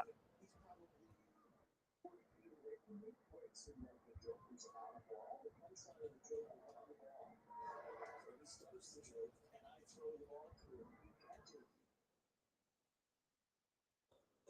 This gentleman's name is not Jay Leno, but he catches it. That's true. Reads the end of the joke, and throughout the first joke. It's cool. The lighting, of course, in the television studio is hanging from the. Oh yeah, and I'm 40, so you know what I mean. Like I know I don't look 40, and you know I've been watching sports and wrestling since '85, so I got to see the birth of Hulkamania. I got to see a lot of these teams that were in that '80s and '90s era, and also I like to do history because I love to read. So I'm always watching old film and obviously getting to know every era, '60s, you know, with like the Packers, '70s, Steelers, you know, Steel Curtain defense and Bradshaw, and then going to the '80s and Joe Montana and the Niners, you know, before Jerry Rice and after Jerry Rice, right? And then going into the '90s with the Cowboys. So it's like once you start watching everybody instead of just your team, you really start to get a real grasp, you know, of the league in general, and that's facts. I mean, it's one thing to be an expert about your team. But when you can be an expert of a lot of teams or all the teams, that's really where the, you know, serious breakdowns come from. That's facts. Let me see here. I got a crispy one here for you. So crispy. Ooh, baby. Are you kidding me? Let's go. So crispy. Sit down, Ravens. You can't fucking guard this.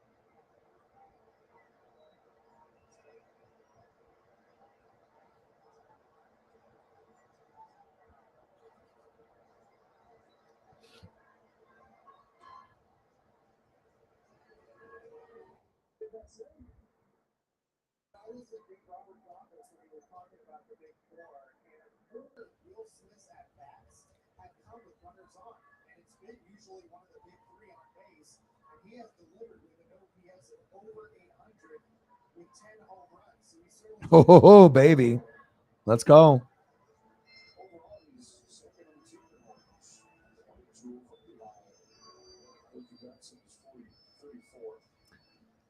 Yeah, I am an Oregon guy, right? But the thing is, Chip Kelly brought a lot of joy for us, but also too there was a lot of scandal, you know, with obviously illegal recruiting, and every coach does illegal recruiting, no matter what anyone says. And you know, getting like LaMichael and DeAnthony Thomas and certain guys, and he was going to end up having the Oregon program sanctioned for like 5 years if he would have stayed. So he dipped and went to the Eagles, but if he would have been able to, you know, not get in trouble, you know, maybe he would still be there today. Not likely, but it would have been nice to have someone like long term, like when we had Mike Bellotti. But you know, now Oregon has coaches that we rent for 5 years and then or less, and then they just go to their alma mater when they fire their guy. Mario Cristobal, right, left the U, and then Taggart going to Florida State.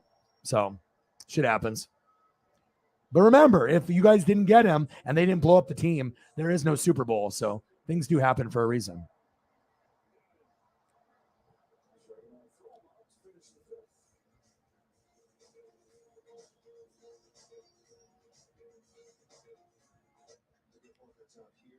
Start training them here. Introducing Mid Reality. Game speed pictures anywhere, anytime. Hands in sync with eyes. Confidence in sync with your progress. Be ready for real. Win reality. What's for dinner? Panera. Freshly prepared with premium ingredients. It's not just a night off to cooking. It's a delicious. Rocket, Randall Cunningham. Panera. $0 delivery fee for a limited time. I got to go back to college no matter how much I paid in college, everywhere. So I consolidated it into a low-rate personal loan from SoFi. Get a personal loan with no fees, low fixed rates, and borrow up to 100K. SoFi, get your money right. Just let some people all over tonight yet? Trim your head. It's $50 a month with no price hikes.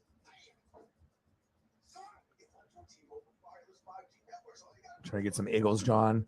Old school stuff in here for him too. Big $50 dono. So, you know, I got to give him his favorites. The old school times. Anyone that's over 40, it's like, you know, you appreciate the Super Bowls that you've had, you know, and the opportunities almost getting to a Super Bowl. But obviously sometimes you'll have your old school guys that, like a Jerome Brown, that are very special.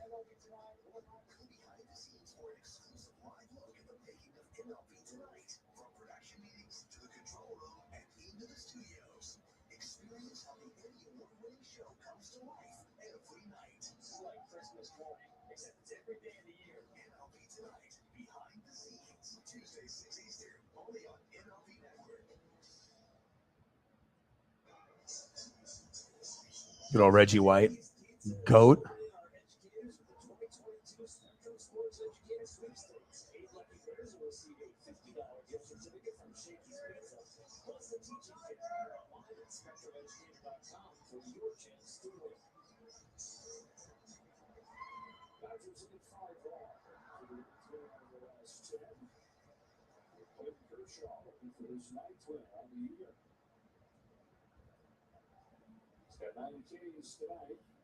This one's not going to fit the screen, but who cares?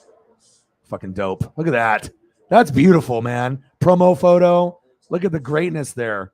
Simmons and Reggie White, Eric Davis. My goodness. Any Eagle fan is like old school. Like, oh, man. Oh, man.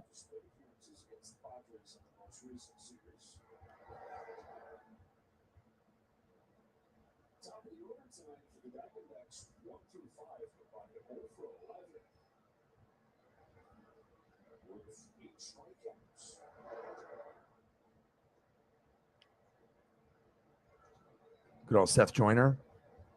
Gotta make sure I hook my boy up with all his favorites.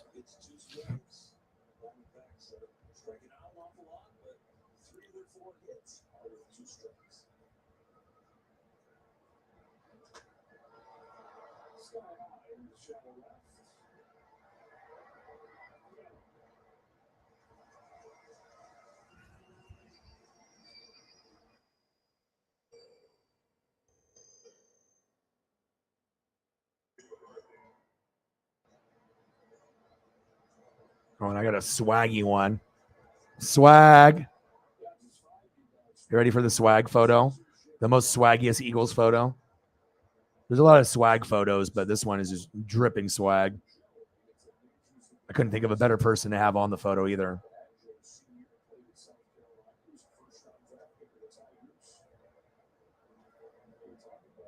All right, you guys ready? 3, 2, 1. Oh, baby. Oh, D-Jax.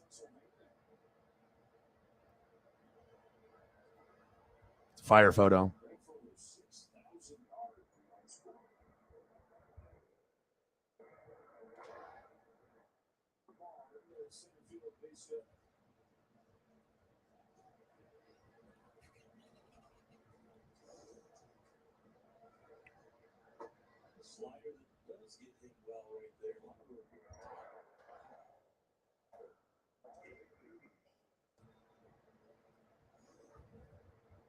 Nate the Great in the building. How are you, bro?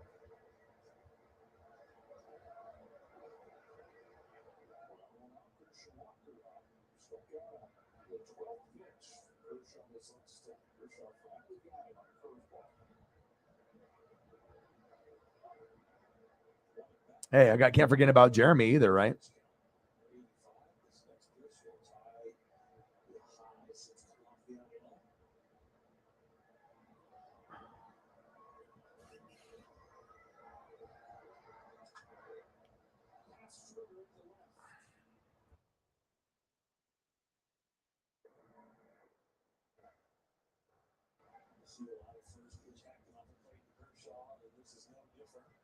If I'm gonna do 2 Macklins, I got to do another D-Jax.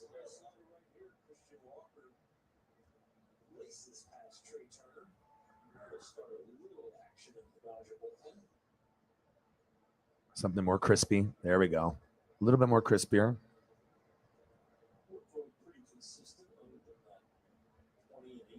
Macklin, crispy, D-Jax.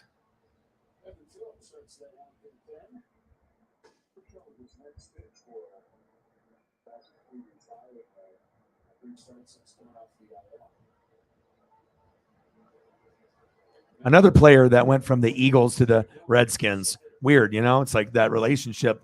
D-Jax and Carson Wentz and obviously Donovan McNabb. So many. That's why it's, you never want to be like, fuck that guy. And then all of a sudden, like a couple years later, that's your starting guy. But Washington has learned that the hard way.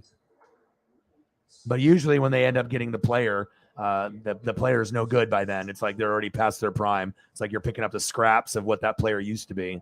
Besides Carson Wentz, he looks like he's actually going to have a good year this year. Shit, they might be able to get second place in that division and be close to a wild card if they can hit 10 wins. I'm not sure if they can, but I mean, if Carson keeps playing like he played in the first 2 weeks, they're going to have a shot. And it won't be his fault. It'll be the defense or the O-line. But he's got a great relationship with Dotson and Scary Terry McLaurin as well as Curtis Samuel. And if Curtis Samuel can stay healthy, that could be huge.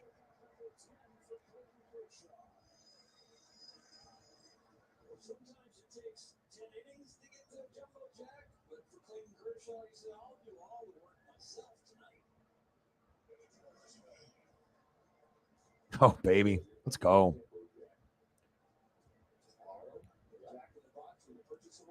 Hey, you got to be able to, I mean, I just got to give it to you on how it goes. How are you doing, man? Raiders 0-2, nothing to worry about. It's a tough division, right? It's not like the Broncos have been playing good. Herbert got hurt. Kansas City looks like the best team in the division. No worries to panic. I said that you were going to make the wild card within the first 3 years in Vegas. You did last year. So it's going to take time, right? You have problems with the O-line and the defense. Once you get that firmed up, then you're going to move up the ladder to being from fourth to third to second to possibly first, maybe one day. But you just have to take it for what it is. At least games when you're losing are going to be fun. Normally when you have Carr and Waller and Renfro and Devontae. So even though the defense is a work in progress and obviously the O-line stinks, at least you have, weapons to go to. You know what I mean? I got you, man. I am the therapist here. Why do you think people donate, dude? I got to give the people the honest, raw truth,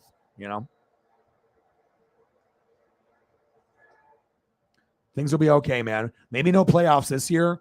Maybe you finish in fourth, but just keep getting better week in and week out. It's a tough division. I mean, look at every team. Raiders, Broncos, they have underwhelmed, right? Chargers, Chiefs have overachieved, but then now Herbert's a little banged up, so you'll be okay, bro.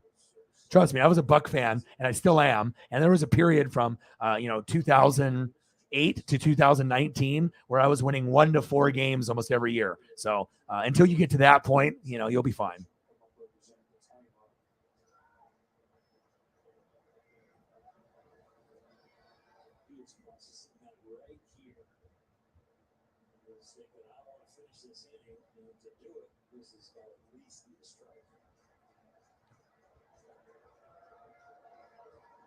What you know about that? My favorite Eagle player of all time, not even close. I'm a linebacker guy and safety guy. So, of course, if I'm a linebacker safety guy first, I'm going to have a lot of love for the Troy Polamalu's, the Ed Reeds, the John Lynch's, the Steve Atwaters, the Ronnie Lotts. I mean, there's just so many safeties, even guys that are playing now, even at the end of their career, like Honey Badger. I mean, they're very, very special.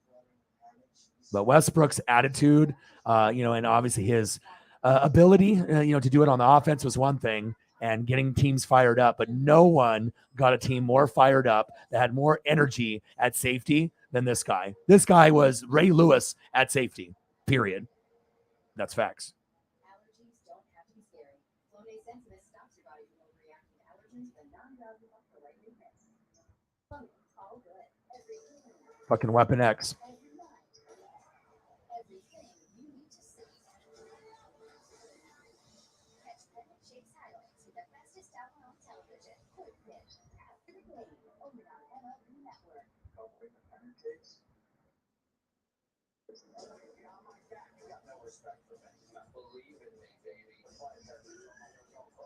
It's no-nonsense analysis, straight from source. This time of year, we bring our game faces to it. When we're on that couch, we are locked. Oh, baby. Your boy knows. Yo, boy knows.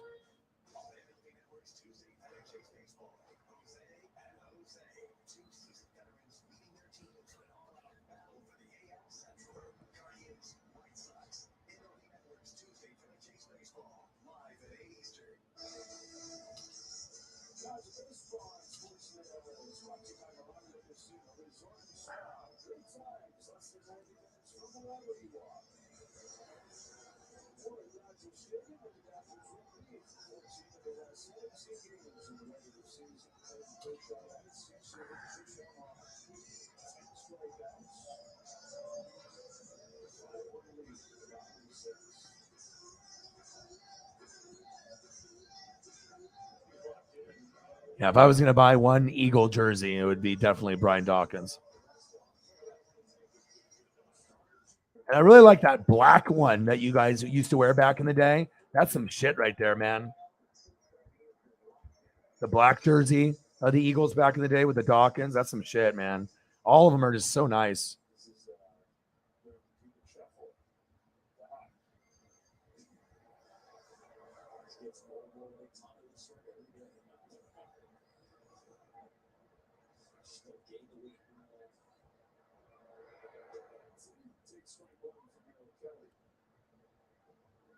Nate the Great in the building. How are you?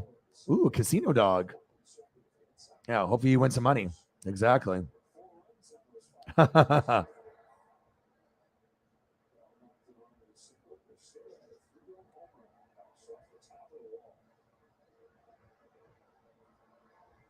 Oh yeah. No one ever it might ever. I don't know if you're ever going to have a player that just naturally. I mean, I watched him at Cal. You know, they had Marshawn Lynch, Deshaun Jackson, and Aaron Rodgers at a small school at California. So I'm obviously an Oregon guy. So I watched all these guys, and I knew every single one of them. Marshawn was going to be a stud. D-Jax and Aaron, I could tell. You know, back in the day.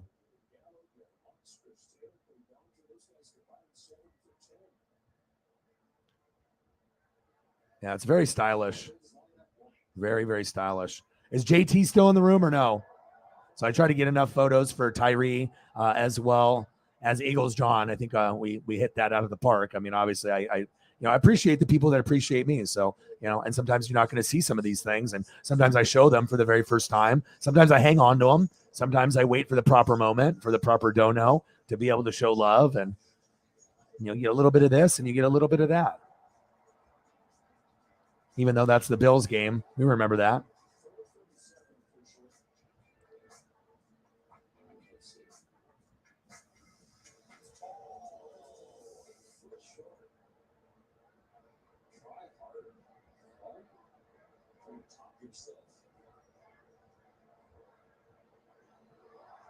That's it right there. That's one of my favorites. I wish I could have had an expanded version of this photo that would stretch across the whole screen. But even if it's just like that, I mean, that's too good not to show, man. That's awesome.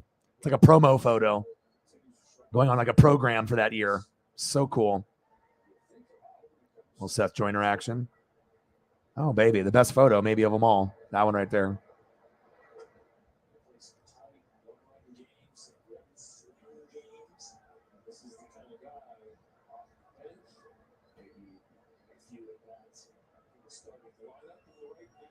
His intensity, like you can even feel it in the photo of him screaming and yelling. Like I've never seen a safety. I mean, Ed Reed was smooth. Palomalo was smooth. Maybe Ronnie Lott, give you that thump. Steve Atwater. But I think as far as energy and pep talk, no one was better. Pep talk is like the Ray Lewis was the best at linebacker and defense. I think Brian Dawkins was 2 all time. And then obviously we have Drew Brees as number 1 on the offense as far as, that pregame pep talk, halftime pep talk. We're getting our ass kicked. Fucking focus, dude, and then you knew that he was going to give his all. So if you didn't, you were going to get yelled at. And I can really respect that out of Weapon X. That's why I like him so much. I would rock this jersey easy any day, all day. Maybe the black one I would rock first. The green and the white one is fire too. But that black, that one that you guys wore back in the day, is so clean. Not very many Eagle fans own the black jerseys. Like they have the green and the white, but there's not a lot of people that own a black one. I think JT might have left already. But I gave him some. We'll see if he comes back or not.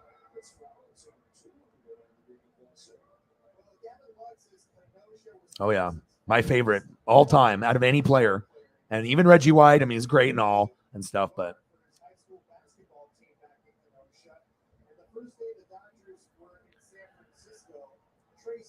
right. But also too, Anthony, remember, right? Just because you make splash, like I think Hunter Renfro's great, and you got Devontae Adams, you got a top 3 tight end in Waller. Carr will improve, and you got Josh McDaniels. But remember one thing, Anthony, right? When we're talking about the Raiders, and let me pull up a photo here so we can get that all situated.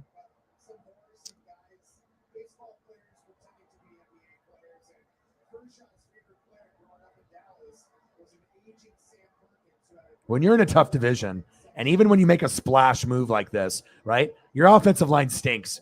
You know what I mean? The offensive line is not good. So you have to understand it's Josh McDaniels' first year. And if you don't have a good offensive line, that means you're not going to be able to run the football. Josh Jacobs is probably on the way out after this year. So you're going to have to figure out what you're going to do there, right? So the running game hasn't been great, right? And obviously offensive line is not good. And the defense, yeah, you got Chandler Jones. Who? Chandler Jones. Who? Chandler Jones. And you also have another stud back there as well. You know who I'm talking about, Max Crosby. But besides those two guys, who else? You can't have 2 studs and have 9 guys get injured all the time or that are average. So 2 guys out of 11 on defense isn't good. Okay. I know there's other guys that you can name that maybe will stay healthy. You know what I mean? Hopefully, you know what I mean? But Trayvon Moehrig and all these other guys you've drafted at safety and whatnot. But honestly, it's Max Crosby and Chandler Jones, and that's it. So you got 2 good players on defense and 9 that are average, above average, or injury prone. And then the offensive line overall stinks. Colt Miller is the best one, and that's it. You know what I mean? So you got rid of Leatherwood, but you can't expect to compete with the Chargers, the Broncos, the Chiefs, the Bills, and the Dolphins and all these other teams, as well as the Rams, the Buccaneers, and all these teams, unless you get an O-line and a defense. Championships are won O-line, D-line, defense, coaching. So yeah, you made the splash move, but if you can't get time to throw him the fucking football, it's irrelevant. You paid a lot of money. You got Renfro, you got Waller, you got Jacobs, you got Adams, you got Carr. On paper, it's great, but the offensive line is one of the worst in the NFL. So you have to remember that. And the defense is not good either. So once you improve the defense with McDaniels the next 2, 3, 4 years, if he doesn't get fired, that's when you guys can win the division. That's when you'll be one of the best teams in the AFC. But you're not going to get there, just based off luck and Carr and Adams, just because they played at Fresno State, that they're going to be great. I mean, look at the Packers. They had some pieces, but they never had enough to win a Super Bowl, even with Aaron Rodgers and Adams and Aaron Jones and all the pieces there. Lacked an O-line. You had Bakhtiari and Bulaga. Bulaga left. Bakhtiari got hurt. They're never the same. Defense, not the same. You see what I'm saying? So remember that, You can't believe into the hype. If you believe what ESPN and NFL Network is going to tell you, you're going to be a depressed motherfucker forever. Okay? Don't watch those shows. All right? Because all they're going to do is feed you lies and make you think that you're going to be better than you are. You know what I mean? And you guys can still turn it around. All right? But just understand, when you don't have an O-line and you don't have a good defense, you're going to be able to steal some games and outscore opponents. But a lot of times you're going to lose because you don't have the O-line or the defense. You feel me? That's my therapy session for you, to give you the straight up facts. I like the team. It's just that you don't got an O-line and defense, and that's a problem. So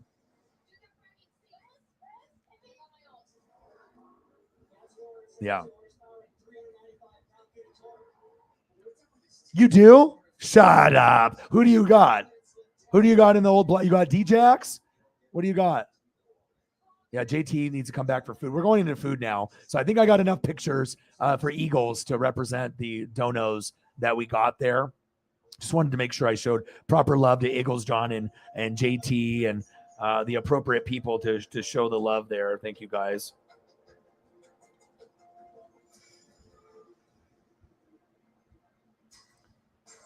Oh, Eagles, John. He says, I like what you're doing on the screen. Bang, another. Thank you so much. A big 50 from my boy Eagles John, who's, like I said, is going to be our next mod at some point.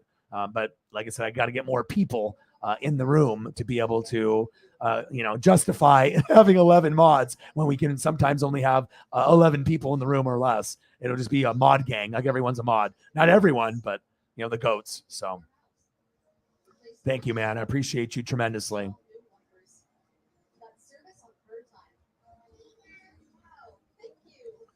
You know what I mean? The other, TV shows won't tell you that. They're just going to hype you up. Carr, Adams, Renfro, Waller, Jacobs. Oh my, Max Crosby, Chandler Jones. We're going to be awesome. And then you forget what really helps you win games: O-line, run blocking, pulling, pass protection, defense, corners, linebackers. It just can't be two guys up front and have 9 shitty players behind them. It can't just be Max Crosby and their Chandler Jones and everyone else's ass. You know what I mean? So just keep an even mind and know that it's going to take a couple years. Okay. And you made the playoffs last year. So it's not like you've been sitting there 10 years without making a playoff run. So, I just got to give it to you real, Eagles, John, my boy. Thank you, Eagles. You're so good to me, dude. All right, let's get into some fucking food. Eagles, John, bang, bang, bang, bang, bang, bang, bang. He's trying to be like Holly. Holly with a 50, and then like 2 minutes later, she did another 50. I didn't even notice. Oh, yeah, that's right. Thank you. You see that? I have so many mods, I can't even remember. I made you a mod already. See? I think there was another person so who was it? Mike, and then I just made Megan, and then I made you before that. You were the one before that. See? My mind goes so many places. Because like I said, I used to have like 5 mods, and then 5 mods turned into like 8, and then 8 turned into 9. Yeah. See, that's me working so hard and having a brain fart. See, that's what happens. Appreciate you. And he's like, you know what? Oh, dog, you might have dementia, and you might be 40, and you have Alzheimer's, but it's just love for the channel. You deserve it. Thank you. That means a lot, dude, because you know how it goes. Limited people. Sometimes people never show love, and it just feels good when you do get people that do. So thank you so much, bro. Let's get into the fucking food, bro. Bang, bang, bang, bang, bang, bang, bang. Let's go. Bang, bang, baby. Let's go, baby. Thank you so much.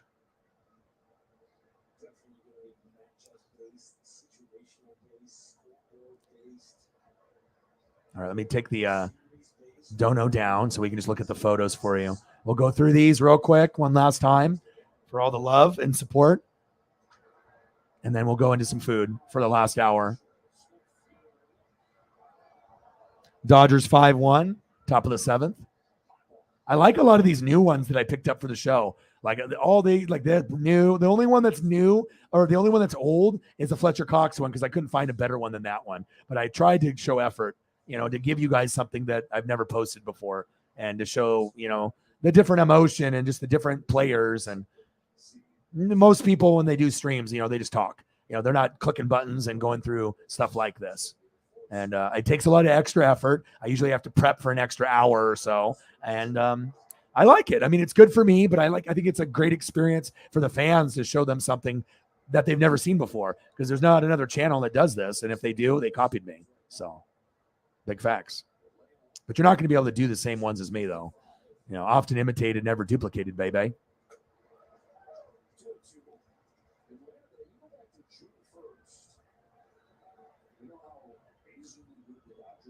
Who doesn't like looking at their favorite players and legends, right? It's awesome. I love this one. God, I wish this was a big photo. That would have been just so cool to have that as a larger photo. But sometimes some stuff is going to be a little grainy because it's old. Not everything's going to be 4K or HD, but I try to find either a cool pose, a cool, whatever's on the screen, something unusual, or something that has graphics that looks cool.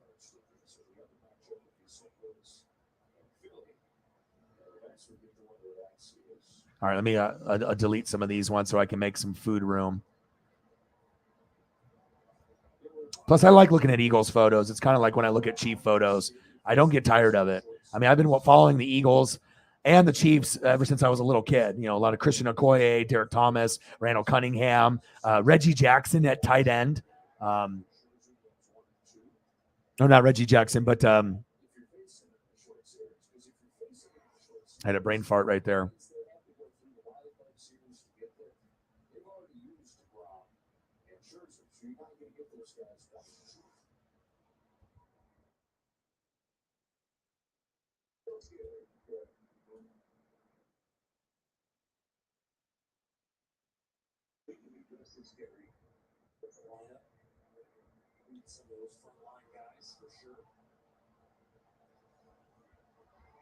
Keith Jackson.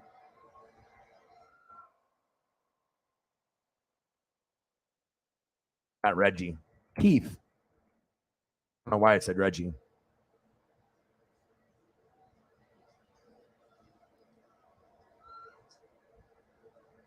Number 88. Keith Jackson.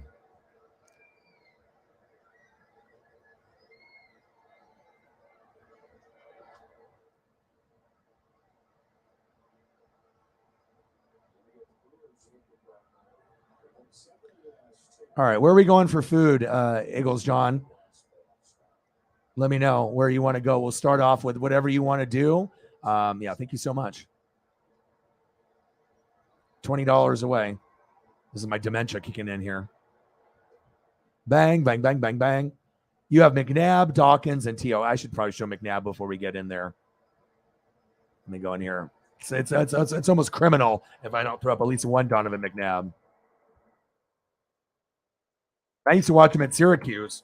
I remember in the draft, you guys booed him. And I was like, this guy's going to be good for you guys. And you guys just booed the shit out of Donovan McNabb. But he proved that even though you didn't win a Super Bowl, that he was pretty solid. You know, that TO year could have been the year. But obviously, sometimes you got to lose before you win. And then getting that Super Bowl later really made a lot of the emotions come out. Would have loved it if you guys would have beat the Patriots back then.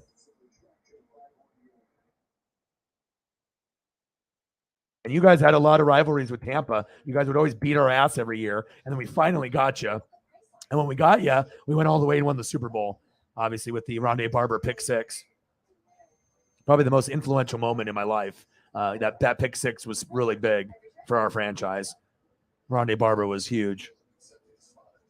Not a good moment for Eagles fans, but obviously you ended up getting your Super Bowl as well.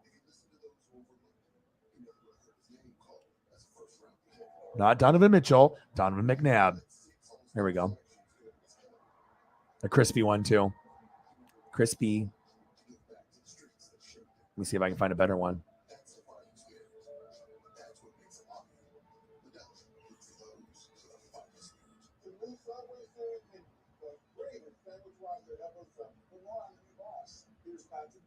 Incredible.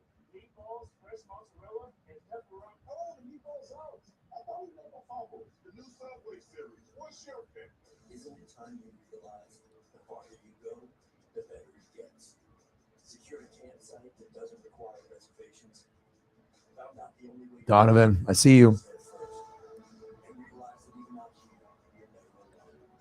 Discover what true adventure really means with the most important lesson. Thank you. I appreciate that very, very much. Yeah, Keith Jackson. Yeah. Reggie White. Yeah, maybe that's what I was thinking. That's probably because that's where my brain goes sometimes when I'm thinking of stuff. I'm like, Reggie White, Reggie Jackson. I know Reggie Jackson's a baseball player. And as soon as I said it, I was like, that doesn't sound right. I was like, oh, and the reason I remember it's Keith is because there was a Keith Jackson, an old white grandpa dude that did the ABC games for Pac-10 when I was a kid. And I always liked his voice. So that's why I always remembered Keith Jackson is the Eagles tight end, and Keith Jackson is the old grandpa that used to call the games on my Pac-10. Always liked both. Oh, the most underrated corner maybe of all time. That's true.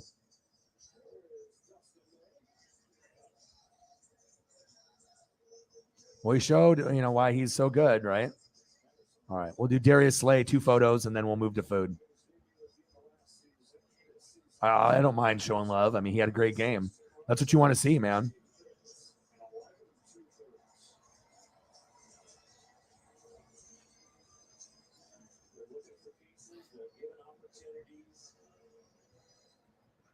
The assets of an organization is every opportunity, every back, every inning, every pitch.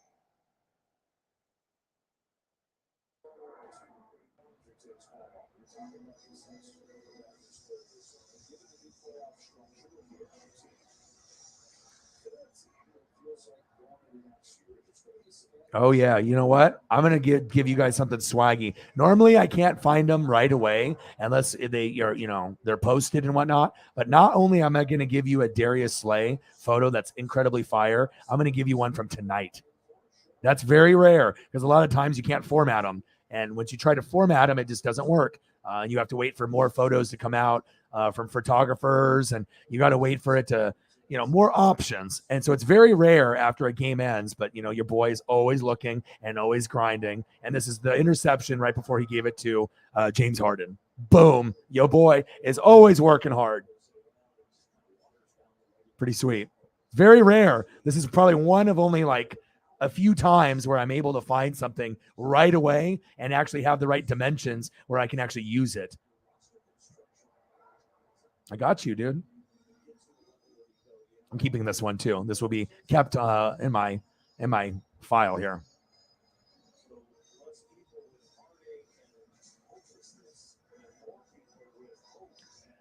Yeah, I saw Mets are in the playoffs.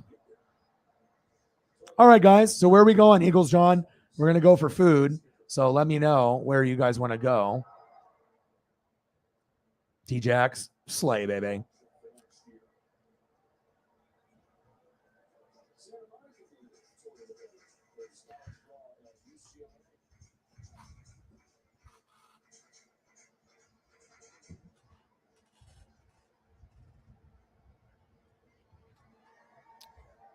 So where do we want to go? I'll let you guys. I can just go and freestyle it and just go from there, and then you guys can, let me know.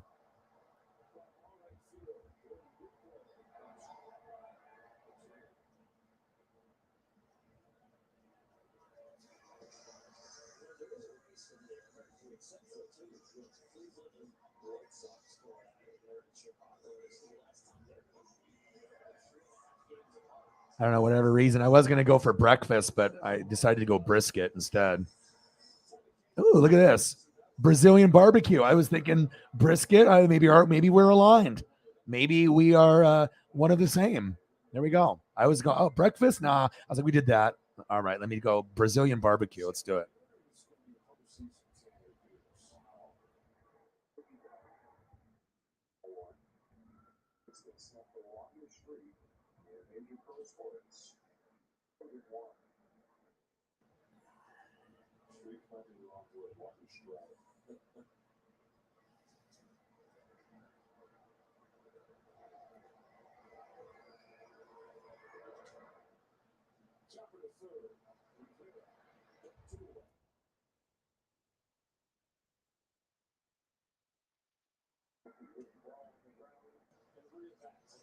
Oh yeah, I love Korean barbecue too. That would be another good one. We've never done Korean barbecue on here also. Good choice. I can do that also. It's always nice to kind of cap off and end the night after we've been, watching wrestling or football or whatever it is. And, to be able to end off on a good note. And there's nothing better than food. Food stuff looks the best on screen. I mean, cars look good. Wrestlers look good. Football players look awesome. But there's just something about food. It's undefeated, man. It's so many options. It's never bad, especially if you can find the amazing photos to match it. So we started off with brisket. Oh, baby. I'm even going to take down my logo. Fuck my logo right now, okay? Let's look at the food.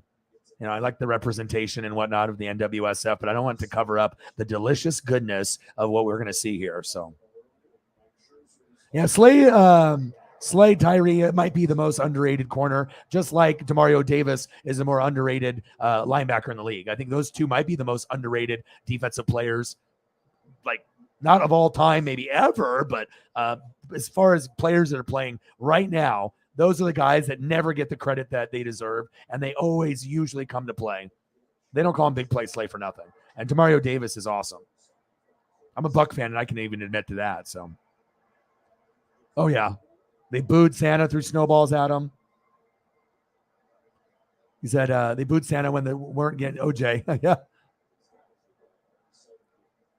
You wanted Ricky Williams. Right, but think about how that worked out. Donovan McNabb from Syracuse panned out. You didn't get a Super Bowl, but if you didn't have Donovan, you guys never would have went to 4 straight NFC championship games. So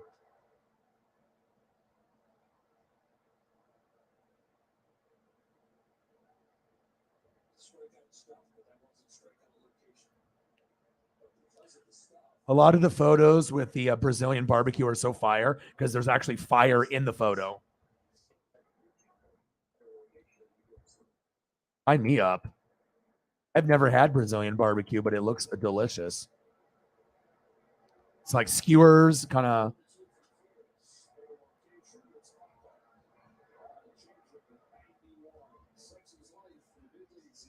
I mean, the closest thing that I, was maybe around like this is one of I think my second job, I worked at a Euro place. So, when you have this stuff on the kebab and you're shaving off the meat and stuff, which is different than this. But I mean, as far as something kind of similar, maybe not necessarily with taste, but that's the closest thing that I think I've been around. Hot Pockets.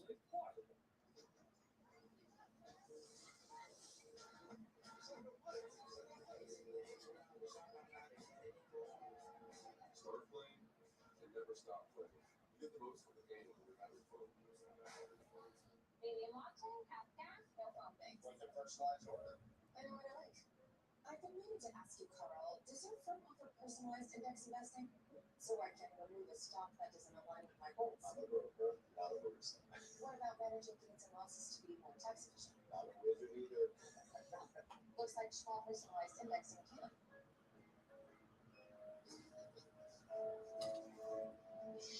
Learn more about personalized indexing at Schwab today.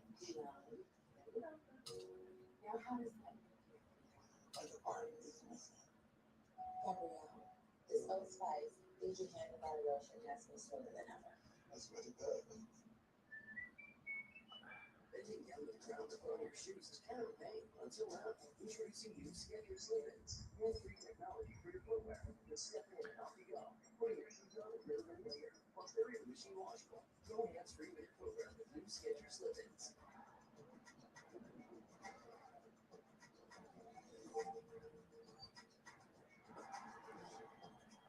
Oh, God. Keeps getting better.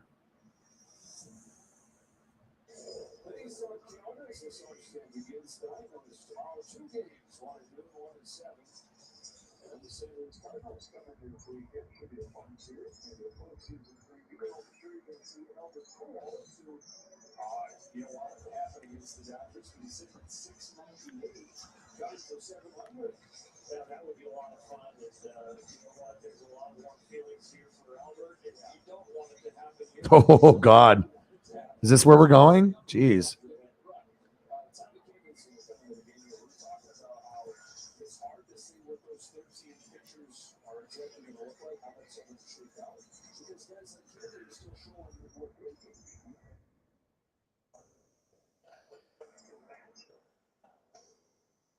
So they like, okay, who on the opposing team really can't hit a changeup because he's going to throw it at you almost every pitch. It's like an optical illusion. 32 pitches in his 2 games off of the April list. 27. I bring the business, right?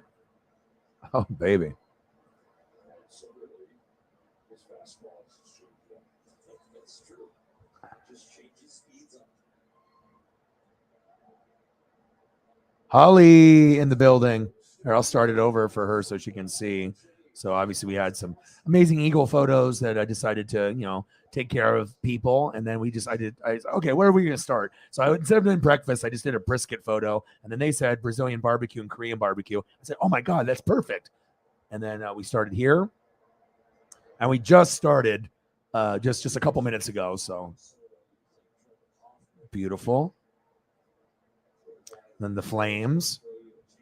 I haven't got really into the Korean side of the barbecue yet. I'm still going through and I'm still finding gems. So if I keep finding gems, I keep going. So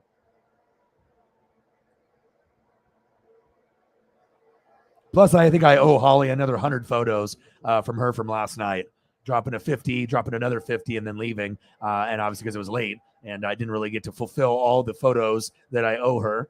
But I do appreciate her, and anyone that takes care of me, I usually shoot them a message either during the stream or after the stream because that type of generosity and gratitude and effort to support me does not go unnoticed, and I would feel guilty if I didn't do that. So great timing. How are you?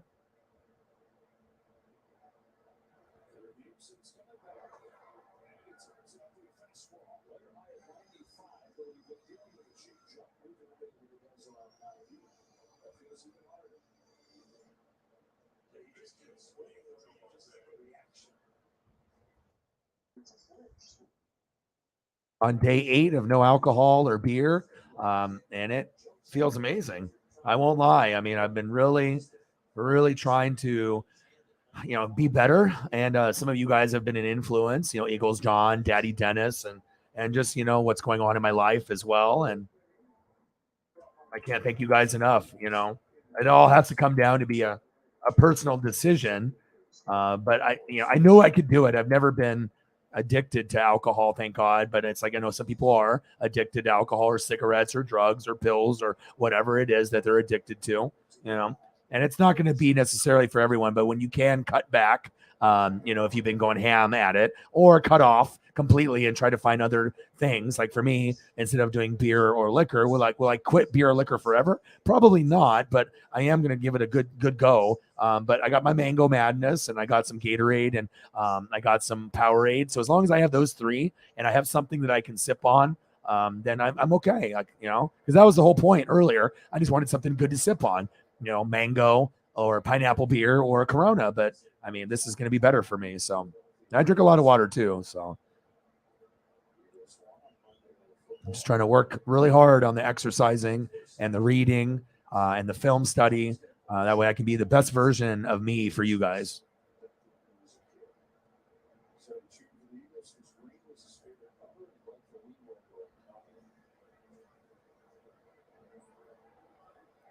But I hope everyone's day has been going well. How was your day today, Holly?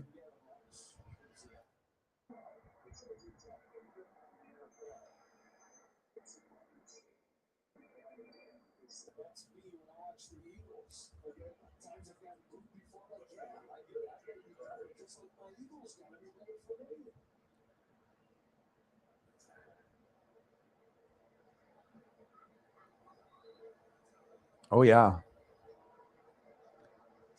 Korean barbecue. Meat. Oh, the meats.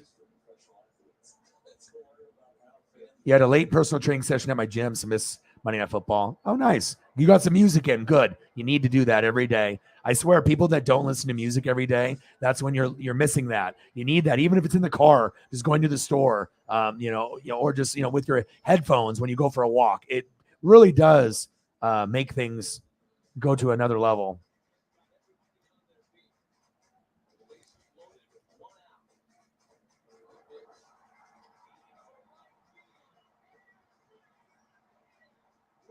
I'm about to get into the Korean side, but if I keep finding gems, I'm going to keep going, and then I'll go and we'll go to the next section. But it seems like there's like gem after gem after gem, and that's rare. They got what 911 and the cleaner. Obviously, those are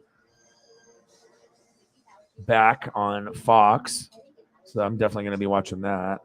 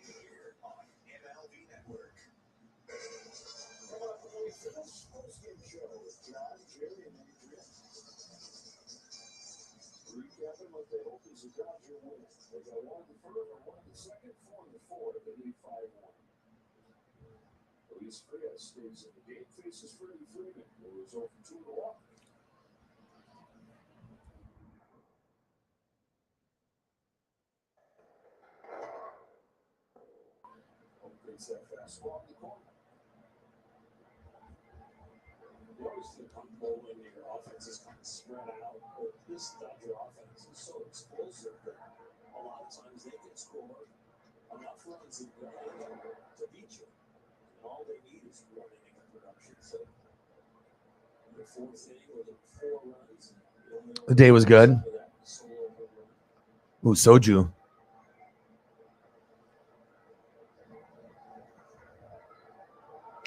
Yeah, well, I'm 40, and obviously I've never been a big drinker, so I don't really feel I have the wrinkles and, you know, and look like I'm really worn down from the alcohol. So, all right, time for some Korean barbecue. Still have more photos I can post, but we still got a good chunk of those. All right, let's just do a quick recap. So I did the brisket. We started off there, and then Eagles John, being a goat, said, "Hey, Brazilian barbecue." So I love that idea.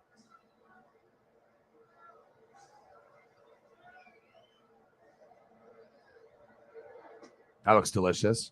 Everything looks good. Ooh.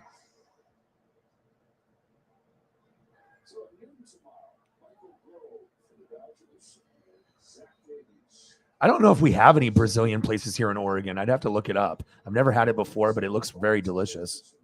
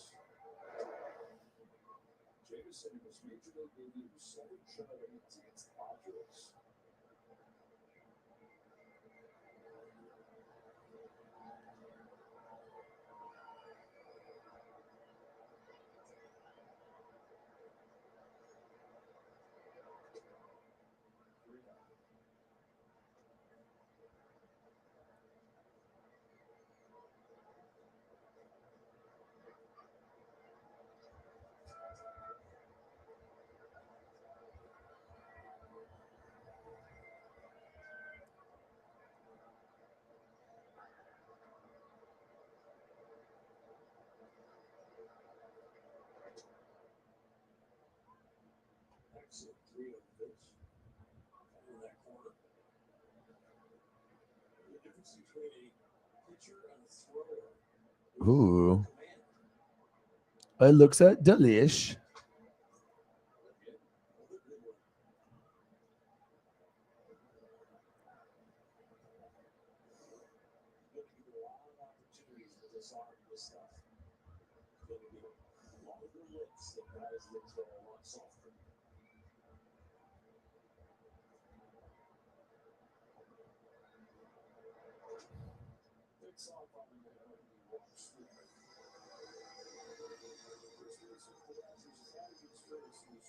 I know we have Korean barbecue places here in Oregon, but I imagine we have a Brazilian place, but it might be in like Portland, and I'm not going to go to Portland, but but I would go to Portland for food.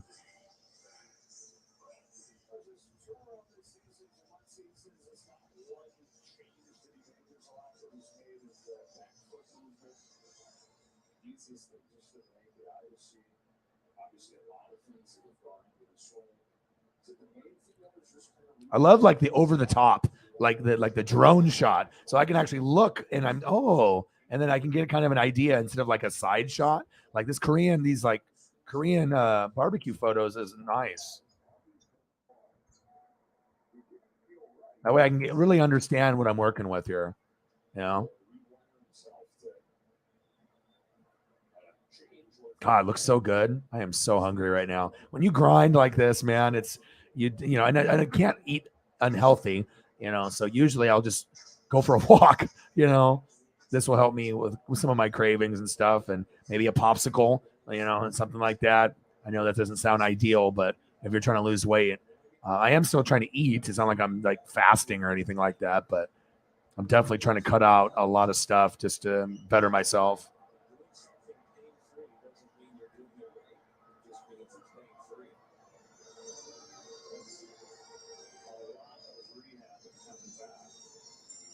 Ooh, baby. Ooh, baby. Yeah, I appreciate that. It's not easy, but again, I mean, I'm still doing gummies, but I'm not smoking. You know, I'm not like buying the tree. You know what I mean? I'll just do gummies or whatever, local dispensary and stuff. So So at least I have something. But usually I'll just do that after the stream's over or at the very end of the stream. And then I'll just read. And maybe watch like True Blood or watch some of the shows that I have on the DVR. Like it's 5-1 Dodgers. I got Monday Night Raw, which I'll watch later tonight. But I got The Cleaning Lady and 911. I also like 911 Lone Star. And we have season 5, episode 1 of The Neighborhood. And I love to laugh. So Schmidt from New Girl always made me laugh. And obviously with Beth Bears on Neighborhood. And obviously got Cedric the Entertainer. Love him. And it's also got Martin's wife, Pam. Or Martin's wife's friend, Pam, in the show as Cedric's wife. So The Neighborhood is, if you're looking for a funny show that will make you laugh, The Neighborhood might be one of the last sitcoms that actually is worth watching, besides maybe the Goldbergs. Even they're writing Murray off of the storyline. John in the building. How are you, John?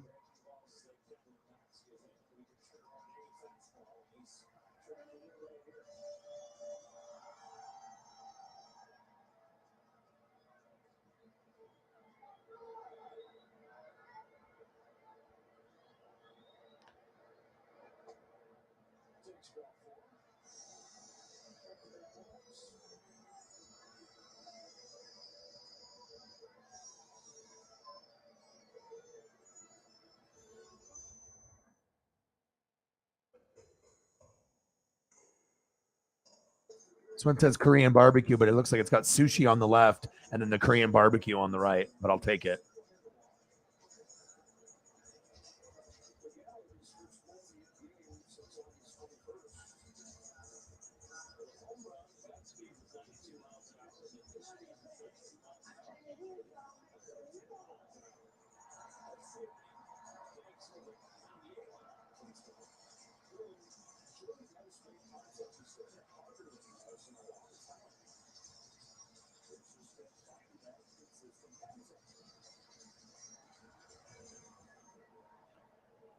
Kimchi. Kimchi ain't it for everyone. I'll tell you that. It's an acquired taste. Most people are afraid of it.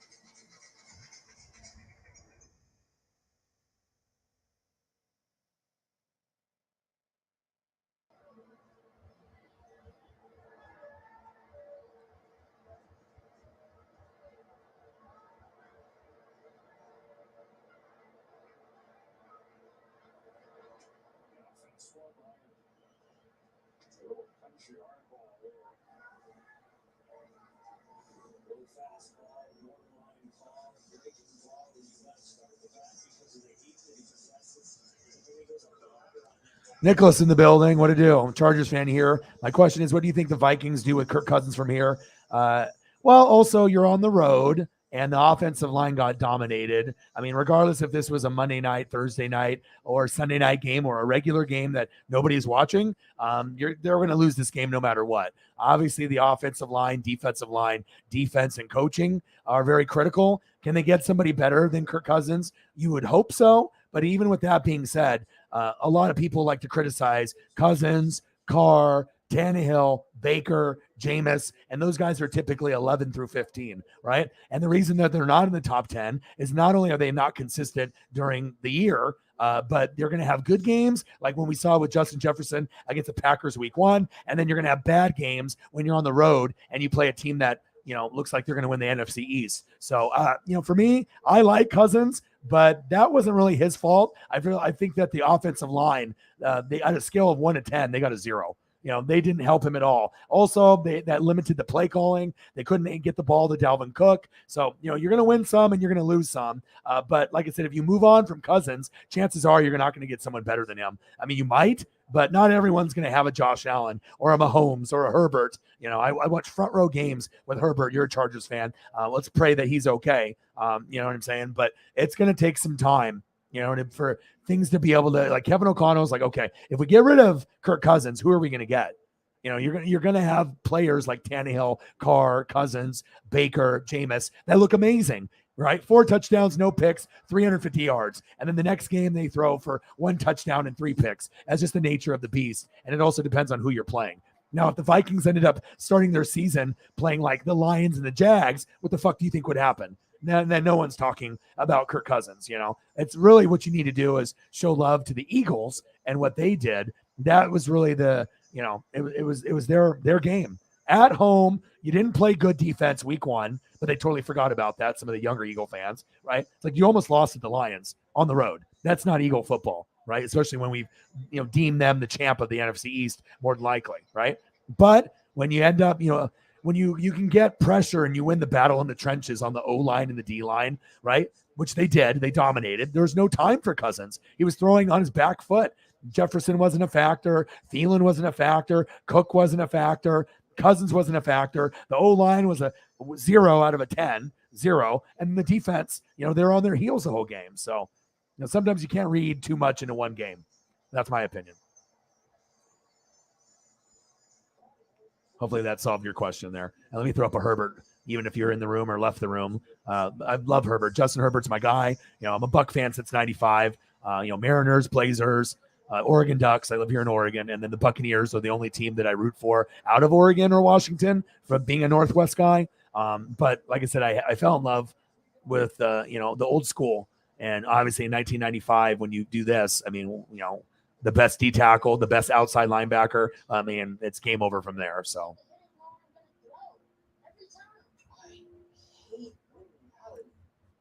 But let's pray for Herbert's health. That might be the only team besides the Chiefs that can knock off the Bills, and that's facts as far as the AFC is concerned. I got Bills, Chiefs, and then if the Chargers can have Herbert healthy, then they're right there with them. If he gets injured and he can't stay healthy, then it's just going to be Chiefs and Bills.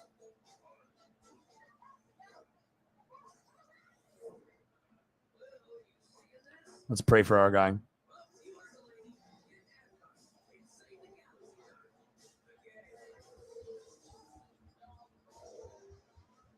I'll get back into the food here in a second.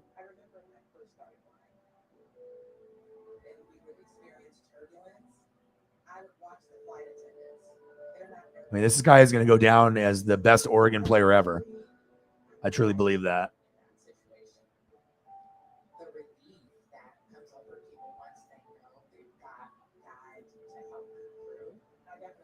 Calm, cool, collected. Will never get in trouble off the field. Just a class act. And nothing swaggier than that. Let's go. Go Ducks. All right, back to food.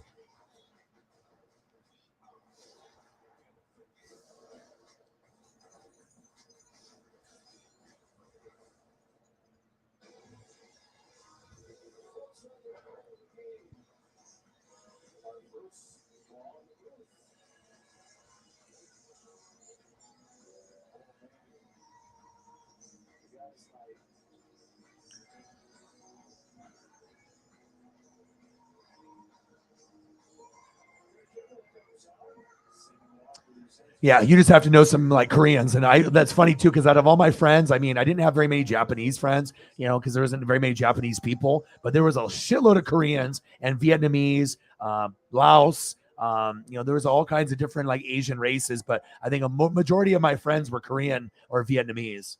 And so I was always around stuff like this. Yes, exactly, Mr. Grimm. Exactly.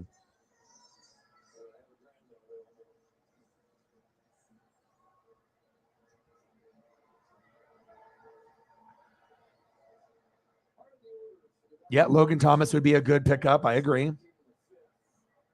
I don't know if I would drop 49ers D altogether. I would keep 49ers D. Bears can't guard anybody. The Bears can't even stop a nosebleed. I would keep Niners. Niners D has more potential than the Bears. Bears have some players, but you can't really count on them. And shit, they might finish in last place. I mean, if you want to pick the Bears, if you think that long term that's better, but the Bears are going to probably finish in fourth in the division. So I'm not sure if I would go that route. It's not like they have Khalil Mack anymore. They still have some good players, Eddie Jackson and a few others. And obviously Robert Quinn is nice, but yeah, it's up to you. If you feel that the Bears D is going to work for you, do you. But if it was me, I would keep the Niners. Yeah, trust me, I know. That's why I have to hustle and work so hard. I actually went to Petco today, and I bought 2 bags of food. They were kind of like small because they don't offer a big bag for me. And I bought a thing of greenies, blueberry. It was like $62 for 3 things. So, yeah.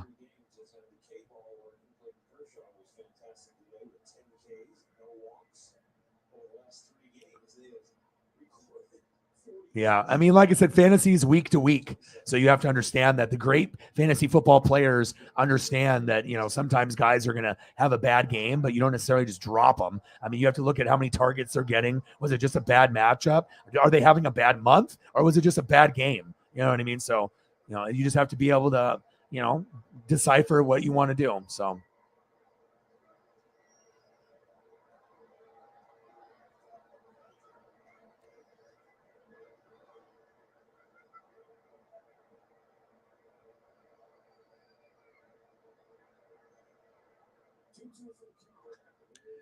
I wouldn't be banking on it this year. They could be the Bengals and overachieve and go. But if the Chargers go over the Bills and over the Chiefs, they're not going to win it. They'll lose to like the Buccaneers or Rams or someone. I just don't know if they have it. Because the thing is, you have to understand the coaching. Obviously, when you had Anthony Lynn, he's garbage. You replaced him with Staley. He's a little bit better. He might be the bridge guy until you get someone better. And as long as Herbert stays healthy, the rest of the pieces, you're always going to have Mike Williams, Keenan Allen, Eckler. Everyone gets injured on the team. And they're always known as like that cursed team. And they couldn't stop the run. And now you got guys like Khalil Mack and J.C. Jackson and Derwin James and Asante Samuel Jr. There's so many pieces that are so talented. And also on the line with Rashawn Slater, they've been drafting well. But the bottom line is they have an injury curse and the coaching needs to be better. So give it time. I think that there might be a chance for maybe 1 or 2 AFC championship games, maybe a Super Bowl appearance. But, you have to keep it, because you're going to be going against the Chiefs. You're going to be going against, the Bills. And I think the Chargers could be the 3rd best team in the AFC. But we got to see about Herbert's health. But maybe in the future, as we, watch his progression to see where he goes. So, but Herbert is a stud. Yes. Suspended for 1 game with the push. I know Grossi's happy. He made a little comment, but I honestly think we're going to still beat the Packers. I don't give a shit if we don't have Mike Evans or Godwin or Julio or no Gronk or no offensive line. Our defense is the best in the league. So last time we played the Packers, we picked 6 the shit out of Rodgers. So I'm not worried. We're 2-0. Well, some people would say we're due for a loss. We got the best defense in the league. We can get strip sacks, we can get fumbles for touchdowns, we can go pick 6. And the thing is, when you get guys like Mike Edwards, who the hell is that? Jamel Dean, who the hell is that? I know who they are. You guys probably don't. But when you have guys like that can get interceptions and pick 6s, the league is in trouble. It's not like Shaq Barrett or Devin White or, the bigger name guys, the Levante Davids. It's the other guys that make the big plays. So that's what shows you how much depth Tampa's defense has. That's my opinion. So I assume that we will go 3-0 and we'll beat the Packers, and we're at home. So a lot of Packers fans are talking shit right now, but I feel my team is much better than theirs. We're a Super Bowl caliber team, and I think the Packers are not. So, well, him and Evans hate each other, and they've been shit talking. Lattimore is a good corner. He just likes to talk. It's just like C.J. Gardner-Johnson. Those guys always love yapping on the Saints. We haven't beat them in 5 years. That was the first time we won in 5 years. So, and I never talk shit because I know better. The more you talk shit, the chances are karma will find its way to you. So, ooh, really? Korean families are very passionate, but they yell the most out of any Asian race. Trust me. I'd had so many friends. I had a friend, Daeyi, Daeyi, right? And he had a sister, and I'd go over there. We play basketball, and they are a lot of the Korean families. It's like stereotypical, but almost every Korean family I knew owned a store, like a 7-Eleven or some kind of convenience store. And A lot of them were just fucking yellers. I could hear them yelling down the road before I even pulled up on my bike, my Huffy or my Diamondback. I'd hear them yelling out the window. I'm like, fuck, should I even go over here? Knock on the door, hear yelling, and then go inside, hear yelling. Just Asians love to fucking yell. That's facts. But the food was always good. That's facts. Hari Hundo. Well, I thought that, we would have a chance, but when you haven't beat them in, 5 years at home, I thought that, and you saw how the game went. I don't know if you watched it, but they were beating our ass pretty much the whole game until the fight happened. And then once the fight happened, Brady finally, got a touchdown, but the game was like 3-0, 3-3 forever. So I was like, another game like this. Brady was frustrated, threw the tablet on the ground, busted it. But then once the fight happened, we had the juice and then we brought it. Brady got a touchdown to Perryman, and Brashad Perryman isn't great. He's like a fifth string option. No Evans, no Godwin, no Julio, no Gronk, no offensive line. But the defense is the reason we won. If you actually go back and look at the defensive stats of all, Sarah will tell you. What was the stat line, Sarah, for the Buccaneers? It's like, 6 sack lunches, a strip sack, 2 recovered fumbles, a pick 6, 3 interceptions. We literally had the best game on defense besides the Bills tonight. Sarah got 25 points in fantasy. I think I got 22. So, but I think the Saints are still a good football team. I'm not a hater. I am rooting for them. I think they're going to still make the playoffs, but also Jameis Winston has fractured vertebra, 4 of them in his back. So, when you have 4 fractured vertebrae in your back, what do you really expect, from the team? They're going to go as much as Jameis is going to take them because Taysom Hill obviously isn't good enough to be a starting quarterback from them. He's their tight end. You can throw him in for a gimmick play here and there, but I still think that the Saints are a good football team. They got a good coach. They got good O-line, D-line, defense. They play hard for each other. They got every piece that you would want. The haters are going to talk shit, but I have to try to be realistic. It's not like me. I don't believe in my team. Of course I believe in my team. I always believe, but also I'm realistic. So I have to be like, okay, well, what are we dealing with here? And when you lose 5 years, in a row, that would have been the 5th loss, because they beat me last year with Trevor Siemian. What am I supposed to think? I had Tom Brady, they had Trevor Siemian, and I lost. So it is what it is, but I am rooting for them, even though I'm not supposed to say that. They didn't have Alvin Kamara, but I didn't have Godwin or Julio. So, tit for tat, whatever. But I do like the Saints, believe it or not, even though I'm supposed to be a hater and say, fuck them. They suck, but like a lot of these Buccaneer fan pages, I'm about to quit it. I got this one Buccaneer fan page, and these are the most annoying fans on planet Earth. So incredibly biased. I don't even want to look at the messages or their photos or their memes and GIFs making fun of Jameis or the Saints. And I know Saints fans in general are very vocal and mouthy. I think they're probably the most mouthy fan base in the NFL. They always like to talk shit, and they always like to blame everyone else but them. Oh, it's not Sean Payton's fault or Dennis Allen. It's Roger Goodell. It's the refs. It's Tampa Bay. It's always someone else's fault, and that gets really old. Not being able to, take responsibility for your actions. So that gets annoying. That's why people feel that that's the most annoying fan base in NFL. It's the Saints, because all they do is cry and complain, and they can never get over the past. They do have one, gripe is against the Rams in that NFC Championship game where it was clearly pass interference, but they never have gotten over it. They're always thinking of the past and not thinking of the future, and that's the problem with the Saints. That's facts. Oh, for sure. Dylan and Aaron Jones.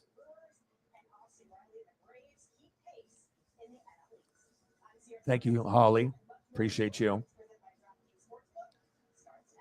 I'm always going to believe, in my team and what they have. But, when you don't have a full complement of a team and a team is, usually beats you, I have to be realistic.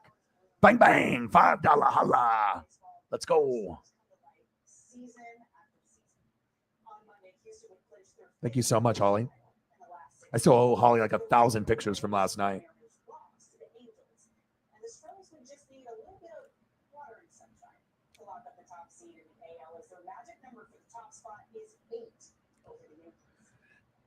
Yeah, what was the Willie Gay story? I was just about to ask you. I didn't go into detail about it. So Willie Gay suspended 4 games for breaking a vacuum. He did some other damage, but charges were dropped. No one was hurt, paid for it, and had counseling. NFL is so inconsistent. Seriously, like you can, you can punch a female or kick a female, or you're doing drugs or even weed, and then there's so many inconsistencies in the NFL. That's crazy. 4 games for breaking a vacuum and damage. That's ridiculous. They have Alan the Lizard Lazard. They have somebody to throw to. Trust me, they yell more than any other race. I've had Japanese friends, Korean friends, Chinese friends, Vietnamese friends, families from Laos. I had one of my friend Vilet. So I have plenty of Asian friends, but the Korean, wow, my mom was Japanese and liked to yell, and she was extreme. She would sip tea and she would yell at me and my dad for, I shit you not, 4 to 8 hours every day. And she would sip tea to get her voice back and keep going. But some of the Korean families they are wild.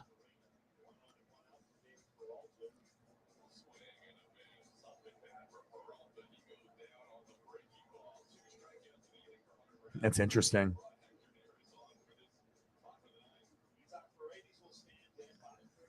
Right. So Watson with his sexual assault is going to be 11. And then Calvin Ridley bet on games when he wasn't playing and he's suspended for the year. Nothing fucking makes sense in the NFL. It's kind of like favoritism and pick and choose and in the committee. And I also saw a thing about Mike Evans, based on like Derek Brooks is on the committee, right? To see if they can appeal it. But then also like John Runyon, like his son is something that's like is linked to the Packers, and he was the one that made the decision to suspend Mike Evans. So it looks like kind of like, collusion. You know what I mean? It's like, okay, so you're a Packer guy and you want Mike Evans suspended. Why? So you guys don't have Mike Evans against the Packers and maybe you guys can beat us? So it's definitely all fucked up based off, who hands out the suspensions and the committee, as well as Goodell that decides how many games. It's definitely fucked up. There is no consistency. Well, everything is week to week, but I'm just saying if you don't like the Niner defense, just put them on the bench and get rid of one of your other garbage players on the bench and get another defense. And if you want to grab the Bears to supplement the Niners, but you don't want to just drop guys altogether, you know what I mean? Because if you drop guys, you might not get a good replacement afterwards unless you have a lot of options. I guess it just depends on what kind of league you're in. 10-man, 12, 14, and if like people are actually good or if they're idiots in your fantasy league. Yeah, me too.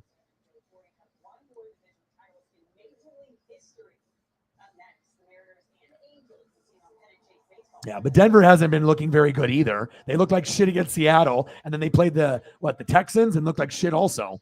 So,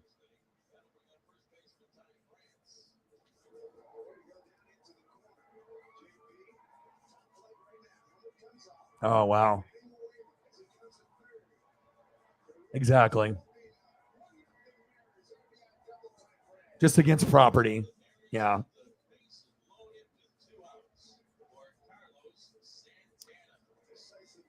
I don't think it really, with the Pete Rose thing, you get banned for life and whatnot. But there's just no consistency. So you can sexually assault, probably hundreds of women and you only get 11 games. So obviously they're wanting to profit off Brown's games. And then he's coming back against the Texans. So that way they can have the storyline. It's bullshit. It's all about money and politics. And it's always going to be like that in everything on planet Earth. Whether it's you're playing, like, remember I was playing in basketball and I remember the mayor of Beaverton's son was on our team. And he was like, as the 12th guy. And he didn't deserve to be on the team, but he was on the team because his dad was the mayor of Beaverton. So, he's a fresh example. You know what I mean? You get people in politics and people that have pull, and you get a lot of bullshit that happens. So.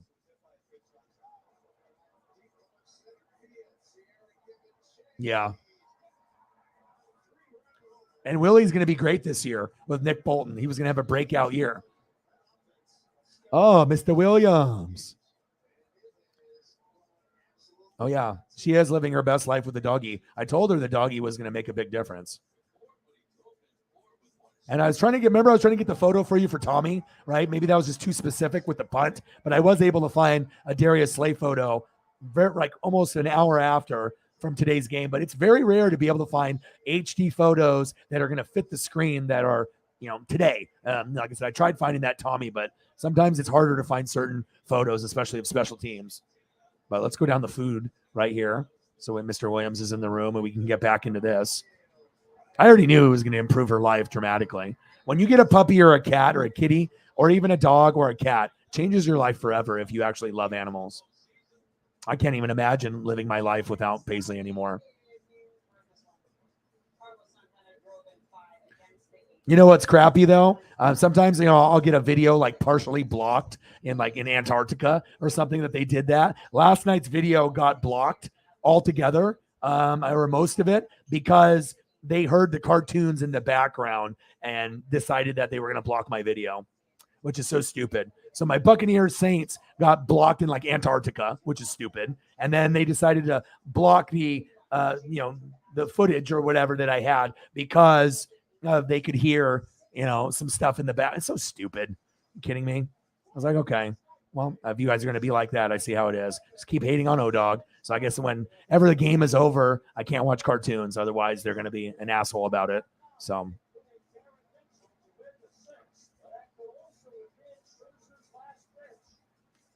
And I'm not going to go through the appeal process. All right, you want to be an asshole about it, fine.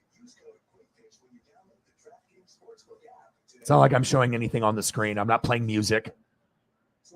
They go for a lot of, copyright stuff for that. So silly, silly, silly. Always hating on your boy. So I guess I can never watch cartoons loud after a football game is over.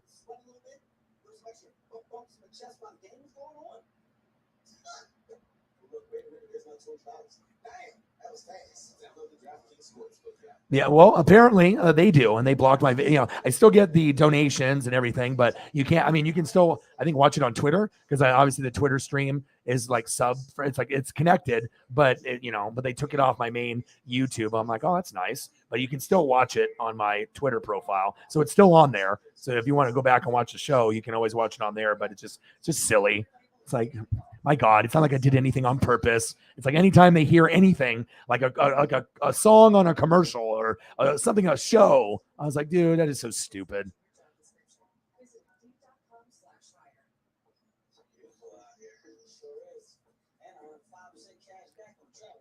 It is what it is. Everyone hating on O-Dog, but I will persevere.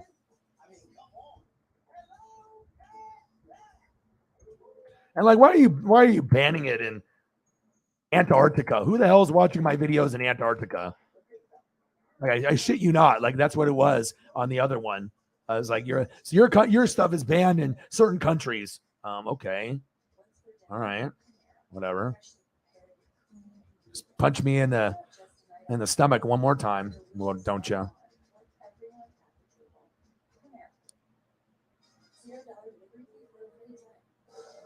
So we're doing Korean barbecue and Brazilian barbecue. Your boy's bringing it, baby. Seriously, right? I saw it this morning and I was like, where's my video? Because I always go back and look at all the stuff and stats and everything. Then I had to go through my emails and to see what they said. And I was like, oh, okay, well. Maybe there is. Maybe I am their number one sports YouTuber, right? Yeah, seriously, nut punch, dude. I am the number one YouTuber for penguins in Antarctica. So, I might not be able to keep up with Tom Grossi yet, but hey, I got Antarctica locked down. But apparently I don't anymore because they blocked it.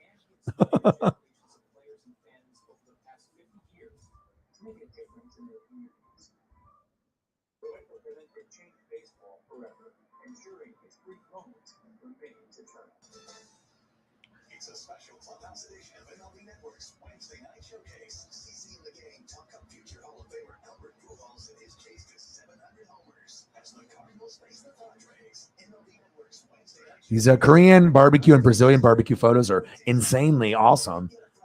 Everyone is awesome. I don't think I've seen really anything bad. So we started with brisket, and let's just go down and look at these and review these really quick.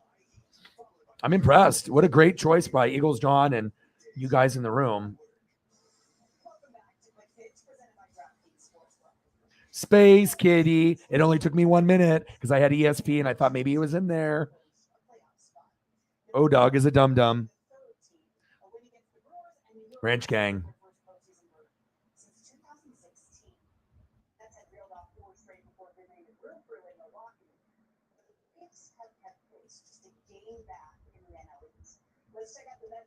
What's up, Michael? Congratulations. Fly, Eagles, fly, baby.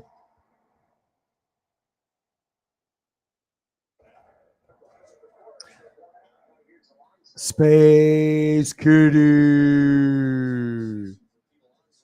Bang, bang, bang, bang, bang, baby. Bang, bang.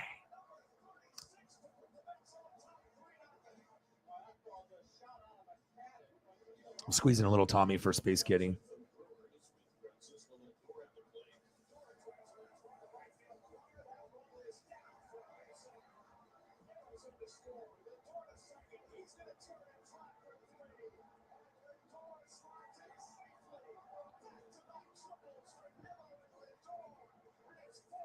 Appreciate you so much.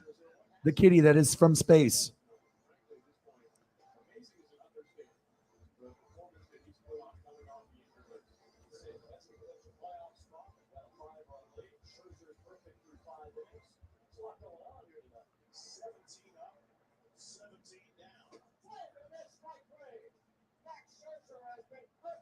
Thank you, Ollie. Appreciate you.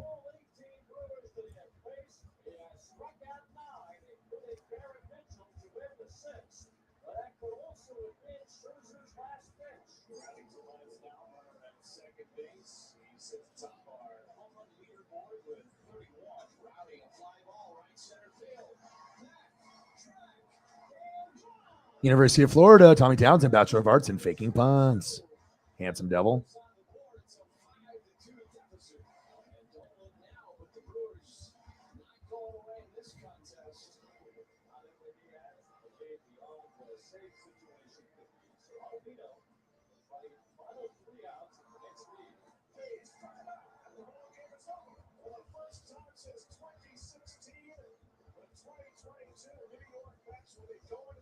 And we'll continue the food here in a second.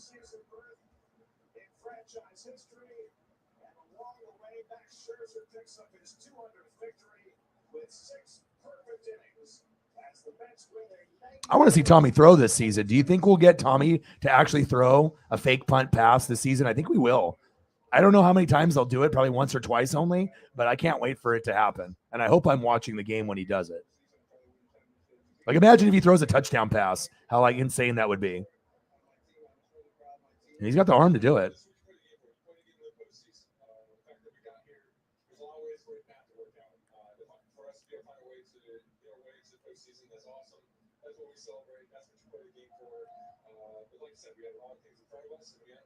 I appreciate you tremendously.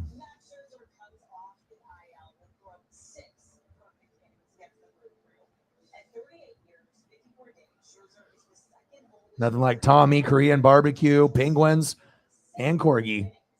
Boom. Now I got to get penguins for Holly. I know she loves them.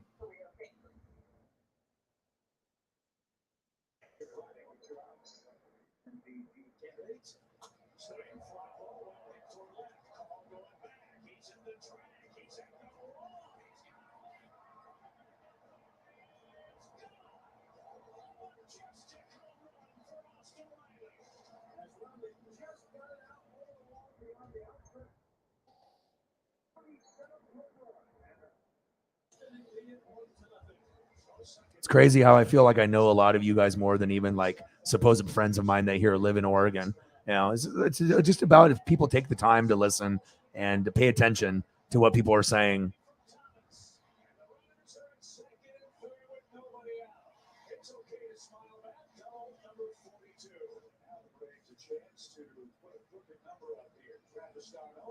Look at those faces. Oh, penguins. Anytime penguin specials come on National Geographic, I'm all over it. I'm always watching.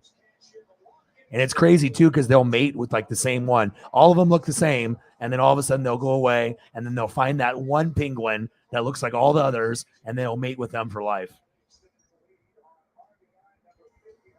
Or I've seen one where the like girlfriend died or the boyfriend died, and then they come together and then they end up mating, because they're just so sad and stuff. Like I've seen a bunch of specials on the penguins. Like David Attenborough, when they do like the Planet Earth. I love that stuff. Sometimes you can watch that just not even stoned or anything, just like enjoy it. I love David Attenborough's voice.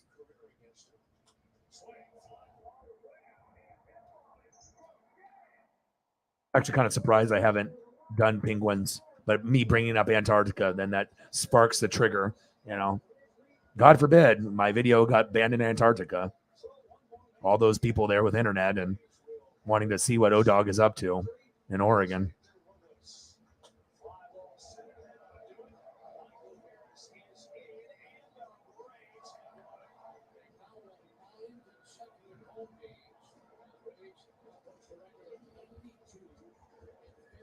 Yeah, animal photos are pretty awesome as well.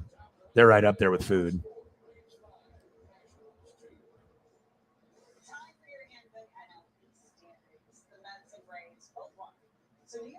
And there's like so many different species too, because these penguins don't look like the ones that we see on National Geographic. The ones that we see on National Geographic look like this.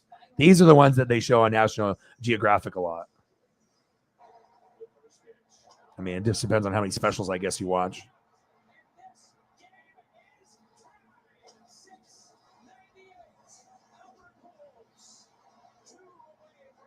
I love it. They like hold hands and everything.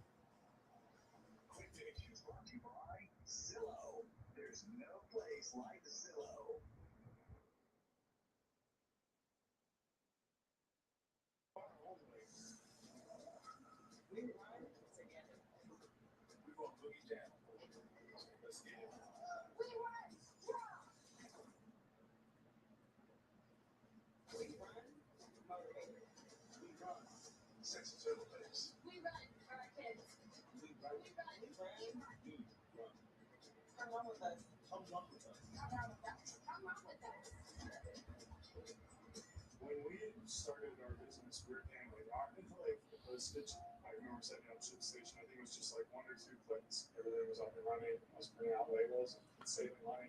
ShipStation saves us so much time. It makes it really easy and seamless. You can order, print everything you need, slap the label onto the box, and it's ready to go. Their cost for shipping like would have cut in half, just like that. ShipStation, the #1 choice of online sellers. Go to shipstation.com/TV and get 2 months free. Oh yeah, the wrench gang in the building. Yes, they did. Congratulations, fly Eagles fly. Space kitty, all of the space kitties.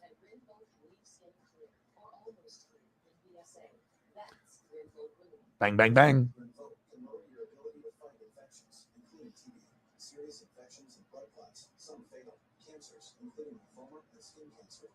The wretched wrenches assemble.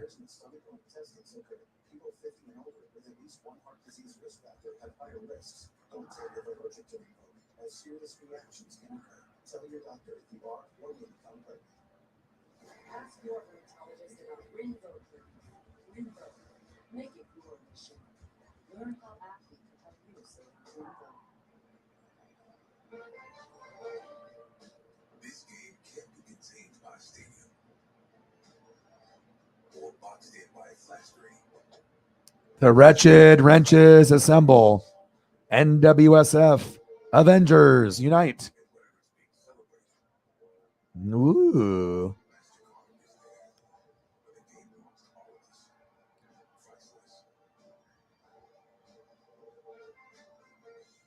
Oh yeah.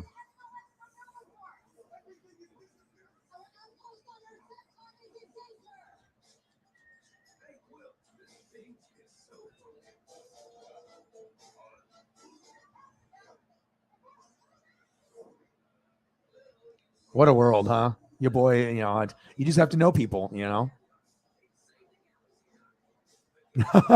Well, you know what I mean? I have a little ESP on certain things, but a lot of times it's just listening. And if you care, the Jalen Waddle dance, yeah.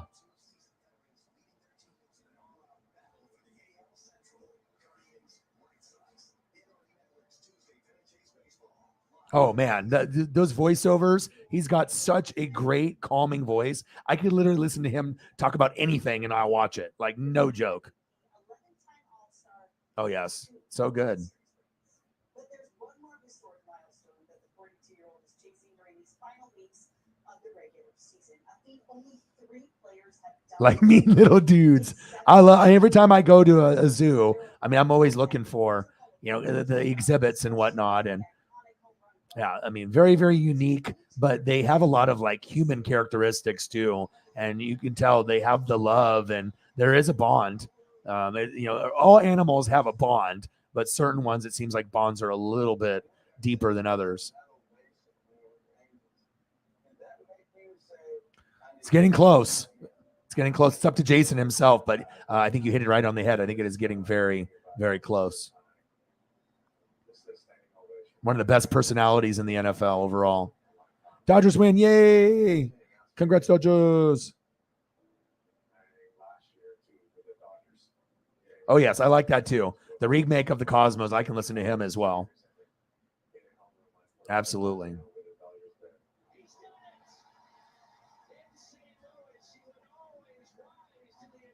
The best of the best. You guys. Wrench Gang. All right, so where are we going? You guys want me to continue with Korean food, barbecue? You guys want me to go to animals? I mean, we got what, 39 minutes to go. We'll go 6 hours because your boy always likes to grind and hustle. Yes, the Kelsey Bros are a dynamic duo. But I'll let you guys decide where you want to go. We can continue food. We can go into animals. Whatever you guys want, I'll let you guys run the table. Whatever you guys decide that you want to do.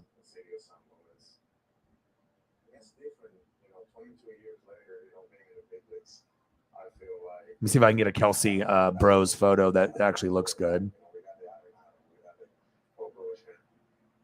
I don't feel like I have to carry all that load now. I get to stay back. I still prepare myself for the game, but I feel like, hey, this is my last year. I'm going to enjoy the best that I can. Now, no matter talking to the dugout, you've had that struggle, and now it's starting to come out of it. Was that part of the conversation? Like, hey, trust yourself. It's a long year for sure. But I think what's so good, the young players that we have, they say, you very rarely see a shot of Albert Pujols without a young hitter right next to him. I mean, we could end up doing just a animal live stream. Easy. I mean, I can do food, but I can definitely animals would be so easy for me to do. I'd never get bored of. I mean, I can sit there and watch Planet Earth for probably 6 hours straight. I don't. Ooh, that's a fire one. Hello. Yes, they are. You say it, I make it happen. You think it pops up on the screen. Okay, Senor Cat. There it is.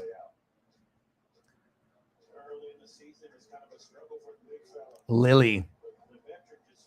All right, we'll take care of Lily. There's the photo. And then, like I said, we can go into food. So I'll let whoever wants to take charge, let me know where you guys want to go. And we got 37 minutes to have the best 37 minutes that we're going to have. And let's just do a quick review of where we've been. We started with the Brazilian barbecue. Eagles John is a genius.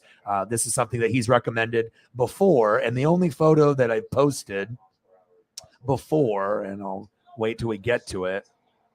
Everyone looks great. This one, we did this one like 2-3 weeks ago, and that was the only one that we went, and then we bounced to other stuff. But it's nice to be able to look at stuff that, I typically don't eat, but I know I would. And if it's meats, whether it be Brazilian barbecue or Korean barbecue, I'm all about that life. And then animals, we transitioned into that. Let's go. Why not?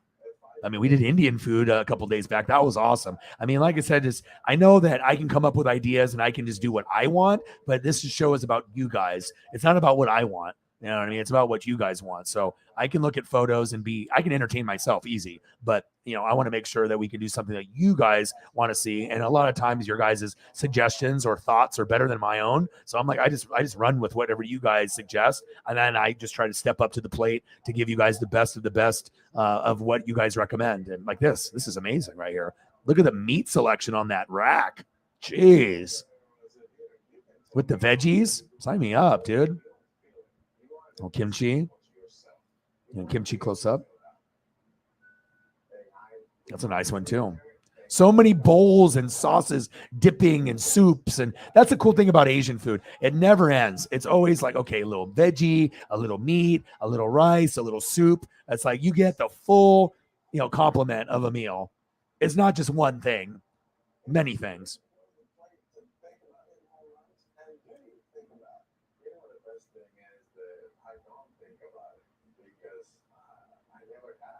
We're locked in the brain.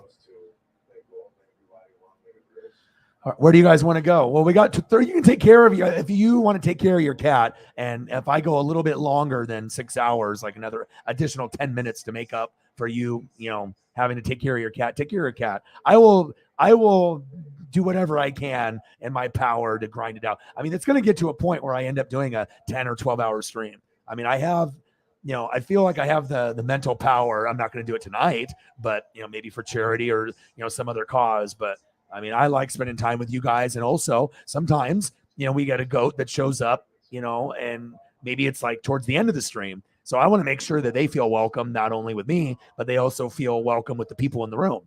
Some people have been here since the very beginning of the kickoff, like Sarah, and then people that had other responsibilities like Ollie, and then she came in late, and we always love that. So I'm going to make sure I cater to you guys. So whether it be Penguins, Travis Kelce and Jason Kelce, or Korean barbecue food.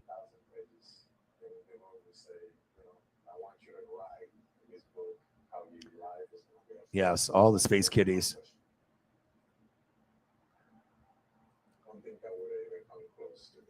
I'm going to see if I can find any other Korean barbecue. The food part is like, I mean, I love this the stream. I love, everything that I, put together and do. But I don't know, man. These food photos, though, it's just something else.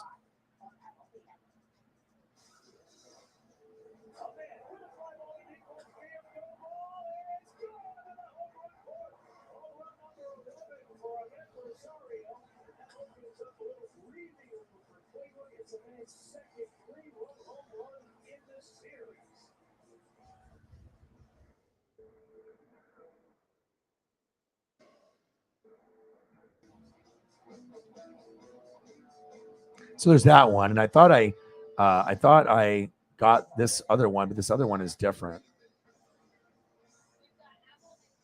I was like, didn't I already have this one? But this is a different one.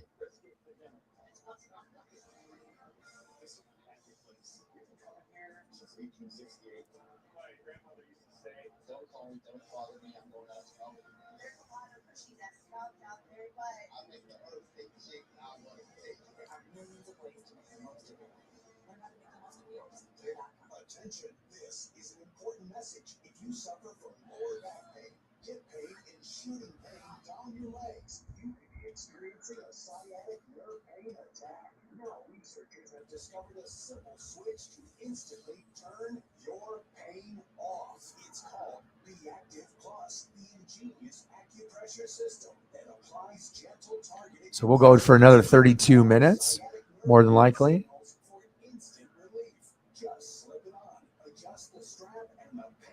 It's good for the mental health, man. Like, no matter how good of a day or bad of a day that you had, your team won, your team lost, you won in fantasy, you lost, whatever, but it's just nice to be able to hang out with people you enjoy being around, and you can just vibe together.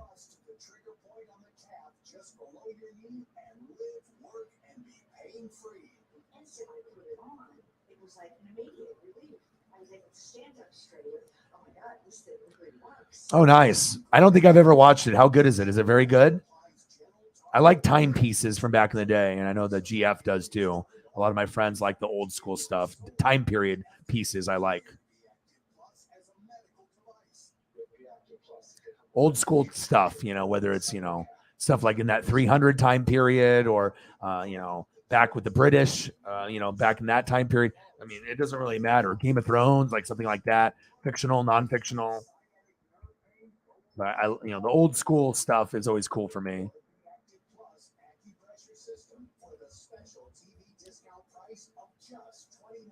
If you don't begin to get instant relief, send it back and owe nothing. But to make this the most pain-free offer on TV, you can get a second one. Just pay a separate fee. All right, might as well turn Raw on so I can get a little bit of that in.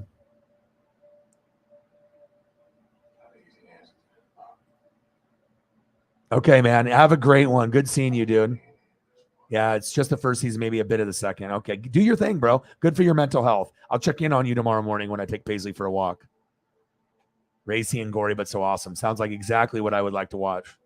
You take care. You enjoy yourself. And I hope things get better for you. And I'll talk to you tomorrow. I'll message you.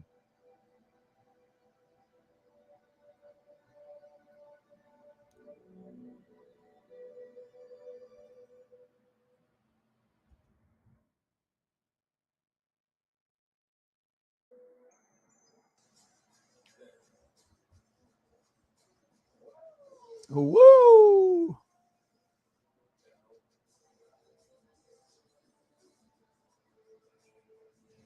Oh, man. Your boy's killing it tonight.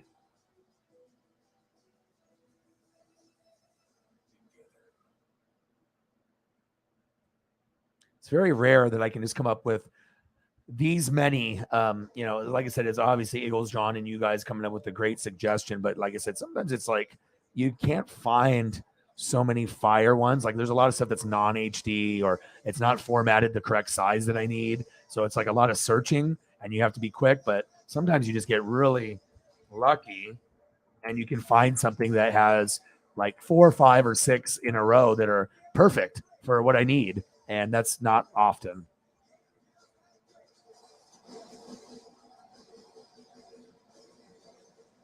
Did you watch any Raw, Sarah, while you were watching the games with me, or no?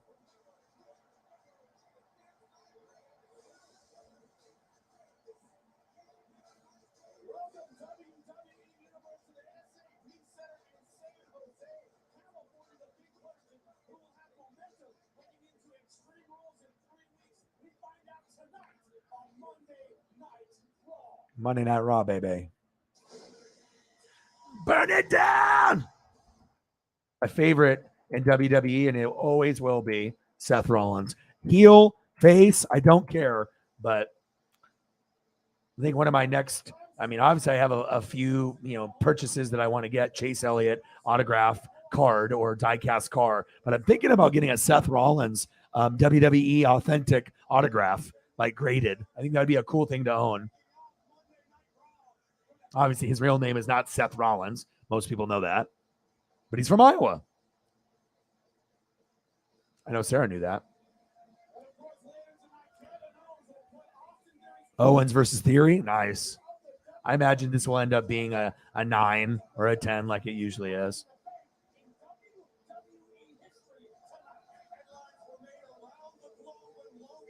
Oh, see, that's like when you end up doing something like that, it definitely, you change your theme song up a little bit. It's kind of like the Shinsuke Nakamura, it's like when you have stuff where you can have the crowd chant, the oohs and the ahs, and that's just brilliant.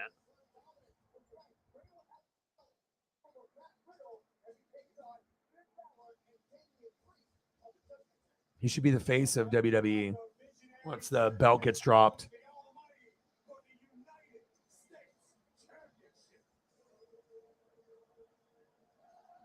Oh,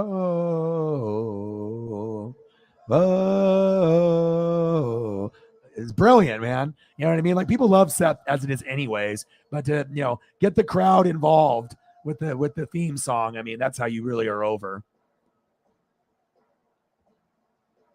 Love it. They've disrespected Seth way too long.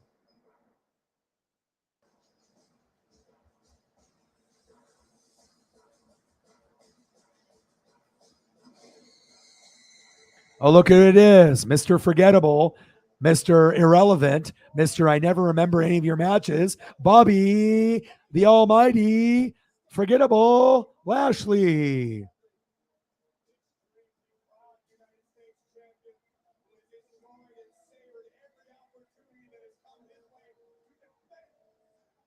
All right, let's go back. Still going, so we'll start it. So we started with Brazil.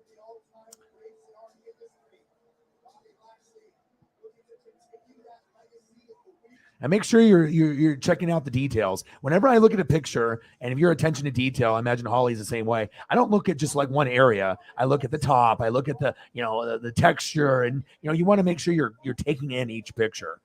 For all the little subtle details, the veggies and how it's made. What's in the background. Soaking in everything.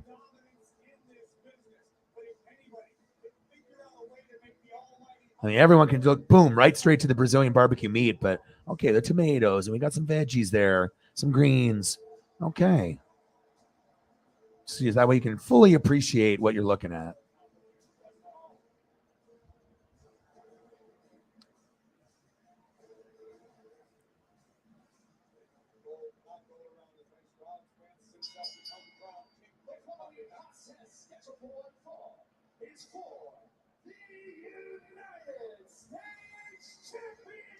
United States Championship. I mean, giving Seth Rollins the United States Championship is a slap in the face. I mean, if he gets it, he gets it. But, I mean, Seth is too good for that belt.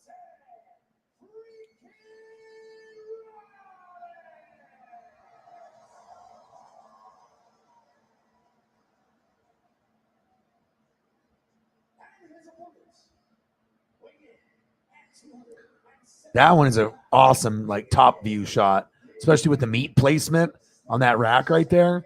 That's a thing of art. That one is by far the best picture out of the ones so far to me.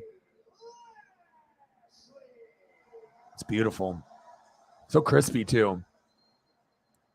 Some sushi and some kimchi. Close up.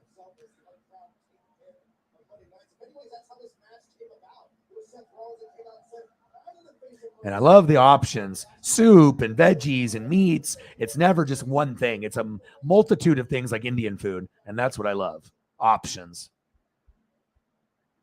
God, I'm in heaven right now. Wish I could eat this stuff.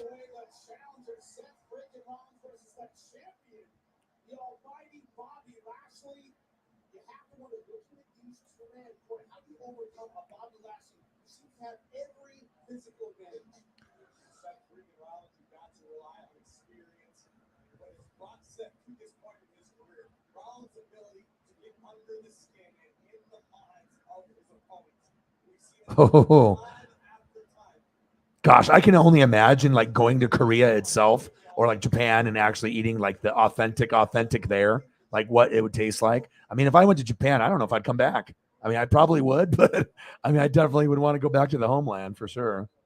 That is a dream of mine to go to Japan before I die. It's very expensive, but I think it would be very worth it. Good for my soul.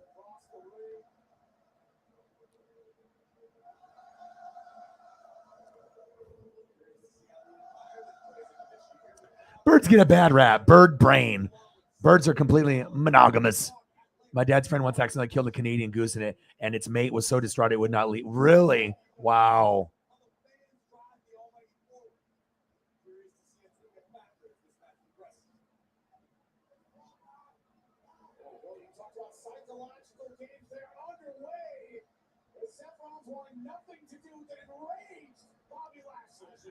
Well, I think it goes in wrestling. There's just so many people, you know what I mean? There's just so many options, for certain wrestlers that sometimes they lose track of the greatness. And then, they go through different people. And then usually you have certain guys that are great on the microphone, great in the ring, and they just get overlooked. But finally, Seth is back in the mix. But Seth hasn't had a major belt in like 5 years, which is insane. But sometimes they give a guy a belt way too long, like right now with Roman Reigns and the Bloodline. They're just eating off the merch sales and what they think that the little kids want. But Seth, to me, as far as like mic skills and in the ring, I think he's the best.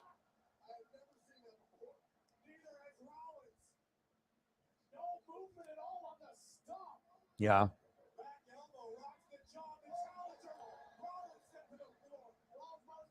The plating, though.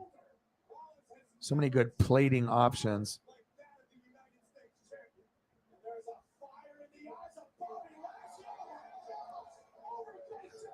The word glistening Tender. The M word. Girls hate the M word. Don't say it. Don't say it.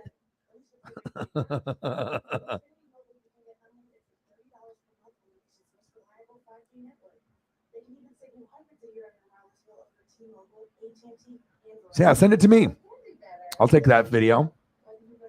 Or you can send it to me too. Please. Okinawa. Yeah. My mom is from Osaka, so I mean, obviously everyone's like, oh, Tokyo.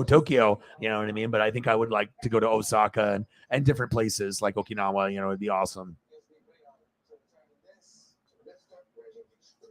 Tommy dances after hitting a golf ball. Ooh, sounds like a must-see TV.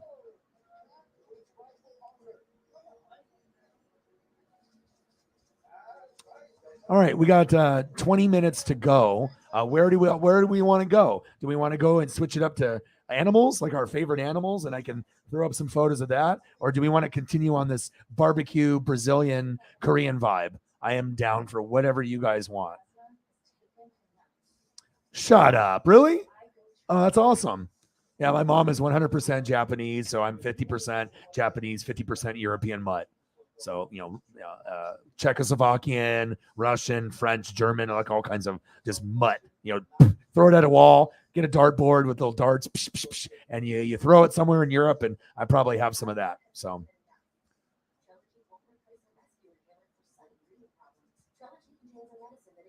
but I let you guys decide. What do you guys want? Where do we go from here?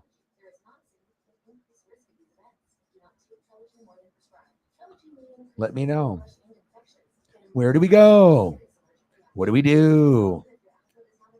Would you look at that?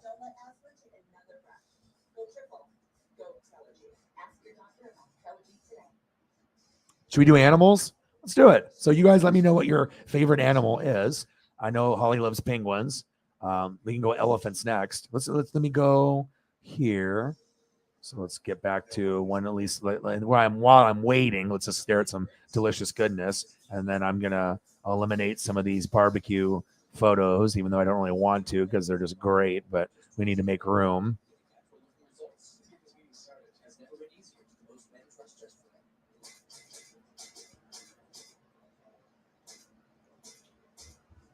All right, I got to go back to the penguins just for a second. That's where I get my mind and my body ready to go to this journey that we're about to go on here.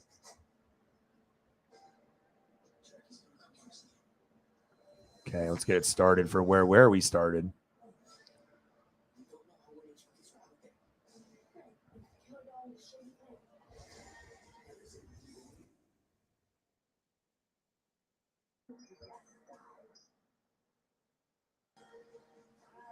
And I'm going to hit you with the best of the best of the best, okay? I got a reputation here, and people don't know what they're missing out on.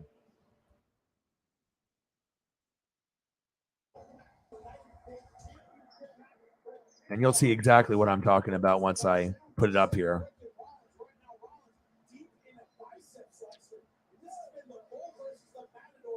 Okay, are you guys ready for the cuteness overload? Are you ready? 3, 2, 1. Adult elephant or a... Oh, of course I'm going to hit you with the baby. Are you kidding me? What's cuter than that? Come on.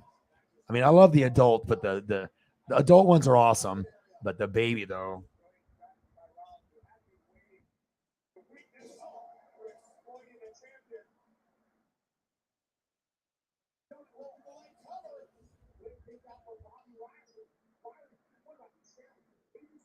Orion for the win.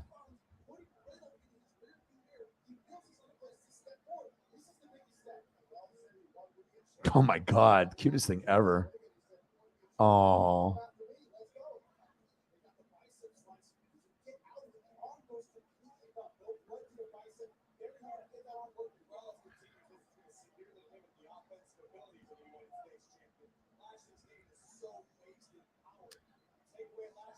And I definitely got to get a mama and a baby.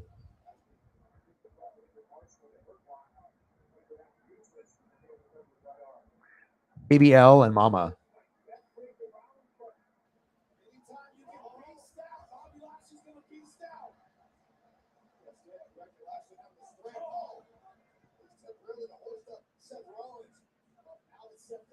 Oh my God. Why haven't we done this earlier? But I guess everything just comes to us at the right time, you know.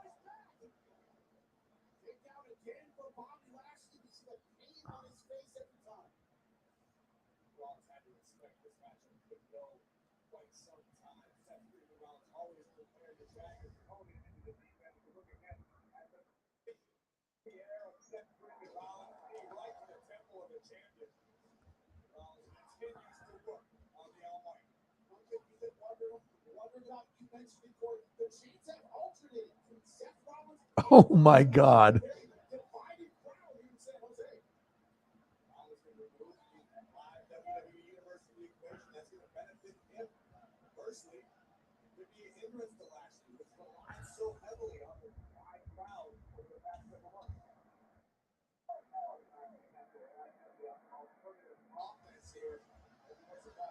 Yeah, if this doesn't get you in a better mood, nothing will.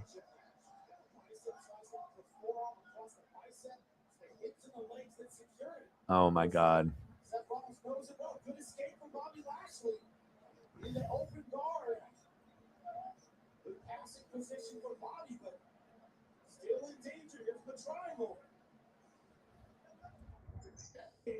Right now, Bobby, though, trying to put the shoulders down, back to his feet. Bobby Lashley back to his feet. Hoisting up. Oh, that's a difficulty of playing guard with Bobby Lashley. Raw analytic power from Bobby Lashley. Trying to get the Look at these eyes. Wow. Pretty. Hoisting Rollins up. Rollins out the back door. You see the weakness in that right arm. Dr. Corelli lock lifted him up, but couldn't keep him in position. That right arm giving out yet again. Rollins looking to continue the attack. On the outside. Oh, the second time's the charm.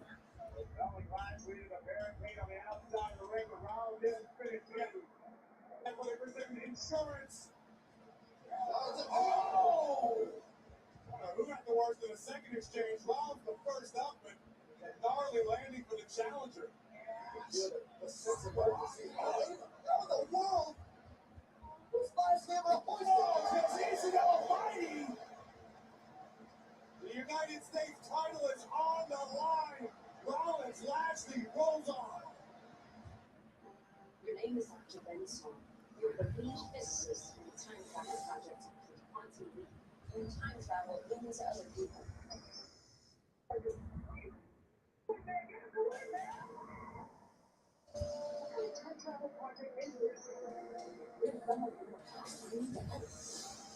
Oh my goodness. Just out of curiosity, is the person I leave with the guys? Who guys know? Good to know.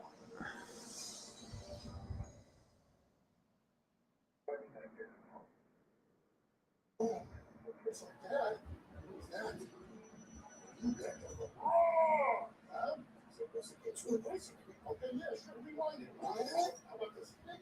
But bundling your home and car insurance could save you hundreds. And the neighbors are like, echo, huh? Oh, baby red panda. Oh my God. Garden of Life's doctor-formulated Lucas probiotics contain 40 billion probiotics that help your digestion, so you can be a more regular human. Just say cool. I think everyone knows that we can do it. You could, girl. Look for Garden of Life, the #1 probiotic that helps women, #2. We're celebrating 50 years of Popeyes chicken to heal your body. Now for just $6.99, takes 50 years of approaching juicy chicken meat serving since 1972. 5 weeks while you can for just $6.99.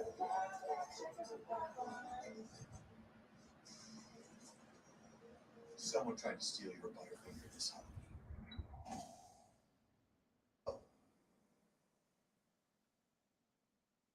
Oh, I could do this for like 12 hours. My God.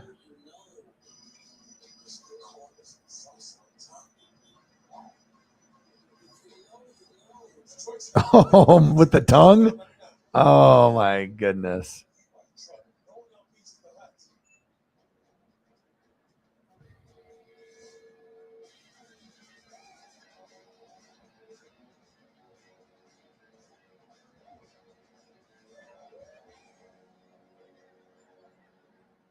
Our screwed up political system doesn't offer any good choices. So we need big change.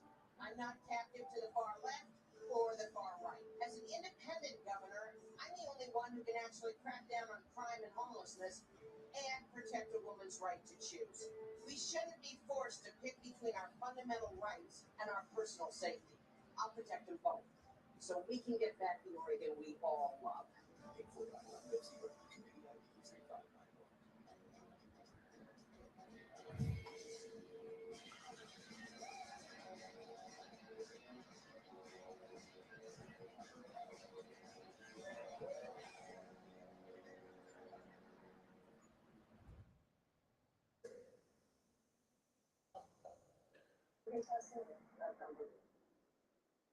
That was a massive slip up. This is literally nuts. Second class, season finale tonight at 11 at the Raw on USA.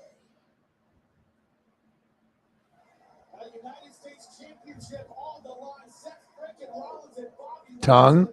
Seth Rollins. Hello. Oh my gosh. Seriously, I I think that's I'm going to end up being known for. Like, people are going to know me for doing wrestling and doing for, football, play-by-play and everything. But I think that, sometimes you find your calling and you don't know necessarily what it is. But I think I have this pretty much, with all the effort and energy that I put in. So animals always win. We got the elephants, the red panda cubs.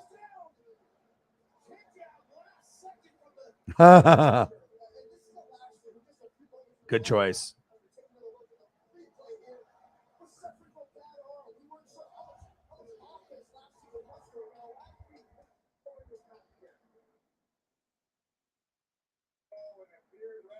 Oh, this is like cuteness overload. This is too much. Oh, God.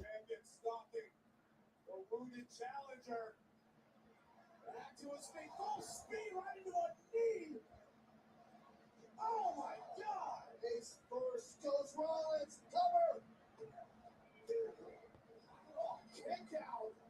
Milliseconds before 3. Bobby Lashley has to ask himself, what's it going to take to put Seth freaking Rollins away? He's going to walk out here, not just United States champion, but the face of Monday Night Raw. It was into the spaces from the beginning about that. I'm the man on Raw. No, I'm the man. So I'm making a statement, not just getting gold tonight. Rollins taking a long time in the top turnbuckle. Lashley ports it with a stiff right hand. Lashley ascending up with some plans of his own. Oh, this would have to end it, gentlemen. Got me thinking superplex. Can the Almighty pull this off? Always desperately trying to fight out, trying to thwart those plans of his own. He might be going after the eyes. Very, very wisely, Rollins attacking the eyeball. The official's view is obstructed. Check this power out. Lashley! Oh! Puzzle bomb! Just got folded Bobby in half. Now Seth. Oh my God! Huge splash! He was seeing a champion! Oh! The Almighty survives. I mean, I got this shit down pat like a science, man. Oh, look at that. Oh, hug mama. Hug mama or daddy.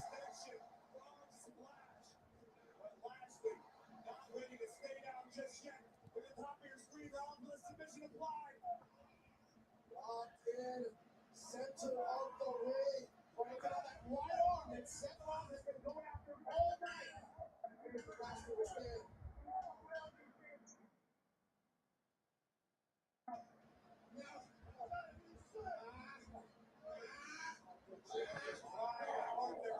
Challenger. And Rollins now raining down elbows.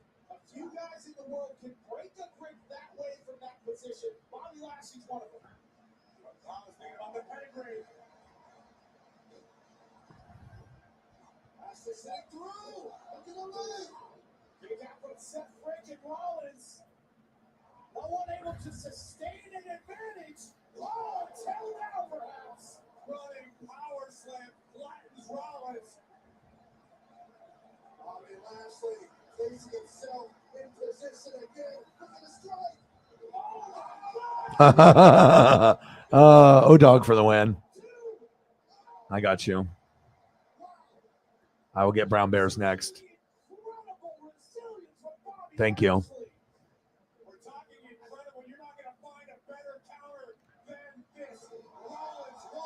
Bang, bang, bang, bang, bang. Yeah.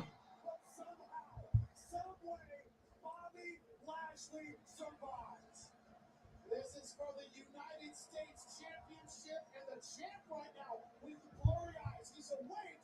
I don't know if he's mentally in it right now. Absolutely incredible that SAP sent Bang, bang, bang, bang, bang, bang, bang. Thank you so much.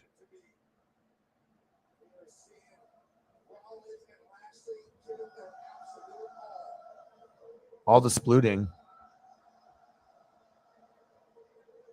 Cutest thing ever. All right, let's go from the very top here. So penguin, baby elephant, baby L and mama, baby elephant, baby panda 2, baby panda tongue, family. Oh.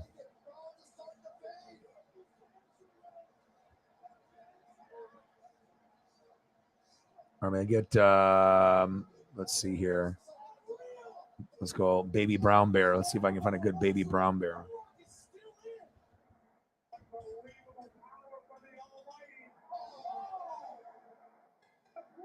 Oh my god, this is way too much for my life right now.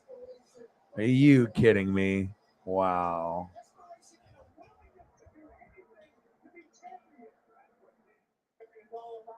Yeah, this is a good rabbit hole to go down.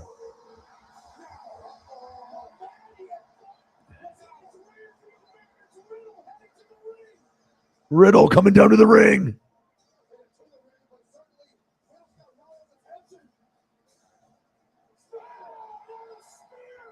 Oh, 2, 3.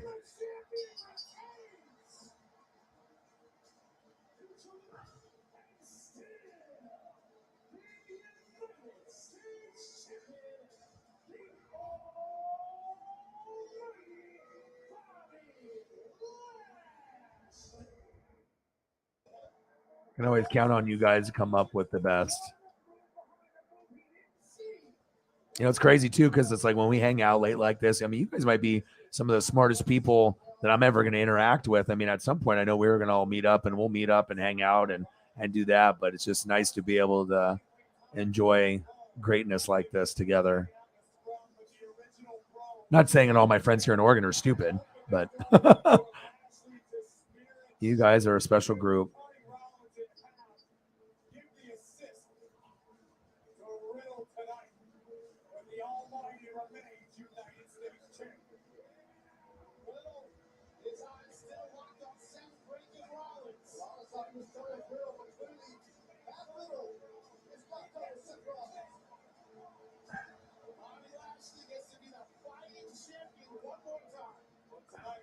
Oh.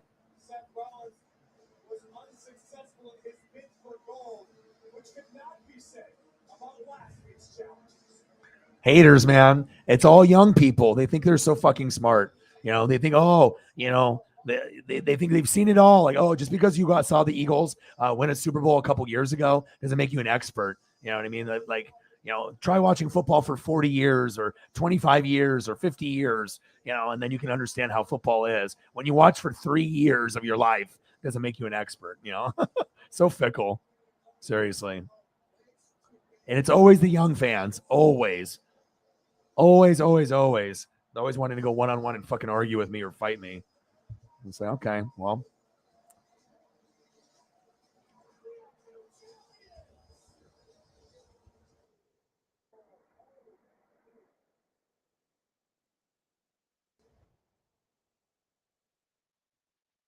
Oh, wow. Look at this.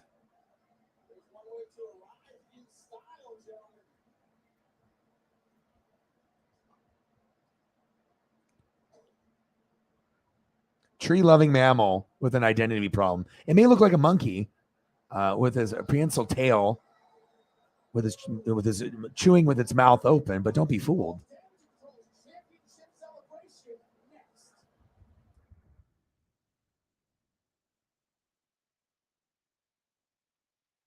Oh, we're going down the rabbit. I mean, we're about 1 minute away, but I'll keep going. We'll hang for a little bit here. At least go down the rabbit hole a little bit further, and then I'll spend some time with Paisley and be a normal human and do human things. Eat laundry, read some more. Sometimes it's hard not to, I like being able to spend time, and gosh, so many amazing photos here.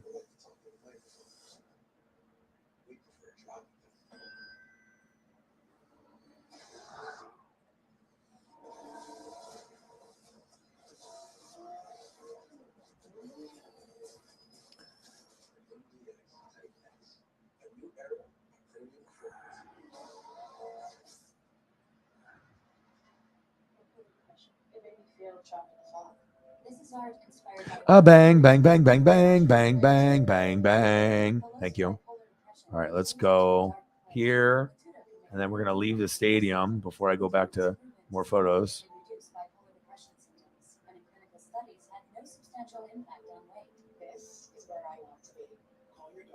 Okay.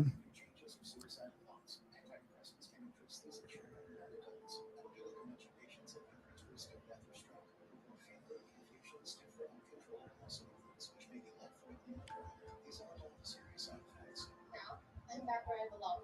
Ask your doctor if Latuda is right for you. Pay as little as $0 for your first prescription. Now that gas prices are so high, Domino's is giving you 20% off all menu prices when you order online for a limited time. So hurry and take advantage of low prices. I mean, high prices, which mean low prices. You get the deal. 20% off menu prices on everything for now at Domino's. I'm not sure if I've ever. I'm not. This is Costa Rican animal.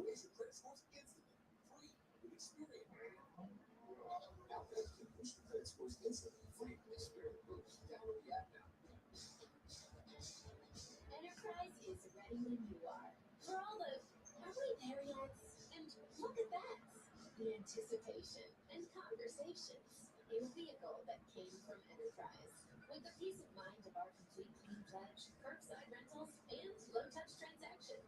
Plus so many vehicles of all kinds. So you can relax and focus on the moment. All of them. Enterprise, connecting you to all the places you love.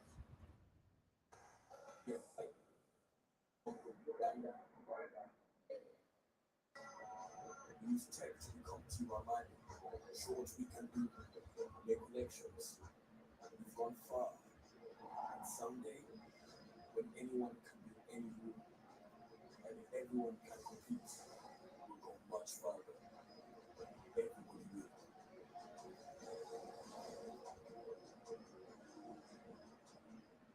Now that gas prices are so high, Domino's is giving you 20% off all menu prices when you order online for a limited time.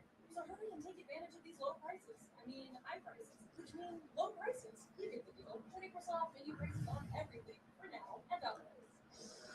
Can someone provide the exact definition of a franchise quarterback?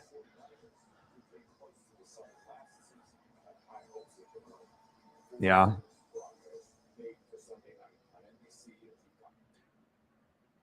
Central and South America. Monkey, dog, cat, rodent looking animal. I was going to say, I don't really know what to think of it. As a little bit of aspects of a little bit of everything.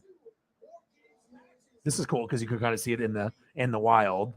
And then this is like on a table or whatever inside of a house, but in its real element. Okay. That's what I was just about to say. Kind of like that. I mean, especially this one. I was like, oh, okay. I learned something new today. Okay. And then let's go with your other one, which is Sugar Glider.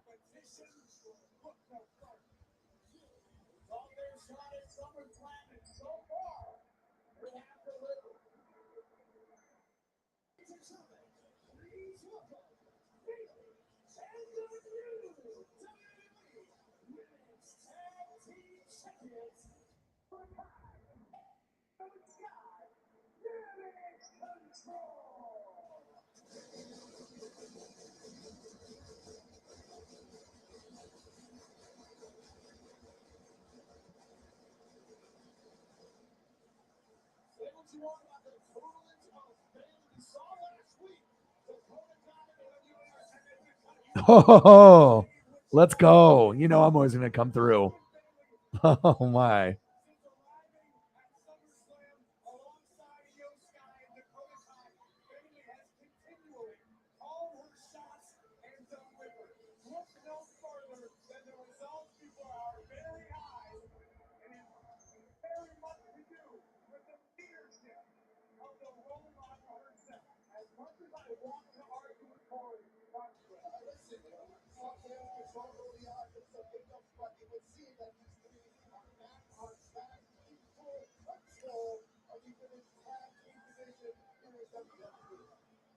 I love learning new things every day and seeing something new every day. You know, sometimes we get caught up in the craziness of life, and it's just nice to be able to learn something new and also see something new.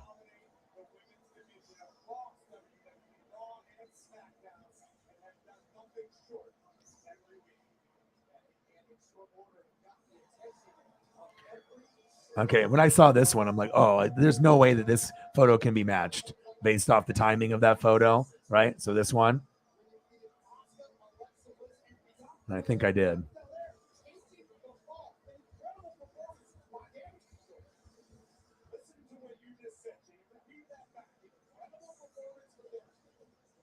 I was like, ooh, this is amazing. Okay, okay. That one, though.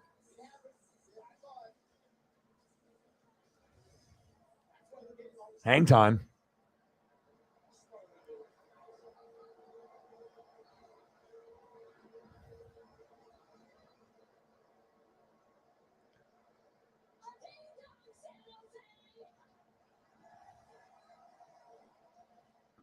All the action shots.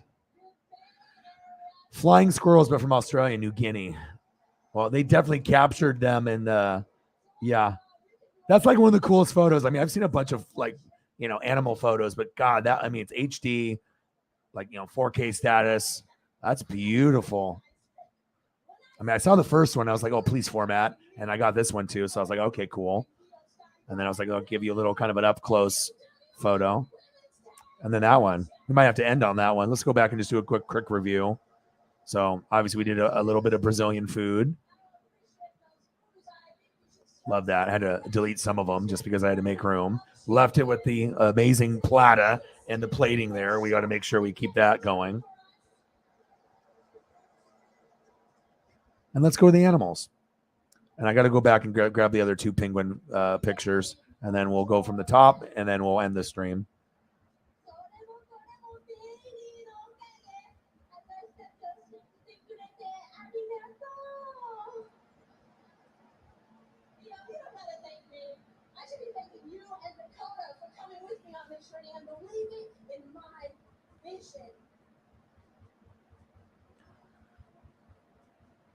You know, we needed each other. This division needed us, but you know who we don't need? Oscar, Alexa Bliss, and your current Raw Women's Champion, Bianca Belair. All right, let's make our way down. So boom, boom, boom.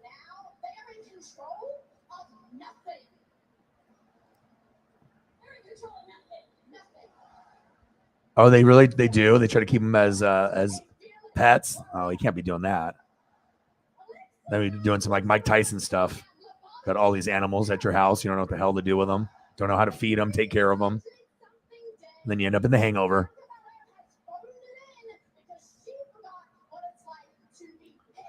This is really cool with like the mountain and like the mountainside. That's very cool.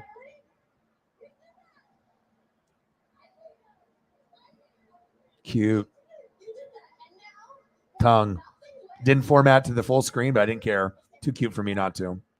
There we go. Like a dog or a cat. The family. Aw. Splooting, like Victor. It's like sploot.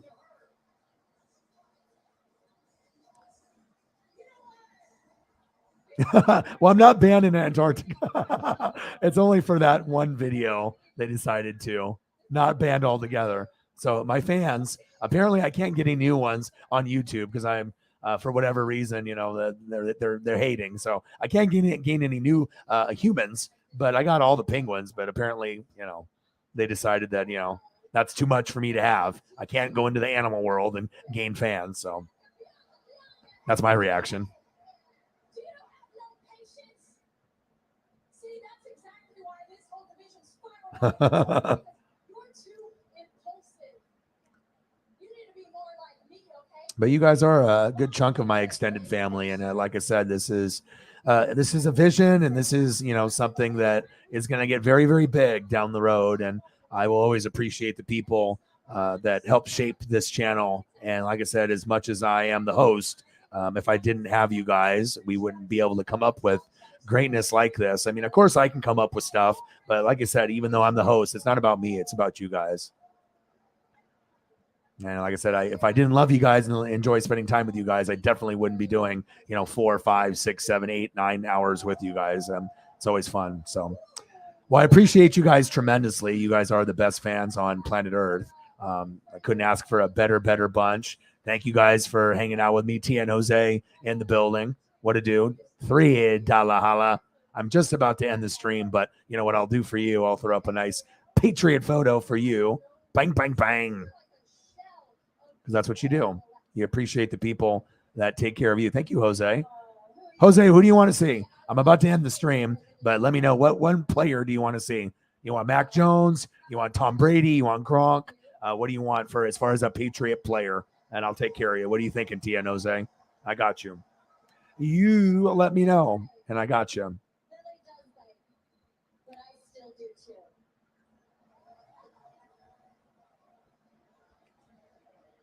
Jose the Lurker. I hope he just didn't donate and just leave. I know sometimes people do that. Oh, here's money. Bye. Wait. I got something cool for you. Mac and cheese. And you're not talking about the food. Okay, I got you. Yes, mac and cheese is Mac Jones. When you know, you know. Even Holly knew. There you go.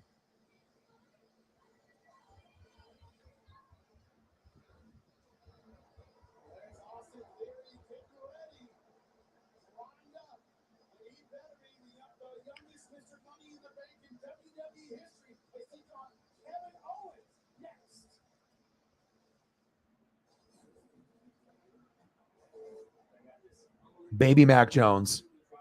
Adult Mac Jones. Mac 10.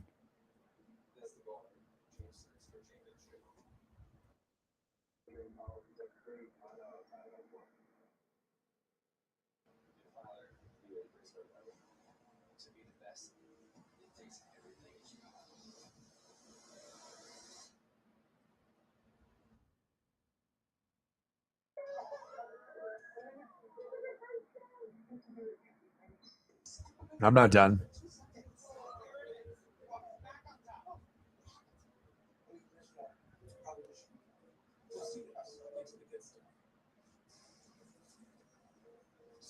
I'll give you Alabama love.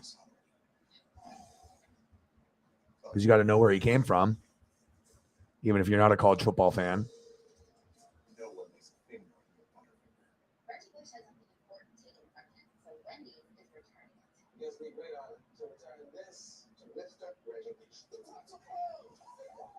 And I got you, bro. Let me get you an action shot.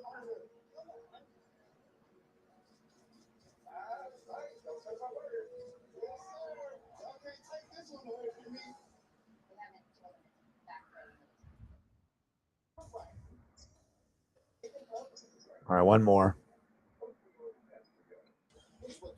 All I know how to do is work.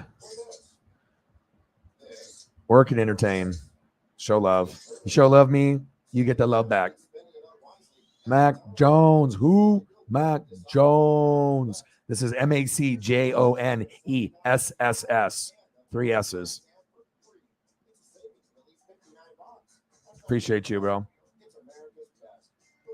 Tien Jose, he's like, you're never leaving the stream. I'm going to keep donating. You're staying here forever.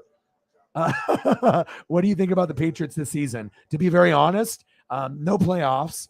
The Dolphins leapfrogged you. The Bills are the best in obviously the AFC East, but it showed a lot of moxie for you guys to beat the Steelers. Remember, if they had TJ Watt, you would have lost. But TJ Watt is injured. You took advantage. It's going to be kind of one of those years. The goal is to get 10 wins. I'm not sure if you guys are going to get it, but hopefully you guys can draft better and pick more free agents up. You guys were very quiet in the draft and very quiet in the free agency. You guys needed to make a splash and you didn't. And Bill sometimes can use his brain and bail you out, right?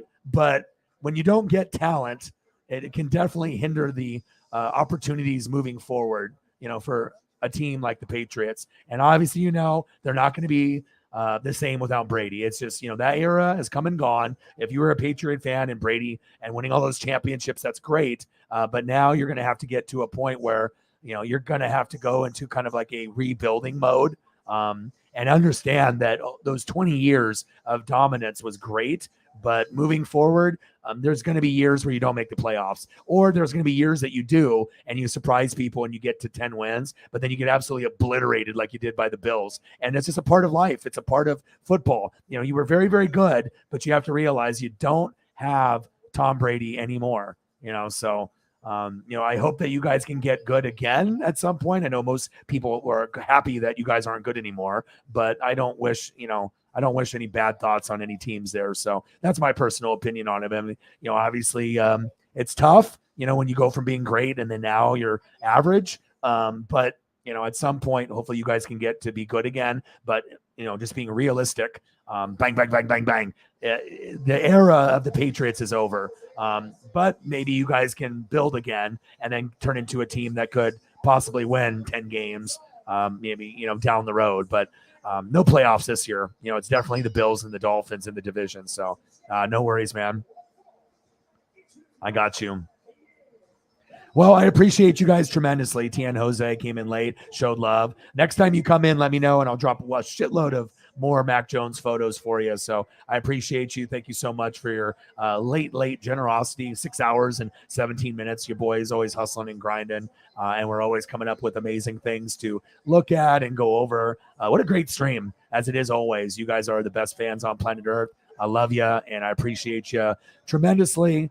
And I got one question for you. Who talk sports like us? Your boy Ryan, Northwest Sports Fanatics. Thank you so much for everyone that donated, everyone that commented, everyone that shared the video. And hopefully this one doesn't get banned in Antarctica and everywhere else. And I actually have a video to look at in the morning. So I love you. Appreciate you. Thank you to every single person. Let's take a quick look on all the other socials really quick, or the donos, to make sure I'm not an idiot and I miss anything at the very end. I think we're good. Yeah, it looks like we are good. Thank you so much. Space Kitty, Eagles John, JT, Jose, Tien Jose, all you guys are awesome. Sarah, I love you guys. Appreciate you guys very, very much. And I got one question for you. Who talk sports like us? Your boy Ryan, Northwest Sports Fanatics, and I'm out. Gang.